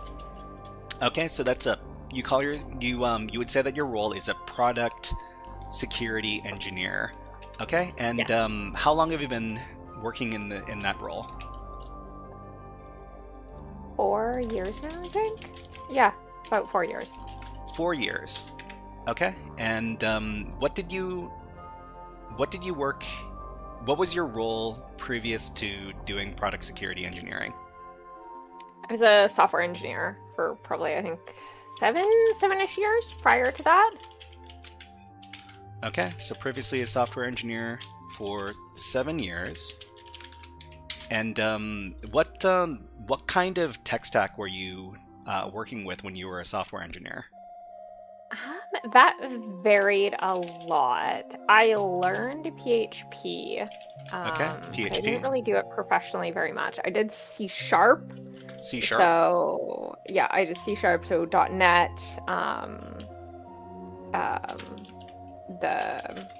Internet ISS, which was painful. And I have also done things running PHP. And I've done a few different languages. I think I've done like 6 or 7 different languages professionally over that time. So I wasn't really confined to one tech stack when I was a software engineer. Okay, and you went. Okay. Let's go ahead and start into our questions. We've got a bunch of them. So you are currently working as a product security. What was the engineer? Product security engineer. And let's talk about your hacker origin story. I mean, I suppose you came into like computer security from like your development role, correct? Yeah, definitely. But like, I guess the hacker origin story, I'd seen bits and pieces of things even before I got into software development from friends. I remember friends showing me Backtrack, which was what later became renamed to be Kali, and showing me like the tooling in that and all of the different things in that. And that was well before I started doing software engineering. So that kind of like piqued my interest in it. But I never really necessarily thought it was a field I could figure out how to get into, because like anyone I had encountered that knew stuff about like hacking and security, they had been around forever. They knew things like C, they knew all the like low level stuff. And so I didn't really pursue it directly. When I was my last job as a software engineer, I don't know, second last job as a software engineer, I guess, I'd found a like part-time program in cybersecurity and digital forensics. So I started doing that mostly just for fun, and that got me a lot more exposure. And then I briefly got involved with some doing CTFs and stuff like that, and that's where it really kind of piqued my interest. And also going to DEF CON and meeting all the other people in the community, and just like the community itself was wonderful. So that kind of all combined to make me actually pursue it and pursue opportunities to get further into security and look for an opportunity to use my like dev background to get into security. Okay. Can you just repeat one more time what the program was you studied? Was it digital forensics and what? The full title of the program was a certificate in forensic investigation, but it was in cybersecurity and digital forensics, and that was at BCIT. So cybersecurity and digital forensics. Yeah. Okay. And some people ask whether or not you are Canadian. Are you willing to confirm or deny whether or not you are Canadian? Yes, I'm fairly certain. Usually my accent gives away that I am Canadian. Okay. So I'm told I definitely have a West Coast Canadian accent. Okay. Somebody comments that she sounds North American. Well, I mean, Canada's pretty far north. That's true. So, what made you think about making the switch from your development role into doing like a security role? It was just something that was always really interesting. I mean, who didn't watch Hackers and think that that's just really freaking cool and want to be involved in something like that? So it was like something that I'd always wanted to do. I actually went for the switch when I realized looking into, because I switched around 2022, and it was seeing that there's lots and lots of openings in security at the time, and realizing that there were ones that they didn't need necessarily like a lot of direct security experience. So, like, as a software dev, I already had experience dealing with things like vulnerabilities, like patching software vulnerabilities, or helping review pen test findings and triaging them. So I had already had pieces of experience with it, and that was very helpful. So it was just like finding an opportunity where they really wanted someone that had a strong development background to be able to work with devs. Okay. And one follow-up question for your comment on how there was a lot of openings in security at the time you got into the industry. So you're talking about 4 years ago, 5 years ago? Yeah, 4 years ago. Okay. Well, I mean, we're talking about 2022? Yeah. Yeah, that would be that was when I made the switch from doing software development to being a product security engineer. Okay, and all right, so that was your hacker origin story. The other question, the other part of the question for the hacker origin story is, did you go to school for a computer-related program? Did you go to university for like computer science, or was it another program? I went to university for criminology, which I never ended up using. My only formal education in anything tech related is I did a certificate in web development, and that's how I got started in software engineering. And then I did the certificate in the cybersecurity and digital forensics, and that was kind of the main things that really got me into it. I have some other certs from like SANS and stuff, but I've never found them to really have been helpful. To be completely honest. I hope you didn't pay for those SANS certifications, because I hear they can be very, very costly. My work paid for them, which was the only reason I did them. So could you repeat one more time? What was the initial thing you went to school for? Was something? Criminology. Criminology, okay. Yeah, so that was what I picked, when I was fresh out of high school. It seemed super interesting, and it was, and then I finished it, and then I realized I did not actually want to work in the field. So criminology, the only thing, what is the pipeline from studying criminology to get into the workforce? I mean, this is kind of like a tangent. At the time, a lot of the positions were like in policing or corrections or like fields like that, and that was, at the end of the day, that wasn't really something that I wanted to actually go into and do for work. Or it was you go back and you get your master's and you try to get into doing research, which would have been interesting, but it's a lot more school. A lot more school, okay. But I need to collect some of these user questions. There are a lot of people submitting questions. Let me accumulate them somewhere. Just a second.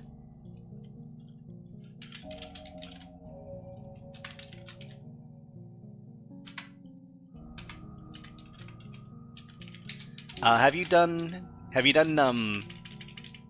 done anybody else's live stream, or like have you done anybody else's podcast before?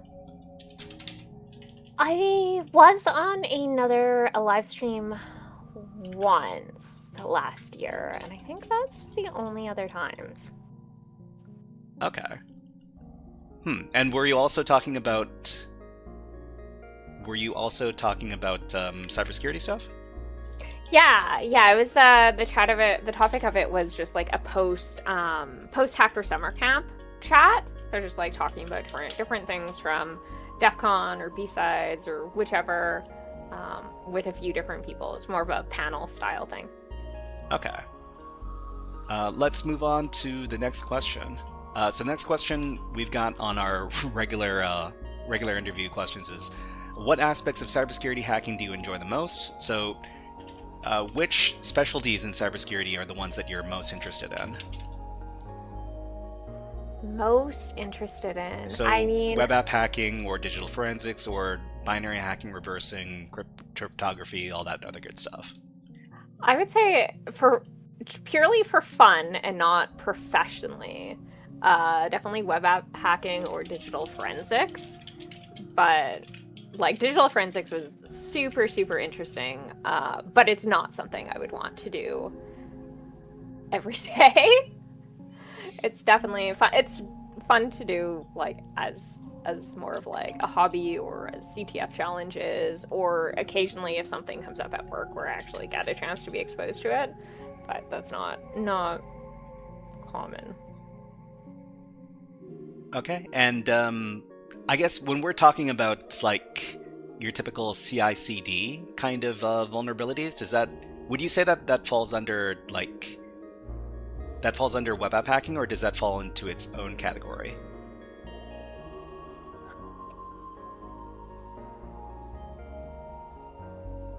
From what I would say, it probably falls into its own category, because at least from my perspective, web app hacking refers to hacking the application once it's deployed into an environment, whereas a CI/CD hacking would be prior to the deployment. Okay, that makes a lot of sense. So, as far as cybersecurity and hacking stuff, I mean, I definitely agree with you that if you treat hacking as a hobby as opposed to the thing that you depend on to get paid, it's a lot more enjoyable. I definitely feel that. But web app hacking and digital forensics is what you enjoy the most. I mean, if you were to join like a CTF tomorrow, for instance, and you were on a team and the team leader was like, okay, Cheshire, which category of challenges do you want to tackle? You would choose something like web app hacking or digital forensics? Yeah, definitely. Okay. Yeah, I'm not like binary hacking is not something I can do. I tried doing some of the base. Usually I can do like the super, super easy challenges, and that's about it. But I'm not good at the binary hacking stuff. Fair. Not everybody's. I mean, one of the misconceptions a lot of people have about hacking and hackers is that every hacker knows how to do every type of hacking at a very high level, and that's not usually the case.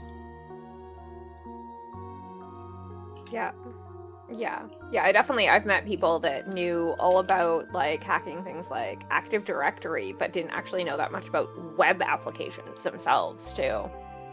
Yeah, there's a lot of specialization in cybersecurity that a lot of people don't really know. They don't really acknowledge too much of.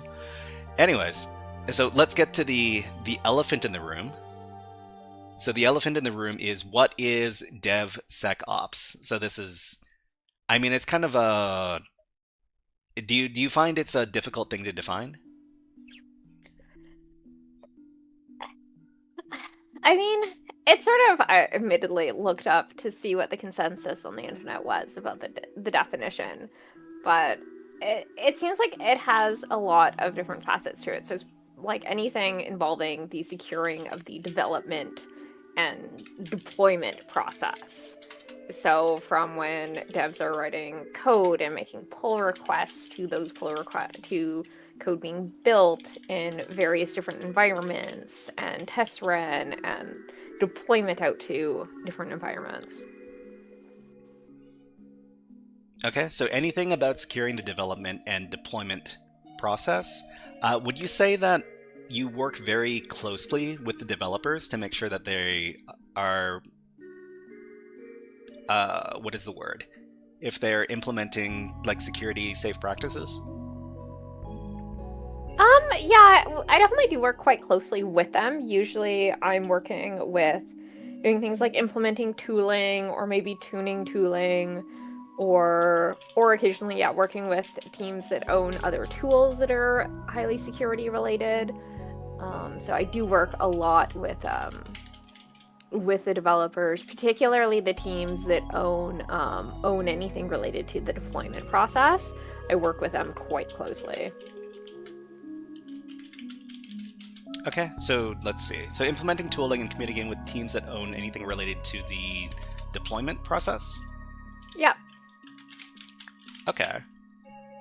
And are there any misconceptions about DevSecOps that you'd like to make to clarify at this point?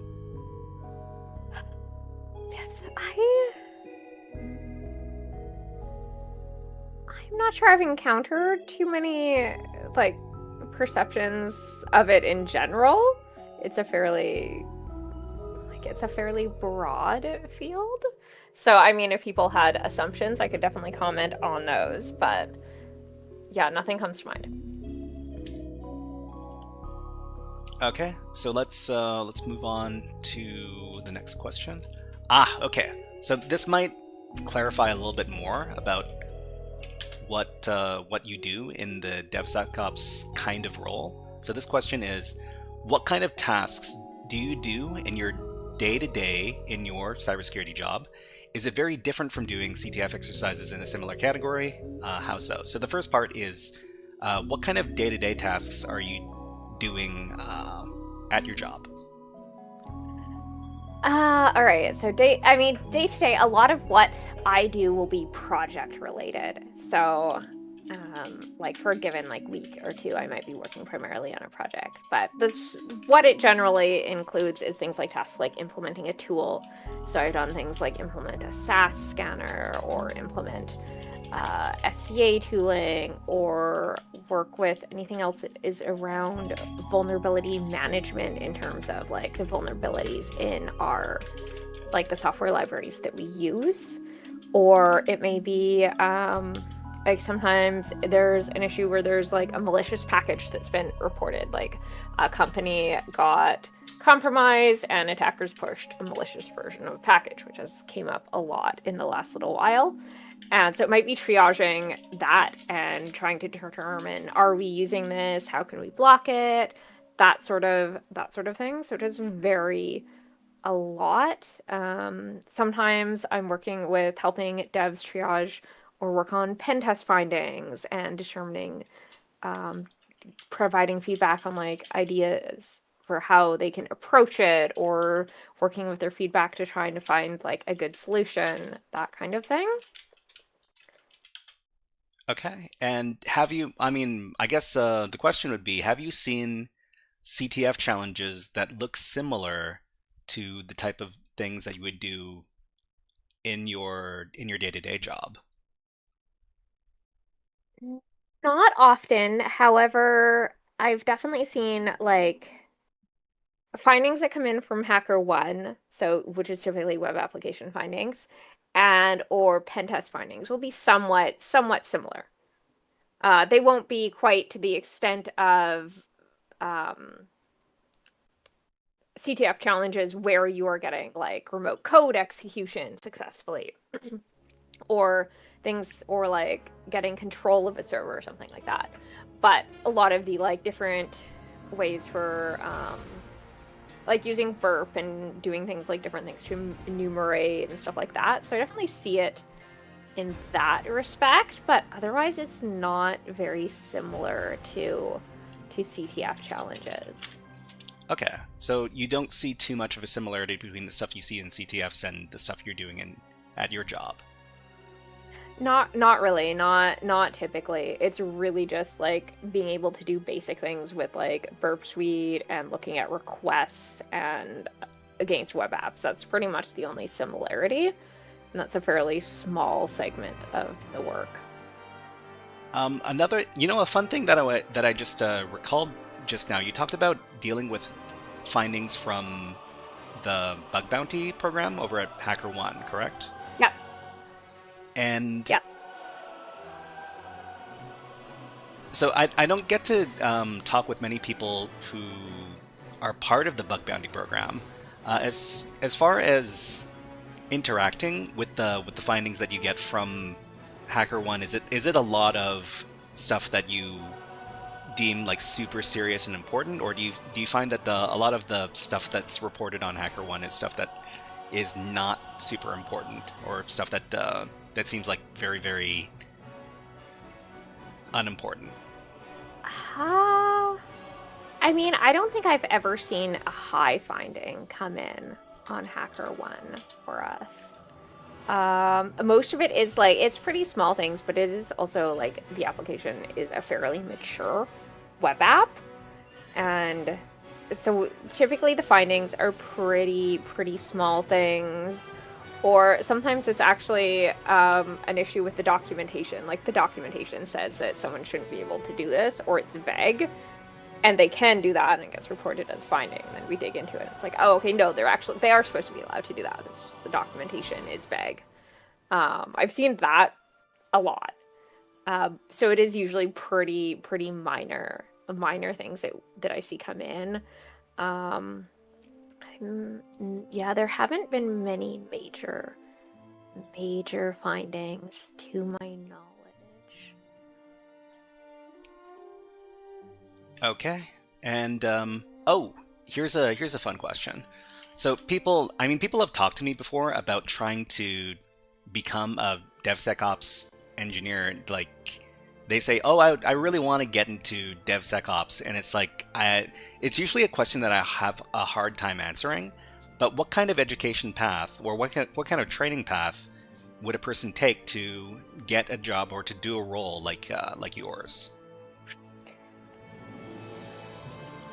I think you really do need either software development experience or DevOps experience to be able to get into it, because at the end of the day, it's really hard to secure a process that you don't understand. So if you don't understand developers' workflows, if you don't understand how something is going to be a pain point or cause friction, then it's not like you're going to have a lot harder time doing your job. So you really have to be able to understand their workflows, understand the different aspects of it to be able to effectively do the job. So it's where like having a strong software development background has came in handy. Also with doing a lot of tool implementation, I write a lot of code. I don't write code that is in our enterprise application, but I write a lot of code to implement the tooling. So having the software development background is very helpful. Okay, so I guess in your opinion, the easiest way to get into DevSecOps is to first be a software developer or a DevOps engineer, and then pivot from those roles into DevSecOps. Yes. Yeah. From my perspective, I don't see like a quick path into it, because there's a lot of experience that you do need, and like most of my coworkers come from software engineering. Like they all have software engineering backgrounds, or I think one of them might have a DevOps background, but that's typically the background that I'm seeing. Though most of my colleagues are also like senior engineers, so I don't see too many people coming in at the lower levels. Okay, so I mean, I suppose that means that DevSecOps as a field in general is more of it's not something that people would get into as an entry-level role. I'd say fairly unlikely to get into as an entry-level role, unless it was, say, something you got in as like an internship or a co-op position with a company and were able to build the experience and then get hired on. I have seen that too, but yeah, you need a lot of experience to really understand all the different pieces of it to do the job effectively, in my opinion. Yeah, okay.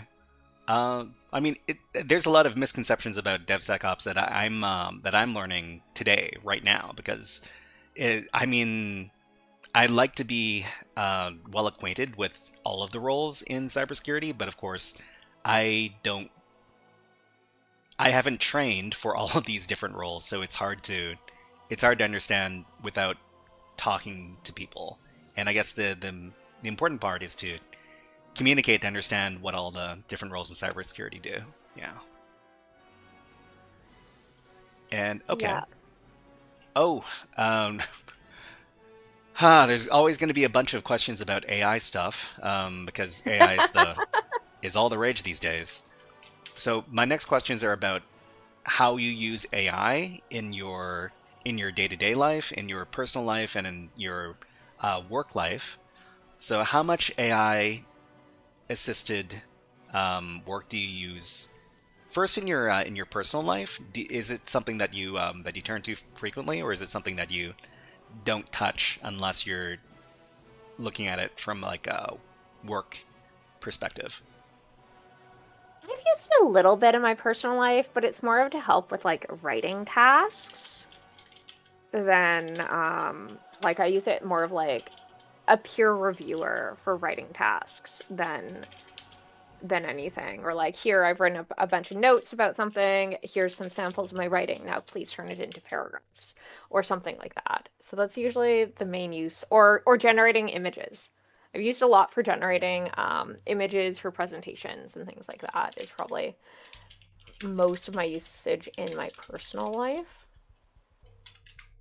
Okay, and well, I mean, using generative AI is kind of a big taboo in certain like subcultures, correct? Yeah.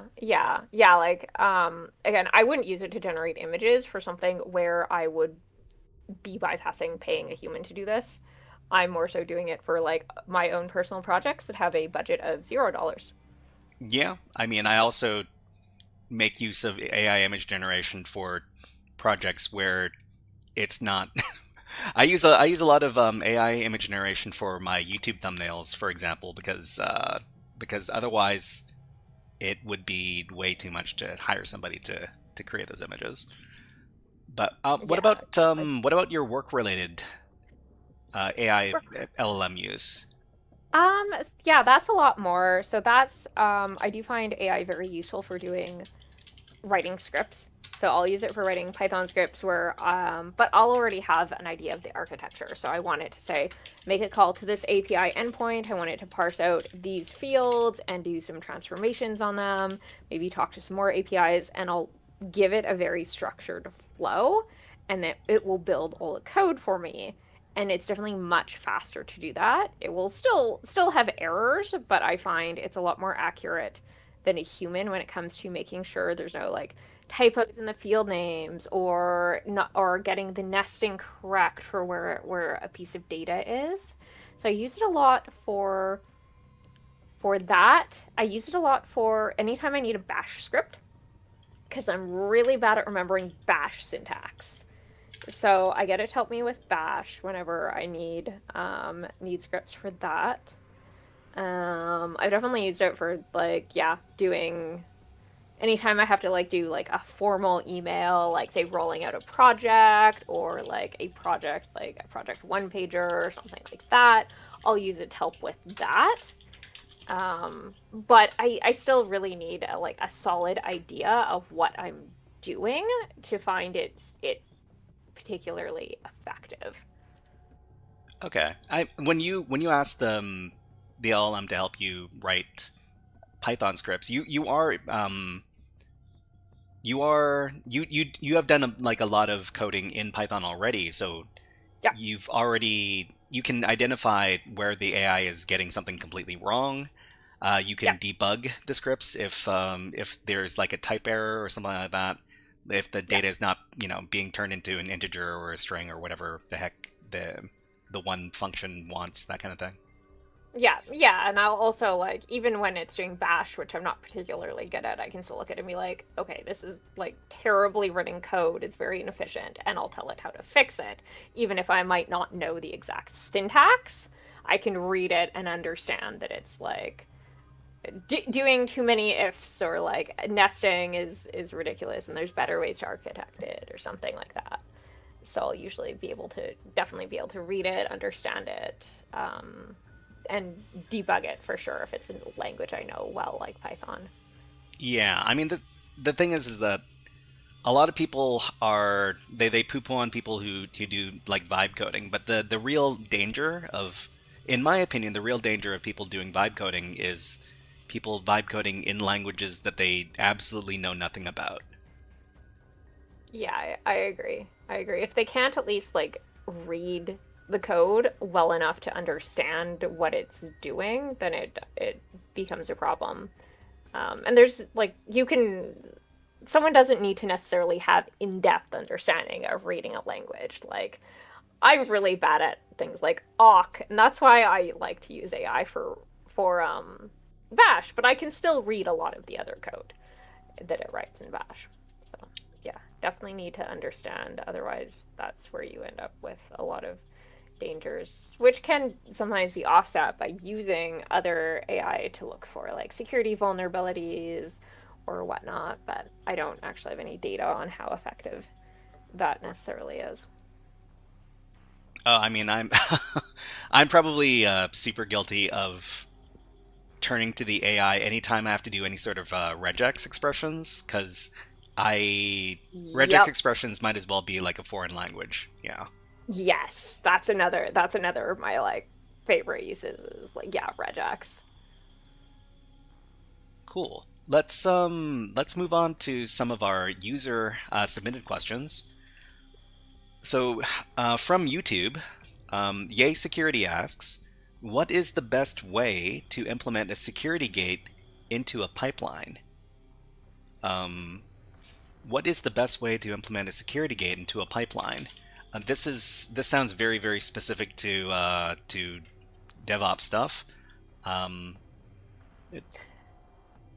Okay, so I mean, I think that's going to depend a lot on what even system you're using, how your developers work, and what they're used to. So you can implement security gates in various different ways. You can have, say, a GitHub status check that has a webhook to some other system that might block a PR from being merged if a certain check fails, or you might have other things that are in the build system itself that fail, that say run scans and can fail and can block builds there. So it kind of depends on the process and what you're looking at, and balancing something like hard blocking versus soft blocking. Like, if, say, a developer is trying to deploy an update to an application and there is a vulnerability in a library in their application, but say it's a low, are you going to hard block them from deploying over a low finding? Probably not, because that's going to be very disruptive to their process. So I think it depends a lot on what your process is and what the standard is at the company that you're at, and what developers are used to.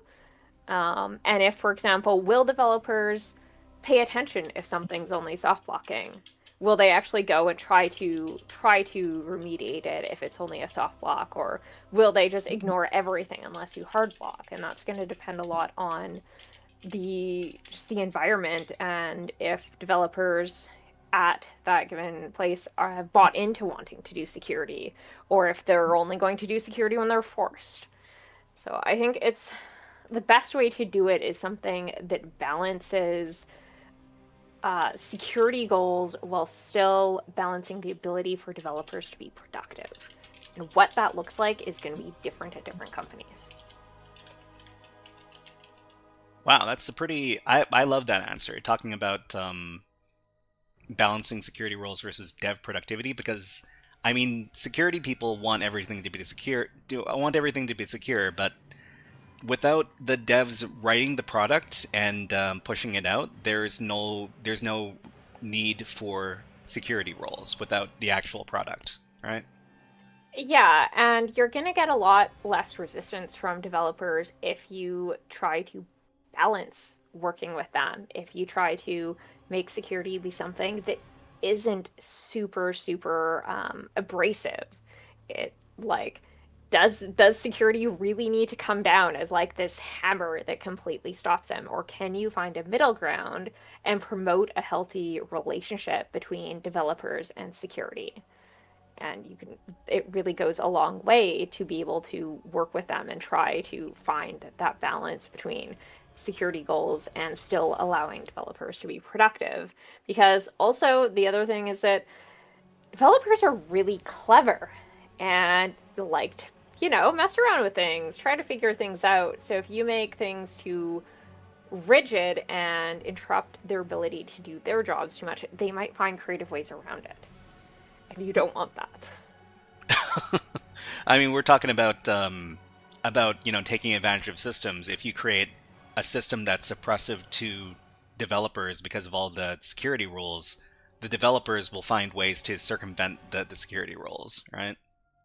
Yeah, I mean, yeah. I think my favorite one that was just this absolutely trivial thing when I was a software developer is the company I worked at.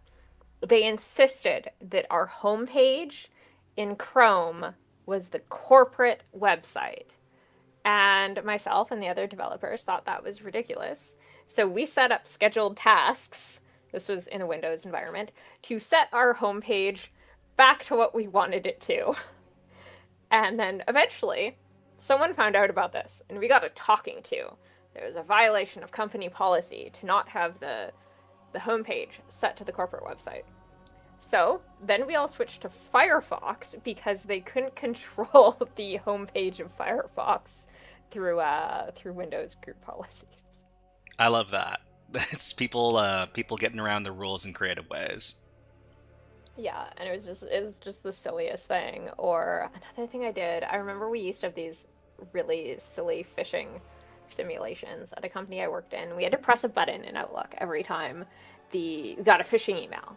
And it was like they were so obvious, and like as a software developer, I don't get requests from like clients to sign documents. They were always like really silly and easy. So I looked at them and I'm like, oh, there's an email header on these, because that's how when I click the button to report phishing, it would tell me if I was right or not. So it's like, hey, there has to be something in these emails, because this works without a network connection that the plugin knows to look at. So it was an email header. So I set up a filter in Outlook that looked for that email header and automatically moved it into a folder that said phishing. So just every day I just look for the phishing thing and my phishing folder, and if it was something in there, I'd go and I'd report it, because we were supposed to report them all within like 2 or 3 days. And it was like, this is silly. I mean, it sounds like you were doing security related stuff even when you were trying to figure out whether or not the emails that were coming into your inbox were part of the phishing awareness campaign or whatever, right? Yeah. I mean, I've always kind of just messed around with systems, even from the time I was a kid. So yeah, I've always like found weird things here and there, even if I haven't had actually like that deep knowledge of computers especially when I was younger. Okay. So I'm not too. I remember you said that there were a couple of questions that you weren't completely sure about because they referenced some programs that maybe you haven't heard of before. So there's a question here about the Vulnerability Management Act, and I think you mentioned that you didn't have an opinion about this because maybe it's not something that that is implemented up here in Canada, maybe. That was my initial suspicion, was like maybe it was an American thing. But I searched Vulnerability Management Act on Google and I can't find anything. So I'm not sure what that is or if it has a different name. Yeah, I couldn't find any results on Google for what exactly that was. Oh, somebody in the chat says it's the Cybersecurity Vulnerability Remediation Act. Oh, okay. And I don't know about that either. Is that something you've heard Yeah. of? No, I haven't. But we'll move on to the next question then. So the next question is more more AI doomerism stuff. Will AI replace DevSecOps engineers? Very positive question. I mean, I think with a lot of AI things, it's always going to replace more junior positions. But at the end of the day, there still needs to be someone securing the AI tools and staying on top of the emerging trends, because AIs are only also going to be as good as their training data. Are they going to be able to catch like a completely novel type of like software supply chain attack or something like that? I don't know. I don't know how well they work at novel attacks. So, and I don't see it entirely replacing engineers anytime soon. So as long as those engineers stay on top of like emerging trends and stay on top of things like securing AI, because I think that's where a lot of us need to make sure we focus to keep our jobs.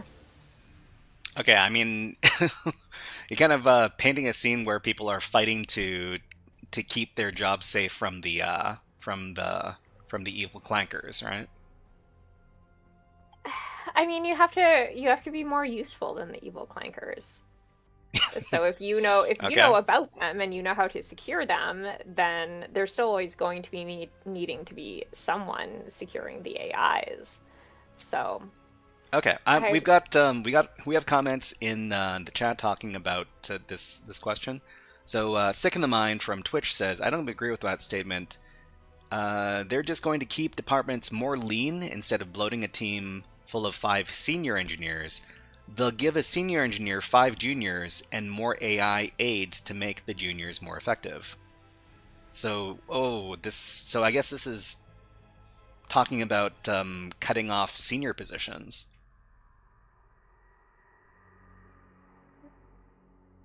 I mean, everyone's entitled to their own position or opinion, and I don't think that argument is without merits.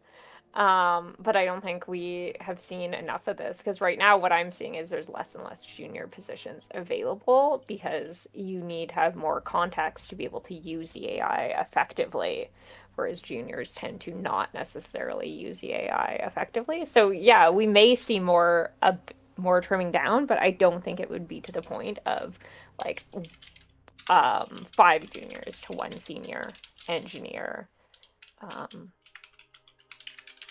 Yeah, but it's hard to say. It's hard to say how AI is developing, and everything is happening very, very quickly. So you're saying that people in senior positions are more likely to make better use?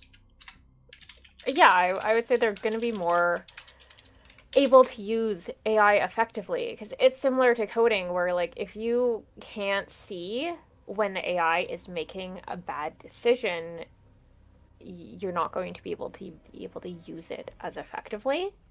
So that's where having experience is very handy. Like I wouldn't be surprised if certainly like security teams do slim down with the advent of AI, but the trend I've also seen is security teams are already constantly shorthanded. So is this just going to allow security teams to actually do the work they want and without having to hire more people, or are we going to indeed see teams slim down? Okay, and security teams are already short-staffed. I mean, I guess that's the thing that we have to understand about security is that security is something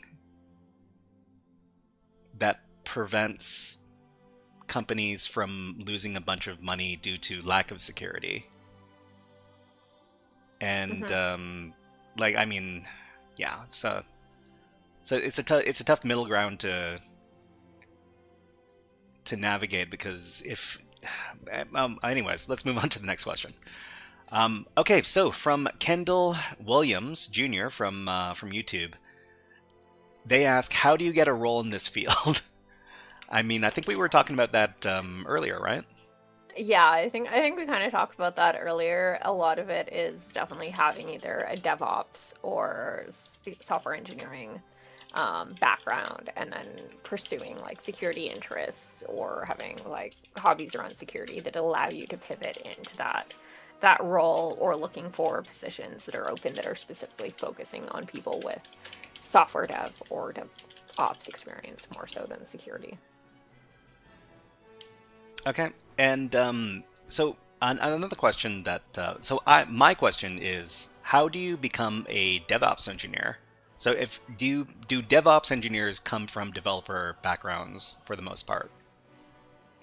I don't know. I've never asked any of the ones I know. Probably? I'm not sure. Okay. So we've answered that question. The next question is, okay.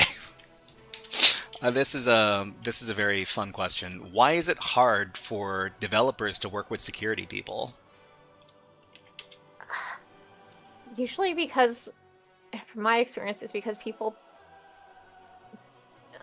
both sides often aren't trying to cooperate. You see security teams that are just trying to implement things in a vacuum without actually trying to find out how that's going to impact developers, how that's going to fit into their workflow. They're not necessarily designing security practices or protocols with that in mind, and with the idea of working together and trying to find something that works for their security goals while minimizing the impact on developers. And I think that causes a lot of really antagonistic relationship in a lot of places.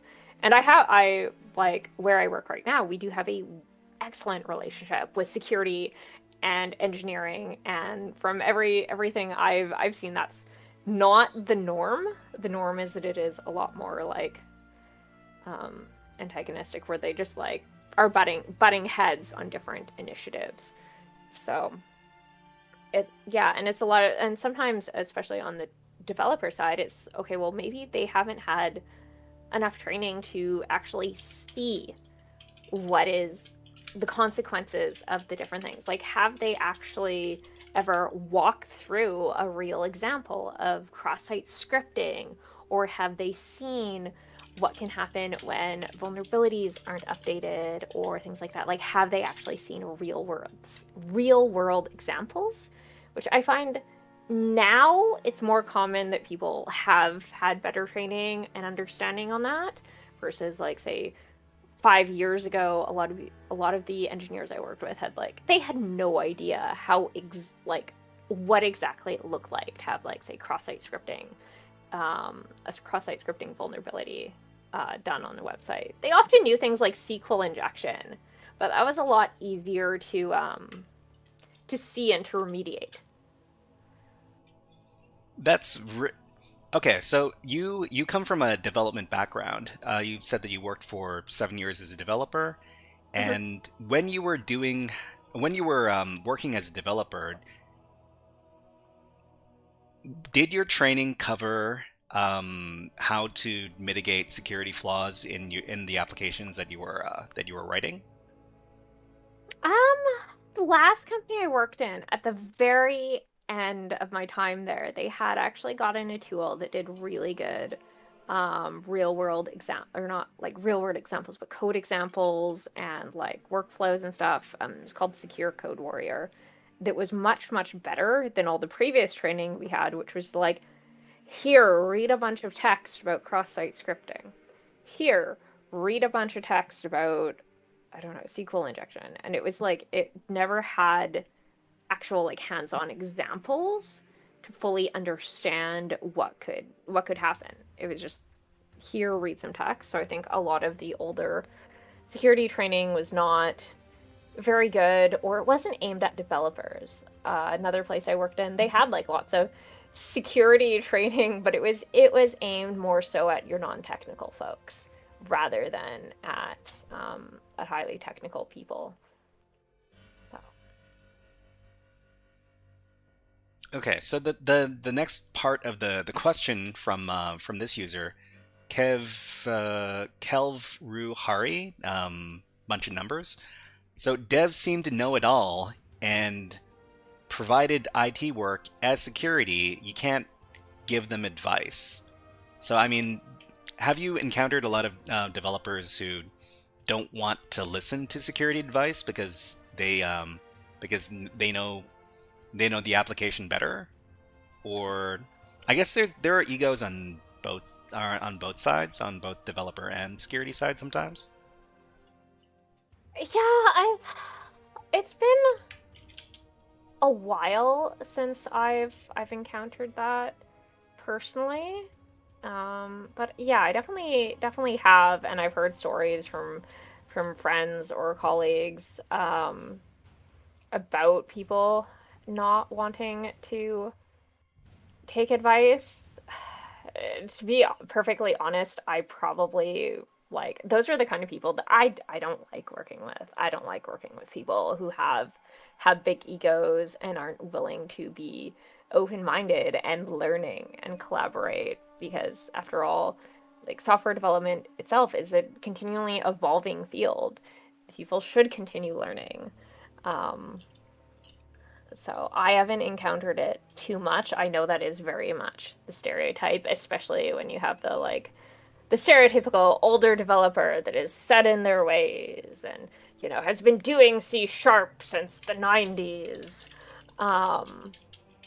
Sometimes it can be a bit harder to get through to people, but I found most of the places that I work, it's been really, really good. Somebody, so Sick in the Mind on Twitch comments, devs minimizing vulnerabilities because they disagreed? Never. Yeah. I mean, I've definitely seen them, minimize. It's oh, well, we don't think that can happen. And it's okay, but even if it doesn't think that can happen, if it's something that actually has serious implications, if it does, then it's a big deal. So, yeah, and it depends on what other safeguards are in place. Are the safeguards sufficient? Or another, I guess another one I have definitely encountered is people not understanding quite the need to have more than one layer of defense for something, for a given vulnerability. It's typically in security, you want to have different layers of defense. And a lot of the idea behind that is that, okay, well, what if one of them fails? Or what if there's a edge case and one of them doesn't work for that edge case? And then that's where you need more different layers of protection against a given type of attack or something like that. And that's definitely something that I've had to kind of nudge developers more on, of okay, no, this is a thing we have to do. We can't just rely on this one thing for protection. We need more layers than that. I think I've also seen cases where developers kind of the vulnerabilities because the vulnerabilities exist if a person is already authenticated to the system, and or if the vulnerability requires people to have higher level access, because they never foresee a scenario where anybody would get, well, where the bad people would get higher level access to the application. Yeah, I've definitely seen that, for sure. I was just thinking there was another thing that I'd seen. And I guess part of it is also sometimes if security is constantly okay, we'll fix these vulnerabilities, but they're vulnerabilities that aren't actually applicable to the application. Say it's a vulnerability that's only in this specific function in this library, and you don't use that function. You don't use anything even say involved in the feature that function is in, but you're still forcing developers to do all these updates, and maybe it's because you have requirements for some sort of security certification to do so. But it does help kind of erode their trust if security is constantly being oh, well, fix these things, even though the application isn't vulnerable to them. I mean, I guess because you worked as a developer for a number of years before getting into security, you can see it from both sides. Mhm.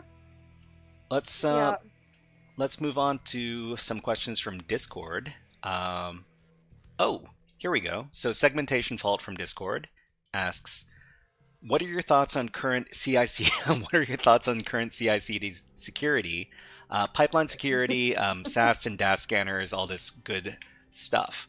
So, is current CI/CD security good, bad, or neutral? I think right now it's something that the industry is learning a lot about, because we've seen a lot of supply chain attacks that look at like malicious packages and things like that. For example, earlier this month, Trivy, which is a security scanning tool, they were compromised. So that was installing malware, and from there it spread onto it would harvest credentials, and then it managed to spread out to other companies, harvest their credentials, use that to publish more malicious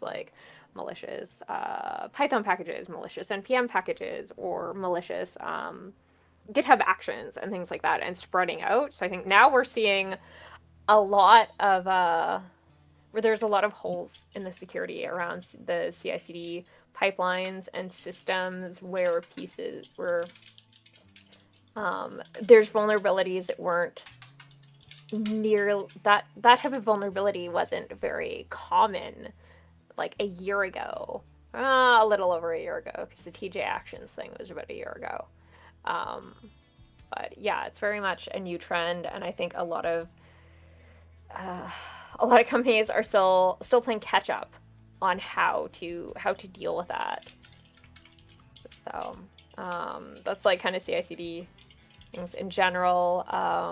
SAST is it's a useful tool. It's one of those tools that's like it definitely has value, but it also has tends to have a lot of false positives, which can be difficult to disentangle. And I mean, I can say the same thing about DAS too. I haven't worked too much with DAS scanners myself, though. So SAST is static. What does the AST stand for? Static application security testing. Okay. Yeah, it's essentially scanning the source code for vulnerabilities. So let's see. So it's going to be really good at finding something like a SQL injection. So say you just have you're using a hard-coded string that pulls in variables that are not sanitized, and you just put that in your SQL statement there. It's going to be really good at picking up that and telling you, hey, no, you should be using this specific method that escapes everything for your SQL query. So it's going to be super good at that. But they're not necessarily always good at understanding things in the larger context of the application, especially when an application is really complex. Okay, thank you very much, and for the thoughts on CI/CD and SAST and DAS scanners. What about what do you currently use to secure Docker runtime? Is Docker runtime something you deal with a lot in your role? I don't deal with it per se in my role. Where I am, we have a cloud security team that handles the actual Docker container security. So I haven't dealt with it a whole lot. I've dealt with the scans and stuff like that, and reviewing the scans and reviewing some of the findings, but I haven't dealt with any of the configuration of it. Okay, fair enough. And oh, here's a fun. How the heck do you learn K8s? I assume that K8s stands for Kubernetes. Oh, I'm still working on that, so I'm not sure.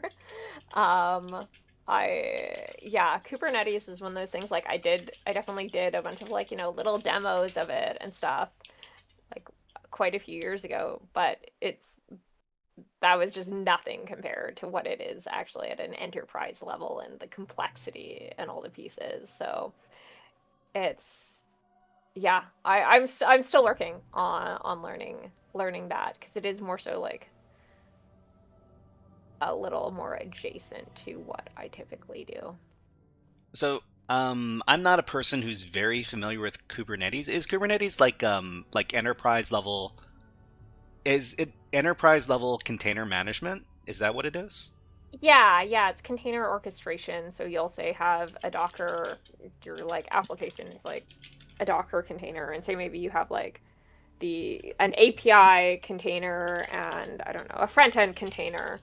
I'll just make the example simple, and it will handle like spinning up different like multiple instances of the containers. So say maybe you have like way more instances for the API containers because it gets more traffic because people connect to it directly versus like the front end containers. I'm really oversimplifying things here, and so it also can make sure that it keeps like certain amounts of containers up and running, and it will handle communications and things like that between it. So that's my very high level understanding of it. So somebody in chat, SysOS Master from Twitch, says that Kubernetes is Podman on steroids. I have never used Podman, so I can't comment. No worries. I think so. That was all of the questions submitted from YouTube and Discord. I think we should move into some lighter questions because we've been talking about a lot of like serious security stuff for the last hour or so. But yeah, Okay. let's talk about a few lighter questions, still about tech, but less stakes. What is the OS that you use on as your personal OS on your home system? Personal, it really depends on what I'm doing. Okay. So I have a Windows system. I use a Windows system for video games, for anything that wants Windows for things. I've used Mac for a lot of stuff as well. Like my machine that I bring to conferences with me is a Mac, and that's what I use at work. So I've used that. Back in the day, I used to have like Ubuntu installations. I would have Windows dual booted with Ubuntu, and I did that for many years. And then eventually it kind of got to the point where VMs were just so much easier. It was so much easier to just run VMs in Windows or in Mac and use Linux that way. So typically for Linux, I've either used Ubuntu or Kali Linux if I'm doing more security related stuff. Okay, and so as far as Windows is concerned, what are the applications that you can only use on Windows that keep you from? I mean, if you had the choice, I mean, there are a lot of people out there like, I wish I could stop using Windows, but Windows has this or this, that, and the other thing that that is not on other OSs. So I guess for you, it's stuff like gaming. Yeah, it's gaming. I think, I also have Photoshop in here, but I'm pretty sure Photoshop works on Mac. I've never tried it. Yeah, it's mostly just gaming, and that, yeah, Windows was what I always used to use for many years, and just dual booted Ubuntu. So it's kind of just still habit, and yeah, I only really got into using Mac maybe 5-6 years ago. So at that point, I was already very familiar with just using Windows and already had Windows machines. So as far as, well, I mean, you said that you only relatively recently got into using the Mac OS. Mm-hmm. Is that because your workplace issued you a Mac laptop, that kind of thing? Yep. Yeah. Okay. That's how I got into Macs, was using them at work, which I absolutely loved because it was a lot more similar to Linux, and I hated writing code in Windows with doing C# stuff. It was a lot easier to do that in Windows, But everything else, like PHP, I wasn't doing that in Windows. Ew.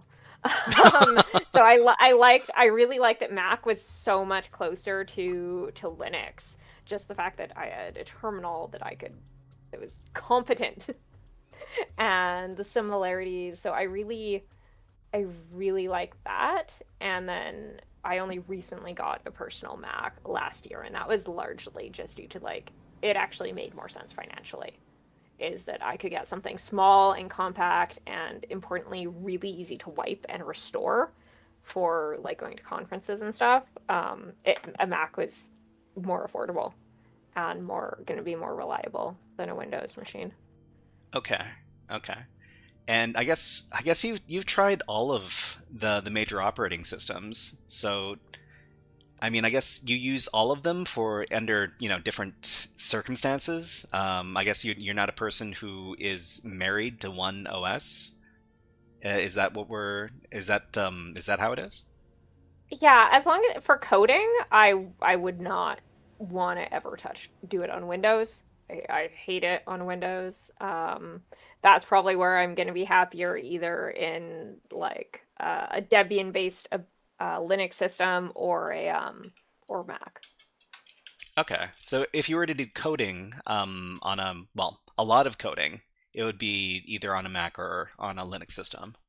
Yeah. Right now, I would probably just pick Mac, just because that's what I'm used to from work, and I haven't done it extensively in like Ubuntu in quite a few years now.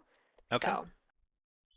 And all right, let's so I guess that's your opinion on the OS wars. Another thing that people get really riled up about is terminal text editors and IDEs. I mean, this is your opportunity to join the Vim army or the Emacs army or whatever it is. Are you going to sit on the fence, or are you going to come down on one side or the other? So Vim was the first thing I learned. Okay. And that was because when the people that was helping me learn to code used Vim, and it was a very, very, very adamant Vim user. And it was definitely like sort of knew all the commands, had everything memorized. And so and another one of my friends was the same way. I'd been in tech for a long time, adamant Vim user. So that kind of influenced me early on. I have used IDEs when it made sense, like C#. You used Visual Studio. That was what you used. That was what built your project. So that was where like you kind of had to use it. At that point in time, things have changed a lot since then. And so like day to day currently, now I use Visual Studio Code, which I still don't understand how Microsoft actually managed to make an application that I genuinely really like. Is it is it a big conflict of interest in your heart and mind?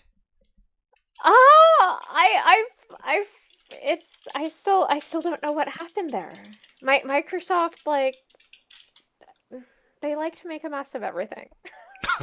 In my opinion. Again, I'm talking about as like a casual like end user. I have no insight into how Microsoft actually works.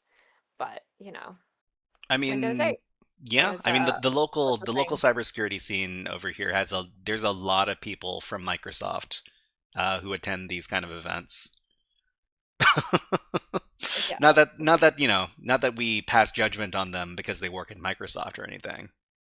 That's I've heard it's actually a really nice place to work.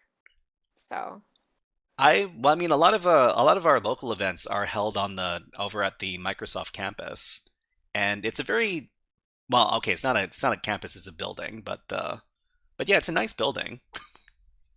yeah, it's definitely nice. But yeah, I've been a Windows user for a long time and seen a lot of terrible operating systems and just yeah. So it's always fun to jab at Microsoft. Okay, and I mean, I'm a person who constantly opens up Nano as my terminal text editor because it's the easiest thing to use. Do you have any choice words for the Nano enjoyers? I will always switch it to Vim. If it's a system I'm going to be using for any amount of time, I'll switch it to Vim, because yeah, no, I can't, I don't remember like, I still have the commands to save and everything and do basic things in Vim, versus I don't remember them off the top of my head for Nano. So I will pretty much always switch the default there if it's a system I'm going to be using for any amount of time. No worries, no worries. I mean, I the only thing I know how to do in Vim is to go into insert mode and exit from insert mode and then save the file and quit. Yeah. Those are the only things I know how to do in Nano. Okay. Yeah, I mean, those are the basics that you need to do. But yeah, no, I still like Vim better. Okay, and I mean, one of these days I'm gonna have to teach myself how to use these terminal text editors to a higher degree than I currently do, but that day, maybe not today. And all right, let's talk about programming languages. There's nothing controversial about talking about which programming language you prefer, right? No. I mean, PHP is always going to have a warm place in my heart because that was what I started with, even though I know PHP is kind of terrible now. But it will always have a place in my heart. And I don't write it anymore. I haven't written PHP in like at least 4 years. Right now I definitely favor Python, just because I find it very easy to use and very, very flexible, especially for the work that I do that's primarily scripting. So it's more of just like making scripts to do things. I'm not making web applications anymore. So I'm definitely partial to Python. Okay. So some Stick in the Mind in chat talks about it's like hot dogs. You when you're a kid, you loved hot dogs, but when you're an adult, you're like, looking at those hot dogs. Yeah. Okay. Yeah, exactly. Yeah. And I mean, it is useful to have understood PHP, because once in a while I do have to like look at a WordPress application or something like that, and it's helpful to understand the basics of how to read the language. Yeah, I mean, as far as the programming languages that you feel comfortable working in, I guess you could list off like PHP, you could list off Python, and are there any other languages that you enjoy working inside of?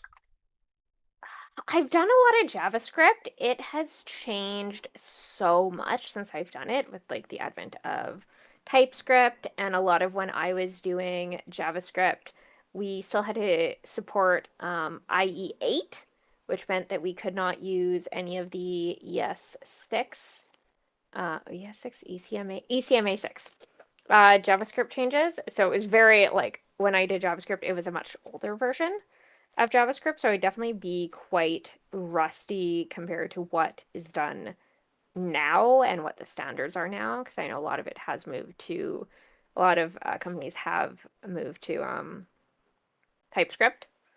So likewise, like PHP, I'm sure the language has evolved a lot, because when I was working with it last, it was still legacy PHP. Like, we were just switching over to like PHP 7.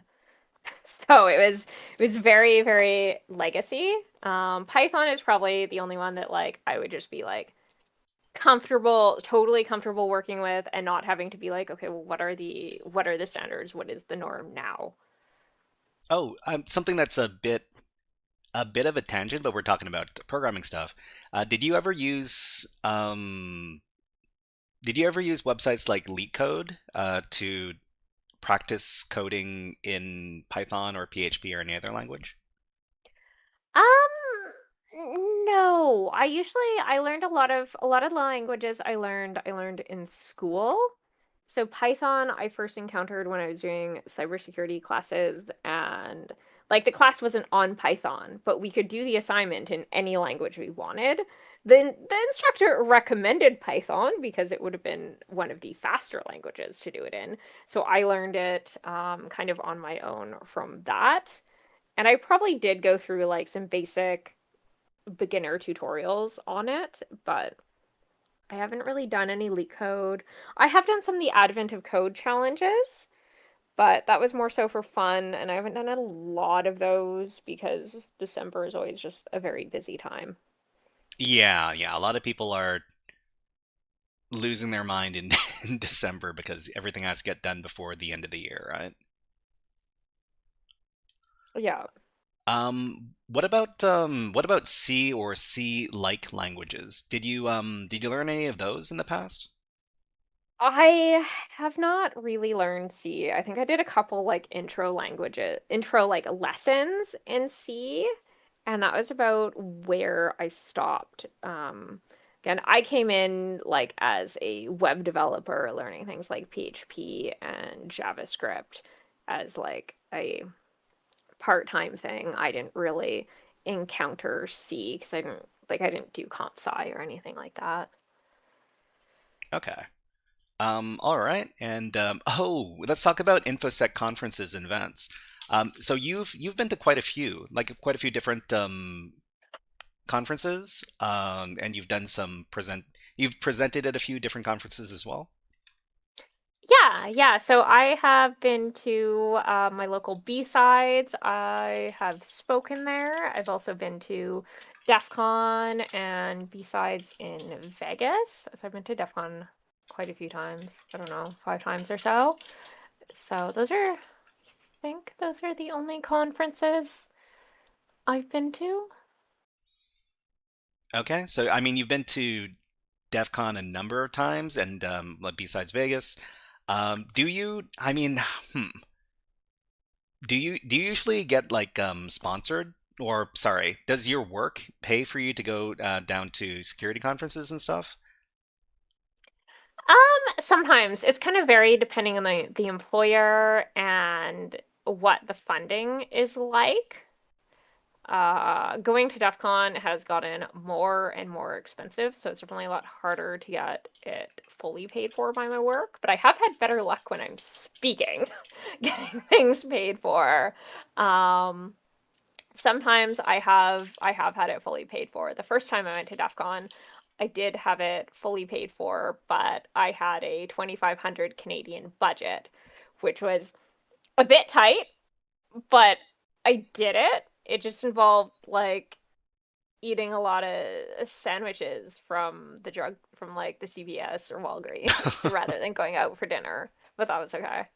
Oh, I mean, well, if you go to the parties usually have food and, food and drinks. You usually don't. Well, I mean, I'm not too sure. Do the parties usually have snacks and food and stuff? Um, I think a lot of the ones for Black Hat, which are corporate sponsored, do tend to have food. Trying to think of any of the other. So the parties I went to when I've been a speaker, the speaker events, those have always had food and had drinks. And when I spoke at B-sides in Vegas, the my badge also came with like a thing to get like food from the buffet and stuff like that. So that was covered. But at DEF CON itself, I didn't really see most of the stuff that was free food or free drinks. I think maybe I might have went to a couple things where I got like a drink ticket or two, or there were definitely private parties where they had like in private room parties that had free drinks, but not necessarily so much like big corporate parties with free food. I think those were mostly a black hat thing. So if you were, here's a question. So if you were to name like kind of smaller or niche InfoSec conference that you really really enjoy, what would that be? Your favorite like smaller event? I mean, I really like I just think the local B-sides events are really, really good because they tend to, from what I've seen, be really affordable. So you're not paying like hundreds of dollars for a badge. It's going to be a lot less. It's a lot more affordable. It's a lot more accessible. And usually if it's local, then it's close and you don't have to deal with traveling. You don't have to deal with hotels. Um, but yeah, I haven't been to too many smaller ones. Okay, but yeah, good to hear about. I mean, I love going to conferences, despite the fact that I've only ever been to the local conferences. Um, I mean, it's always a really fun vibe because everybody's there and everybody is interested in security, which can be kind of tough if you're not working in like a larger security team. Sometimes it's a very lonely thing to study security because everybody around you is not interested. Mm, yeah, yeah, I can definitely see that. Yeah, I found the community is usually quite welcoming and really just really open, and there's a lot of people in it that are awkward nerds. So everyone is kind of familiar with the like some people are just a little awkward or a little shy, and I think that makes it a lot I don't know, the community a lot more welcoming and easier to get into. Okay.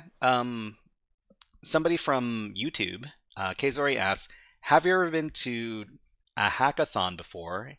And have you been to a hackathon before?" I've done little like internal ones in places I've worked, but nothing external. And what about in-person CTF events?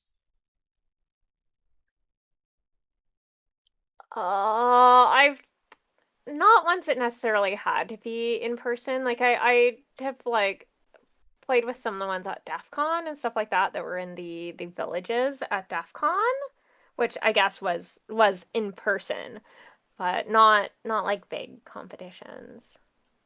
Okay. I don't think I've done any in-person CTF events myself. Every CTF event I've done has also had like an online component. So Hmm. it's definitely a lot harder to do some of these in-person events. So Yeah, like the one I did at the my very first DEF CON, I like did some of the challenges for like the wireless hacking one. Because that was kind of like you had to be in person to be like intercepting the networks and trying to connect to the networks and get the flags. But that's probably the only in-person one I've done. okay. We've got some more user supplied questions. MTXR Freedom asks, what are some of your favorite tools that you use? I guess we're talking about security tools. They don't necessarily have to be stuff that you use at work. Stuff that you use outside could also qualify. Tools. Honestly, the dev tools in Chrome is very interesting and very flexible. So I'm coming from having been a web developer, I am very familiar with using DevTools to fuck with websites and like find random things. And so I find it very useful. And it's also very useful when I am for work, when I'm doing, say, I have a HackerOne finding and I'm trying to translate this into a Jira ticket for developers, but the HackerOne finding is using Burp Suite and developers aren't familiar with Burp Suite and probably don't have it installed. So I will like just give them the steps to reproduce the task just using like Chrome DevTools and curl. And so I find it's very flexible in that sense. In terms of note taking, Obsidian, but I think everyone kind of loves that. So those are probably two of the like tools that come to mind that I use a lot in day to day. Yeah. I mean, I think so. Talking about dev tools in Chrome, I actually didn't know how much you could. So exactly how much you could achieve with just the dev tools Mm-hmm. in the Chrome browser and in Firefox. I guess they're pretty similar because Firefox and Chrome are kind of related browsers, aren't they? As far as like the code that was used to create them. Um, don't quote me I on that. don't know. I don't think Firefox uses the Chromium engine underneath, but I'm not actually sure. I know in terms of their feature set, like there was back in the day, there was Firebug was Firefox's plugin that was like DevTools, and a lot of the features kind of converged between Chrome's DevTools, and I don't think Firefox even still calls it Firebug, but Okay. There were definitely points in time where they had different feature sets. But yeah, one of the first one of the first things I try to do whenever I demo like a CTF challenge that involves web stuff is I try to see if I can avoid using Burp Suite, because Burp Suite is probably the most complicated tool that I can present to somebody who's especially at a beginner level. I prefer to try to present the challenges in a way where you can solve it with your browser, because the browser is a tool that most people are familiar with. And yeah, it's actually amazing like what you can actually get done with just the browser and the dev tools. Oh yeah. Yeah, like the thing I probably use the most is going in and finding a given request that I want to manipulate, and I just go and find the request, and there's an option to copy it as a curl command. And it's Oh like, great, yeah, right, right. now I can use this curl command, and it's gonna have, say, especially if I'm looking for something where I want to have my cookies, I can now use this curl command and then say I want to throw it into a bash script and iterate through values in it and replace values in it.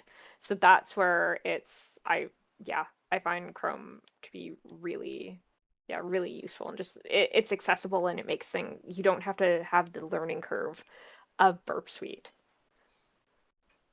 Yeah, I mean, despite the fact that I love Burp Suite, it's just not. It's kind of intimidating to to get into. I remember when I was first learning about web app security stuff, I would try to avoid opening Burp Suite like the plague, because it just scared the crap out of me. Yeah, it's a very useful tool, and it's good if you understand it. But if you're trying to make things accessible to everyone, it's not the best, because just the learning curve on it. Okay, so we've got another question from SysOS Master from Twitch and YouTube. Here's an interesting question. So when we're talking about DevSecOps as a security role, how does that differ from DevOps, and how does it differ from other security roles in your opinion?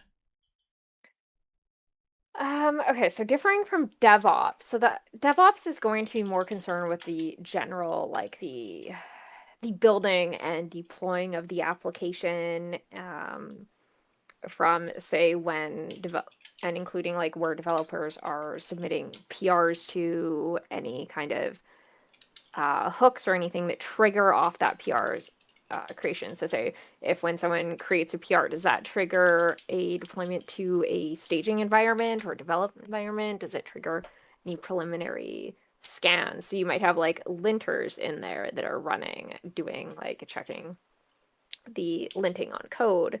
But then when you add in the like DevSecOps, you're adding the security component of it. So you're adding in the security, like you might have the security scanners. So you might have things like SAST, which is code vulnerabilities, or you might have SCA, which is vulnerabilities in your dependencies. You may also be doing things like scanning any containers that are generated for vulnerabilities.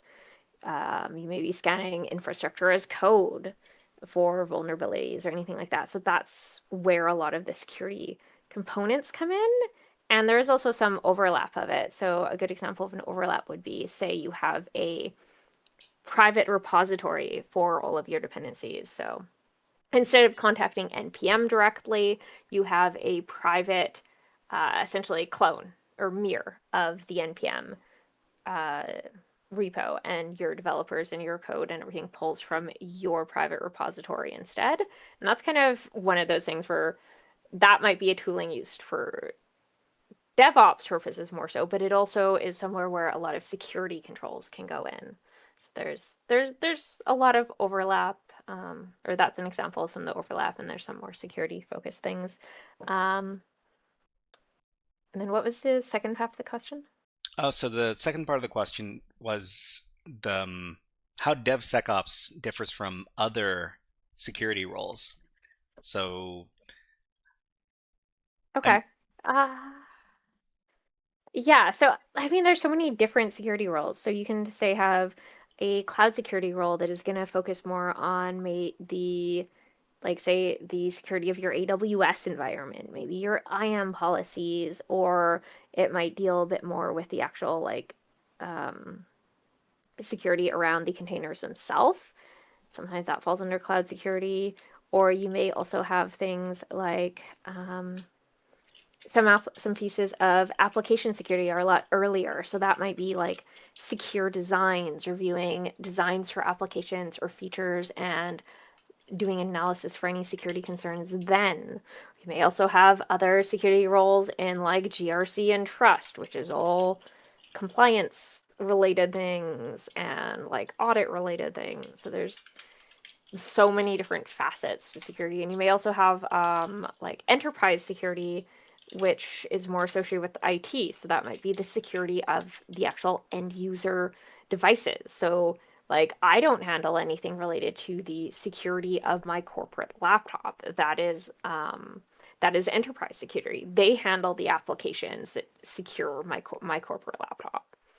So there's lots of different facets to it. And it also depends on how large the company you're at is. If it's a very small security or small company that only has like 2 people in security, they might just do everything. Yeah, right. So a lot of like smaller companies, they might have only 1 or 2 people who are dedicated to security, and then they have to they basically have to do everything. And I mean, there's some really small companies that completely outsource their security to third parties, right? Mm-hmm. Yeah.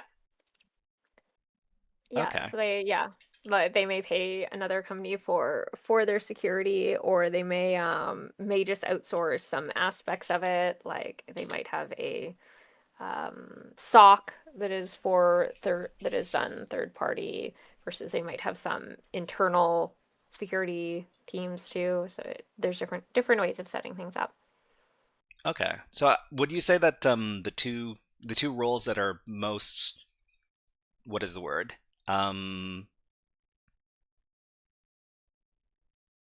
Adjacent to the type of work that you do would be people who work in cloud security and people who work in application security then? Yeah. I would say, cloud security is definitely very, very adjacent to what I do. I do also do application security, but it's definitely adjacent to DevSecOps. Versus like the compliance side of things is often a lot quite different than what I do.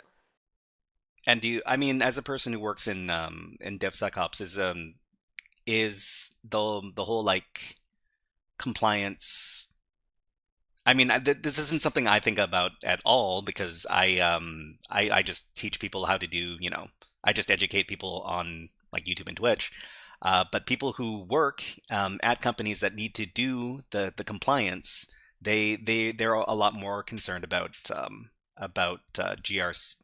GRC and this kind of thing, right?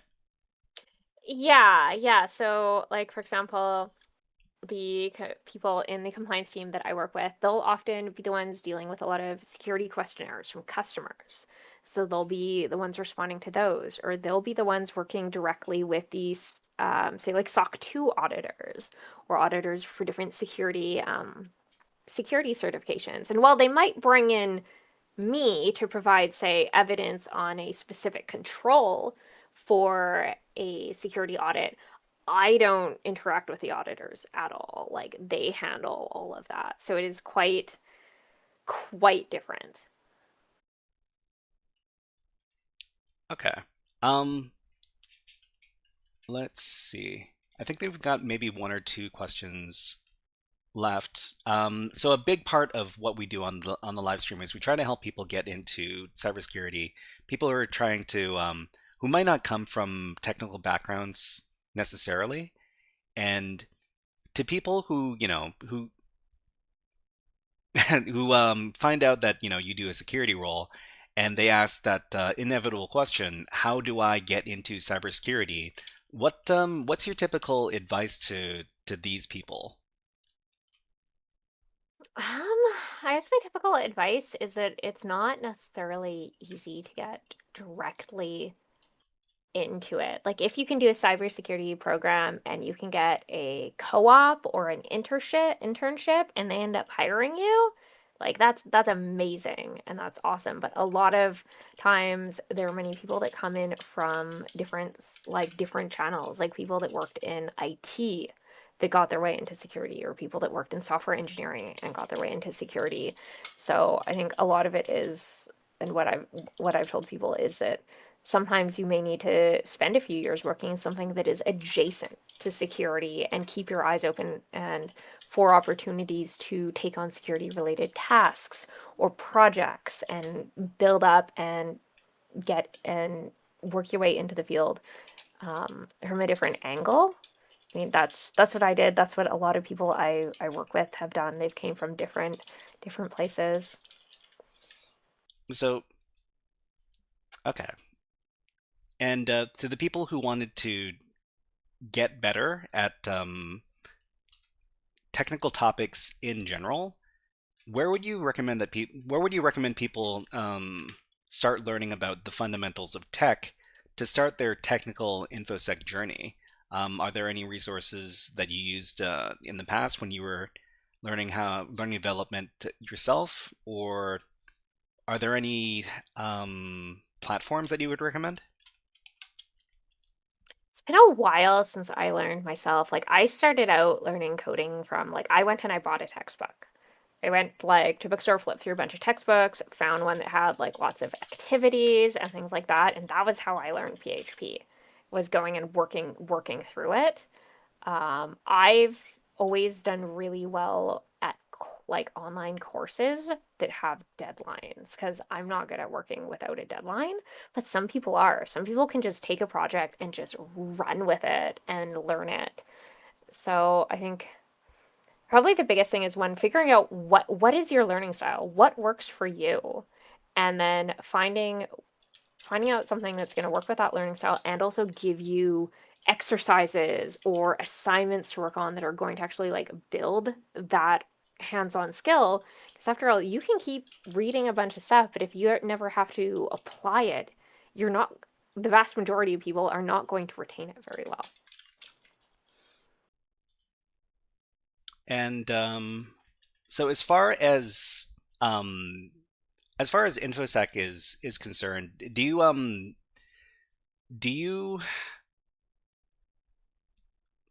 participate? Do you like, what is the word?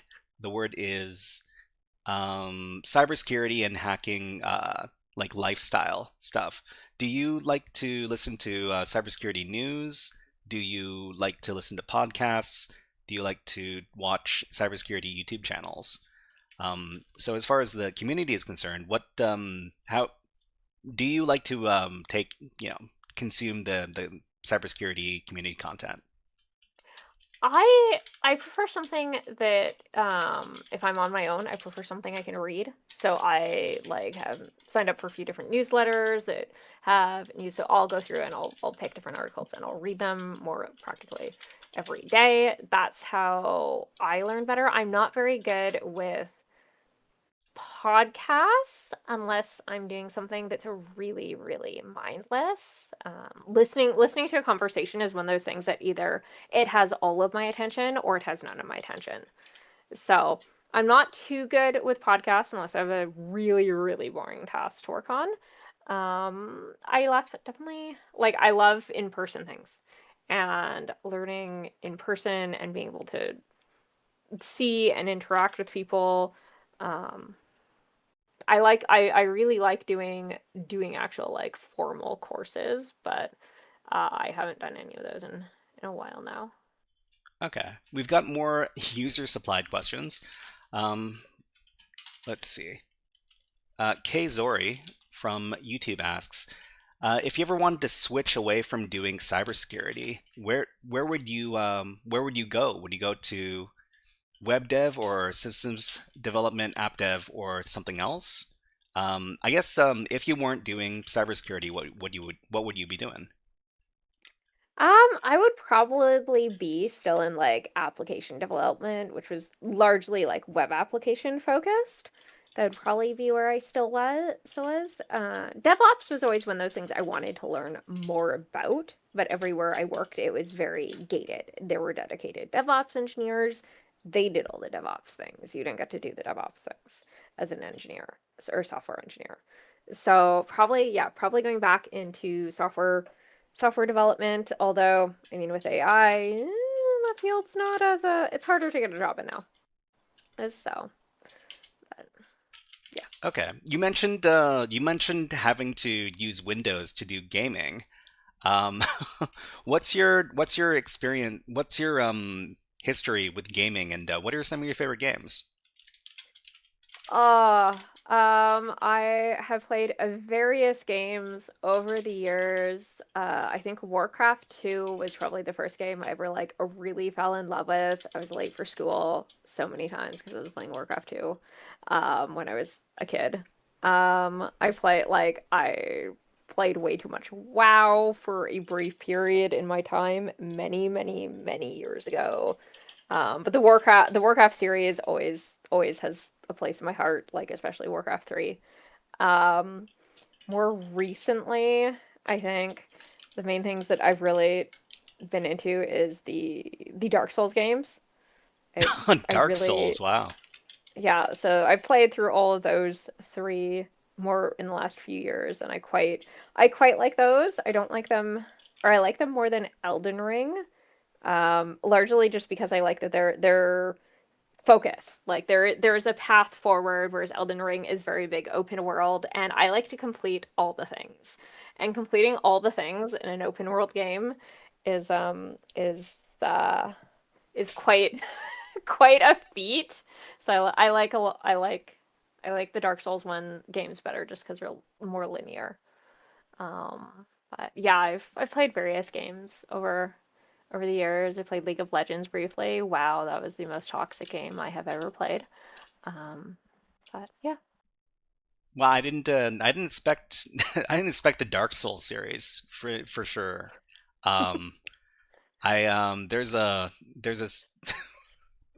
There's something about like a masochistic personality that people who like to fail over and over again. But I guess there's a catharsis in finally overcoming the obstacles in those kind of games, yeah? Yeah, I think it's a lot of there is a way to do this. It's just a matter of like learning the fights, learning the different things, and it's very satisfying when you do finally beat something that you've been smashing your head into the wall against for a while. And yeah, I definitely probably think that's a bit unusual of like really and just like, oh, I've had a frustrating day at work. I'm just gonna go, get killed by a boss over and over again for a while and somehow find this cathartic. But it definitely is as you make progress and you beat it, it's definitely something it's really rewarding. I don't like games that are too easy. I get bored or literally fall asleep if something is too easy or not challenging. Would you say that one of the okay, so the machine that you use for work, I mean, I'm assuming that you mostly use like your Mac laptop for work, and your personal computer is your Windows PC, and I suppose you probably sank a bunch of money into buying good parts for your PC because you enjoy gaming. Is that correct?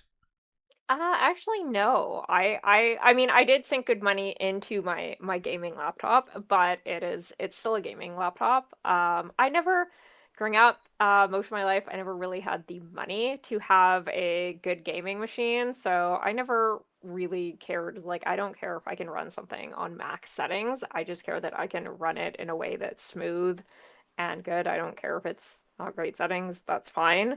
And I like the portability of a laptop, so if I can bring it with me to friends' houses, or I can move it around my home, and I find it's a lot more flexible. So yeah, I have like a Razer laptop from a few years ago as my gaming machine, and it's fine.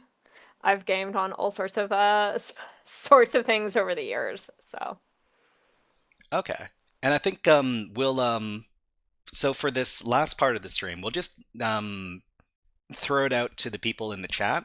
If you have any questions that you want to ask to our good friend Cheshire about DevSecOps or hacking or gaming or anything you like, throw it out in the chat. We'll ask her. If there's anything that you don't want to answer, Cheshire, please let us know, and we will not have those questions answered. How about that? Sounds good.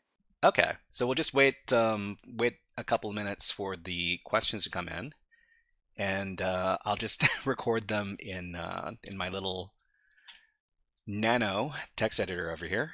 Hope that doesn't bother anybody. Okay, so. Oh, there is the whole thing about women in tech. Do you find it's a bit there's still a lot of sexism in the industry, or? I haven't found it as much, but I think that's largely because I have brightly colored hair and piercings. And typically that's going to get me discriminated against before my gender will. Oh, okay, So, okay. So it's yeah. more of discrimination against alternative lifestyles? It's not so much anymore, but there was definitely something I encountered a lot more earlier in my career. Was people were like, "Oh, you're just some punk kid," and they don't expect you to actually know what you're doing.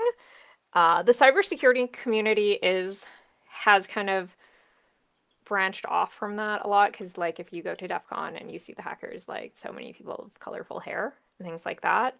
So I don't personally find I encounter a lot of sexism. If anything, I find I've encountered a lot of people that really want to help me because I'm female. Because there's not that many of us. Because I'll go to, say, a cybersecurity meetup, and I've counted the room, and it'll be maybe 20% women. And from talking to a bunch of them, probably about half them will only be students. They're not necessarily working in the industry. So while I found women are definitely way underrepresented, I found people they really want to help you and help you succeed because they want more representation. I'm glad to hear that there isn't what is the word, like a boys club in tech.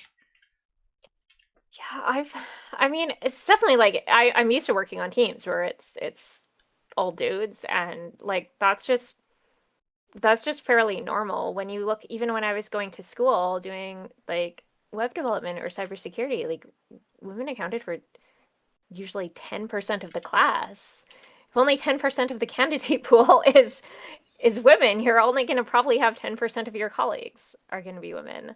So I'm used to working with only dudes, but I don't really find I've ever been excluded based on my gender. I have definitely heard stories from people I've worked with who have been in software engineering a lot longer, that would tell stories of the boys club and that it was very hard to get ahead being a woman, but I haven't personally encountered that.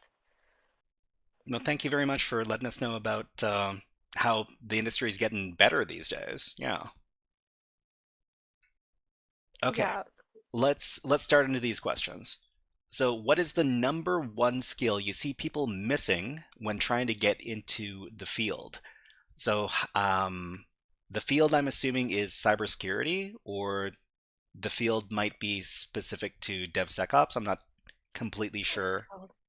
Okay, so two things come to mind. One is actually hands-on experience, because you can learn so much in school, but it is never going to compare, or generally doesn't compare to working in an enterprise environment, because you have courses and everything is on such a smaller scale.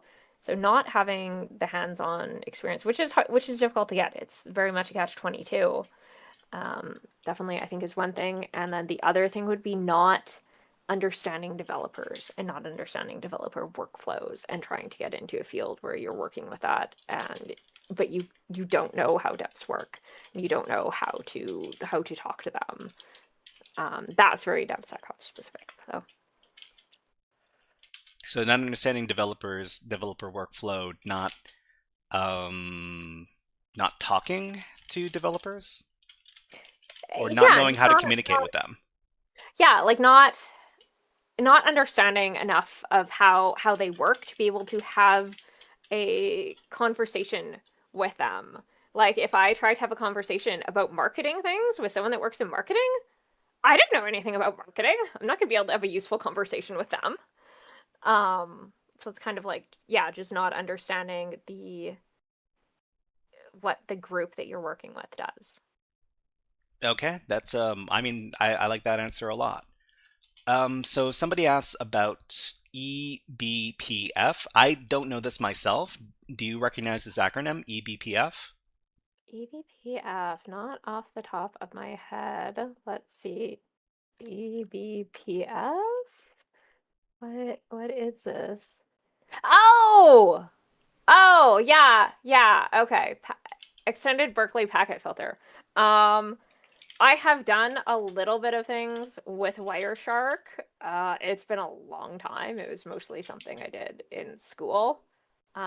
It's really interesting, but again, like what I did in school was not necessarily very realistic because a lot of the assignments I did in school, it's like, okay, we're getting traffic and it's not necessarily encrypted.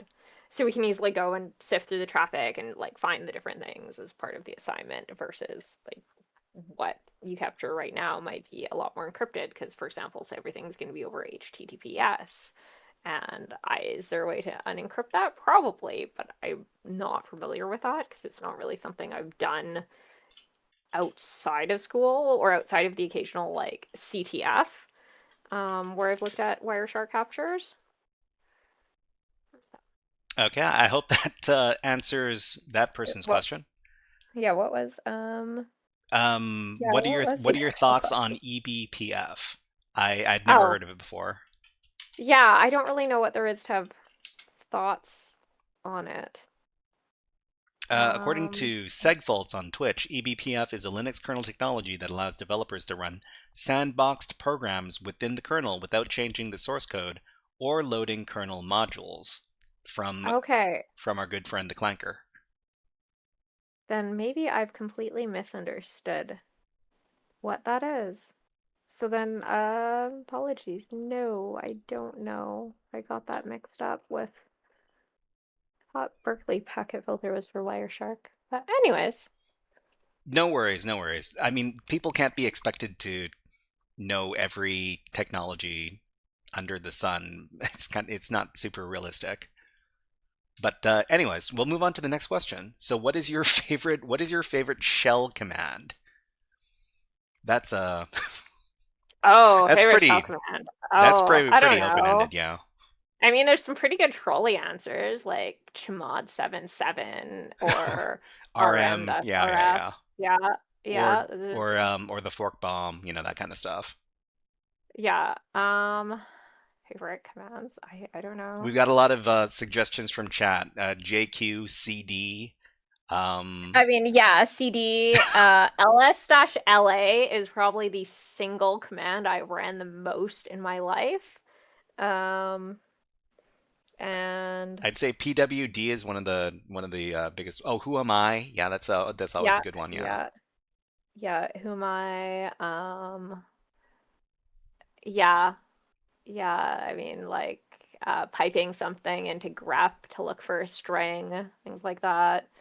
I don't think I have a particularly like favorite command. I mean, it's kind of like asking what your favorite. It's tough. It's tough because I mean, use all the commands pretty. Use all of the commands when you're working on the terminal. I don't think I could answer that question. Yeah, sudo is your favorite command? Yes, of course. Sudo, yes. Thank you. Curl is really useful. Curl is incredibly useful for debugging things or testing out like API commands to like an API or something like that. So maybe something to do with curl. Curl's a pretty good answer. Like find and grep are also good ones, I'd say. Yeah. Okay, and let's continue. So, how is your company? How does your company think about AI governance and adoption? AI governance and adoption.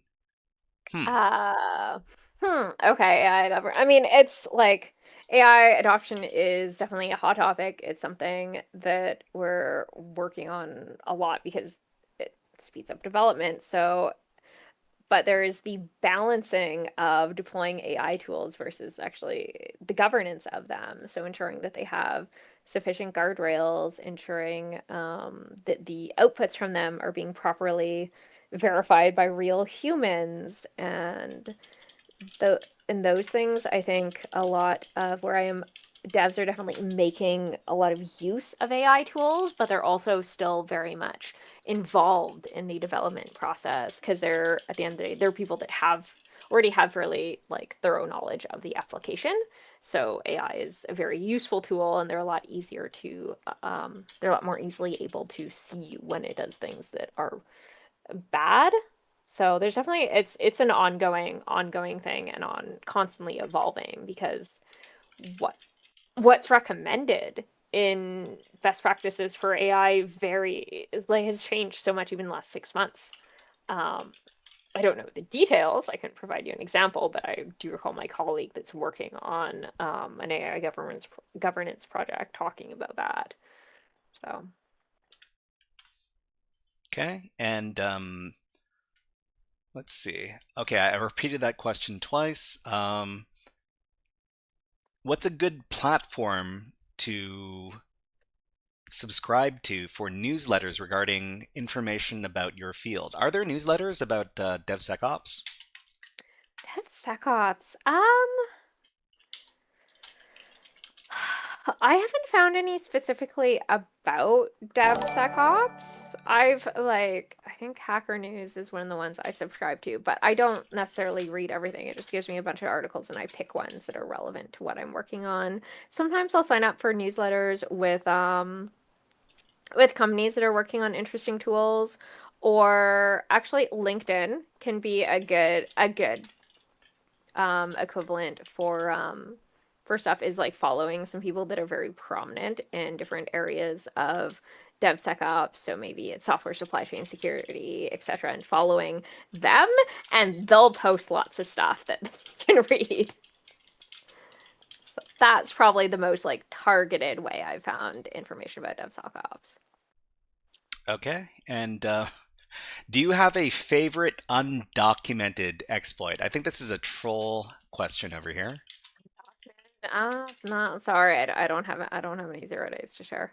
Do you have a favorite exploit in general, like something that was like, oh, that was really fun or clever, or something that was that you still remember to this day? I still remember to this day. Um, I wouldn't say it's like necessarily an exploit, but I found the Shy Halid attacks really, really interesting Ooh, because how do they you were spell that? um so shy the second instance of it for Shy, it would be SHA1 for Shy, and then Hulud was HULUD. That was in November, and that it was really interesting just how successful and widespread it was, and how it was not quiet. It was very, very noisy, and yet nothing, like, it was so successful. So it was really interesting. Um, yeah. Okay, thank you. And let's see. So another question is, what's the most used social media platform for research? So stuff like Reddit, Stack Overflow, GitHub. What's your favorite social media platform for research? Mm,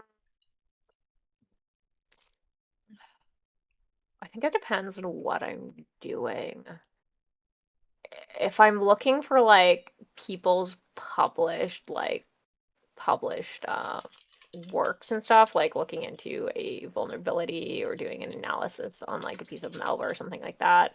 A lot of those I'll find linked through LinkedIn. I think like a Reddit and Stack Overflow are going to be a lot better for more highly technical, precise questions, I find, or looking into like if doing CTFs and looking into a specific vulnerability or specific CVE, then I find those more useful.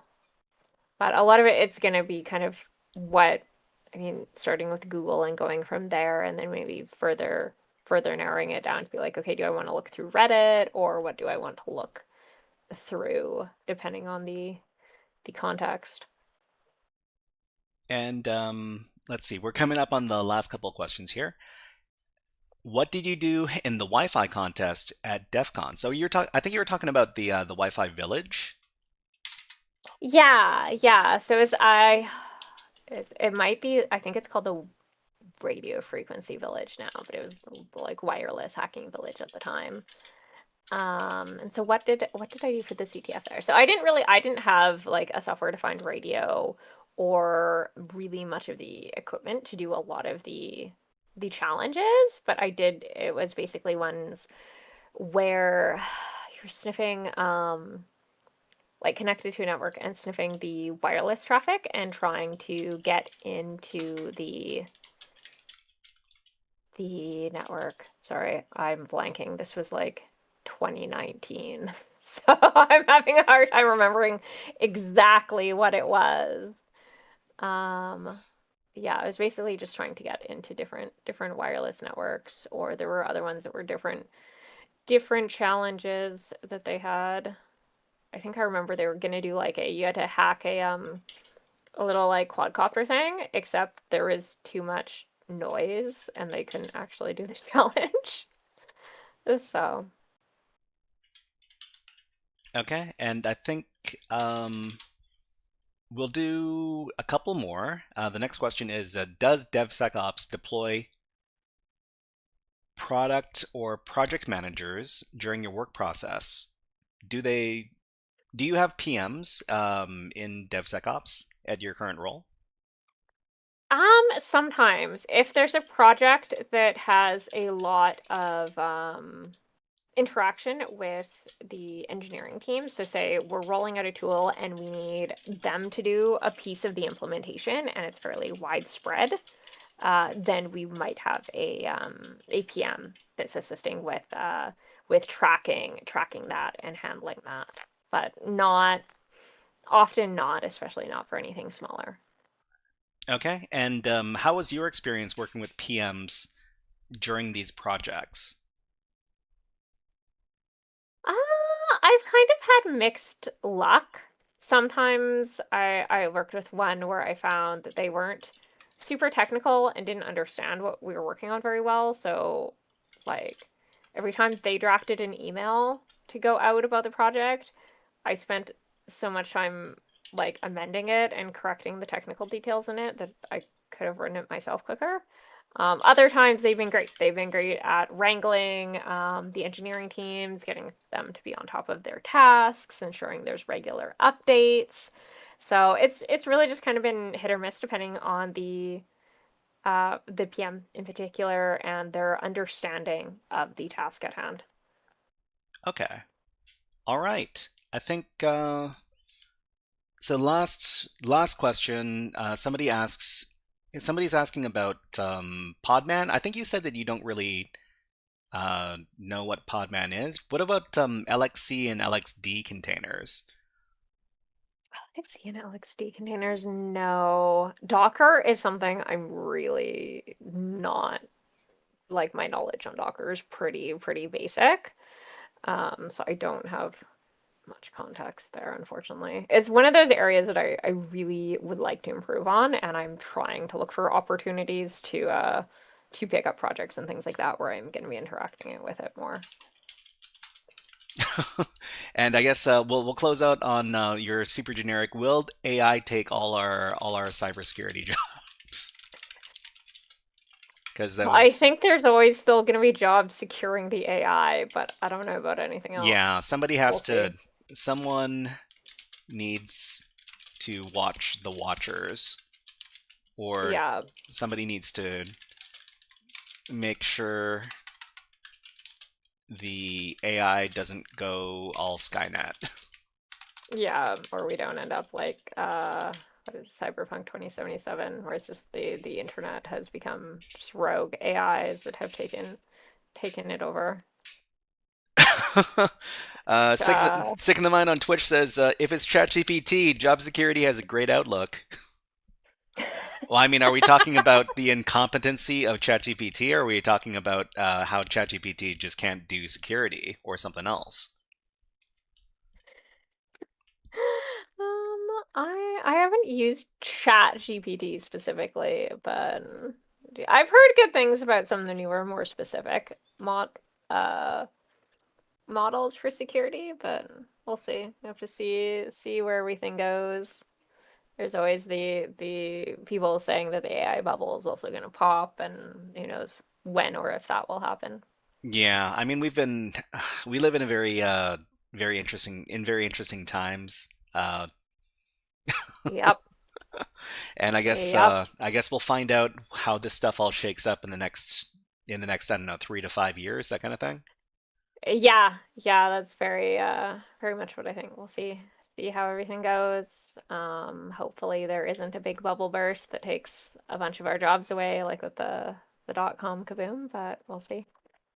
Yeah. Well, thank you very much for joining us. It's been over 2 hours, and the time flew by. Definitely. Yeah, it was great fun. So if people want to find you on social media, are you on social media, or would you rather they not look for you on social media, that kind of thing? Oh, I mean, I don't know. The only social media that I would have to give out is my LinkedIn, and I don't know I want to give out where I work and where I live. No, that's fair. That's fair. Um, Sometimes people are crazy on the internet, that kind of thing, right? Yes, exactly. Exactly. But I mean, you're on the HackerFrogs Discord server, right? Yes, I am. So, If people do want to reach out to me through there for questions, they are more than welcome to. okay.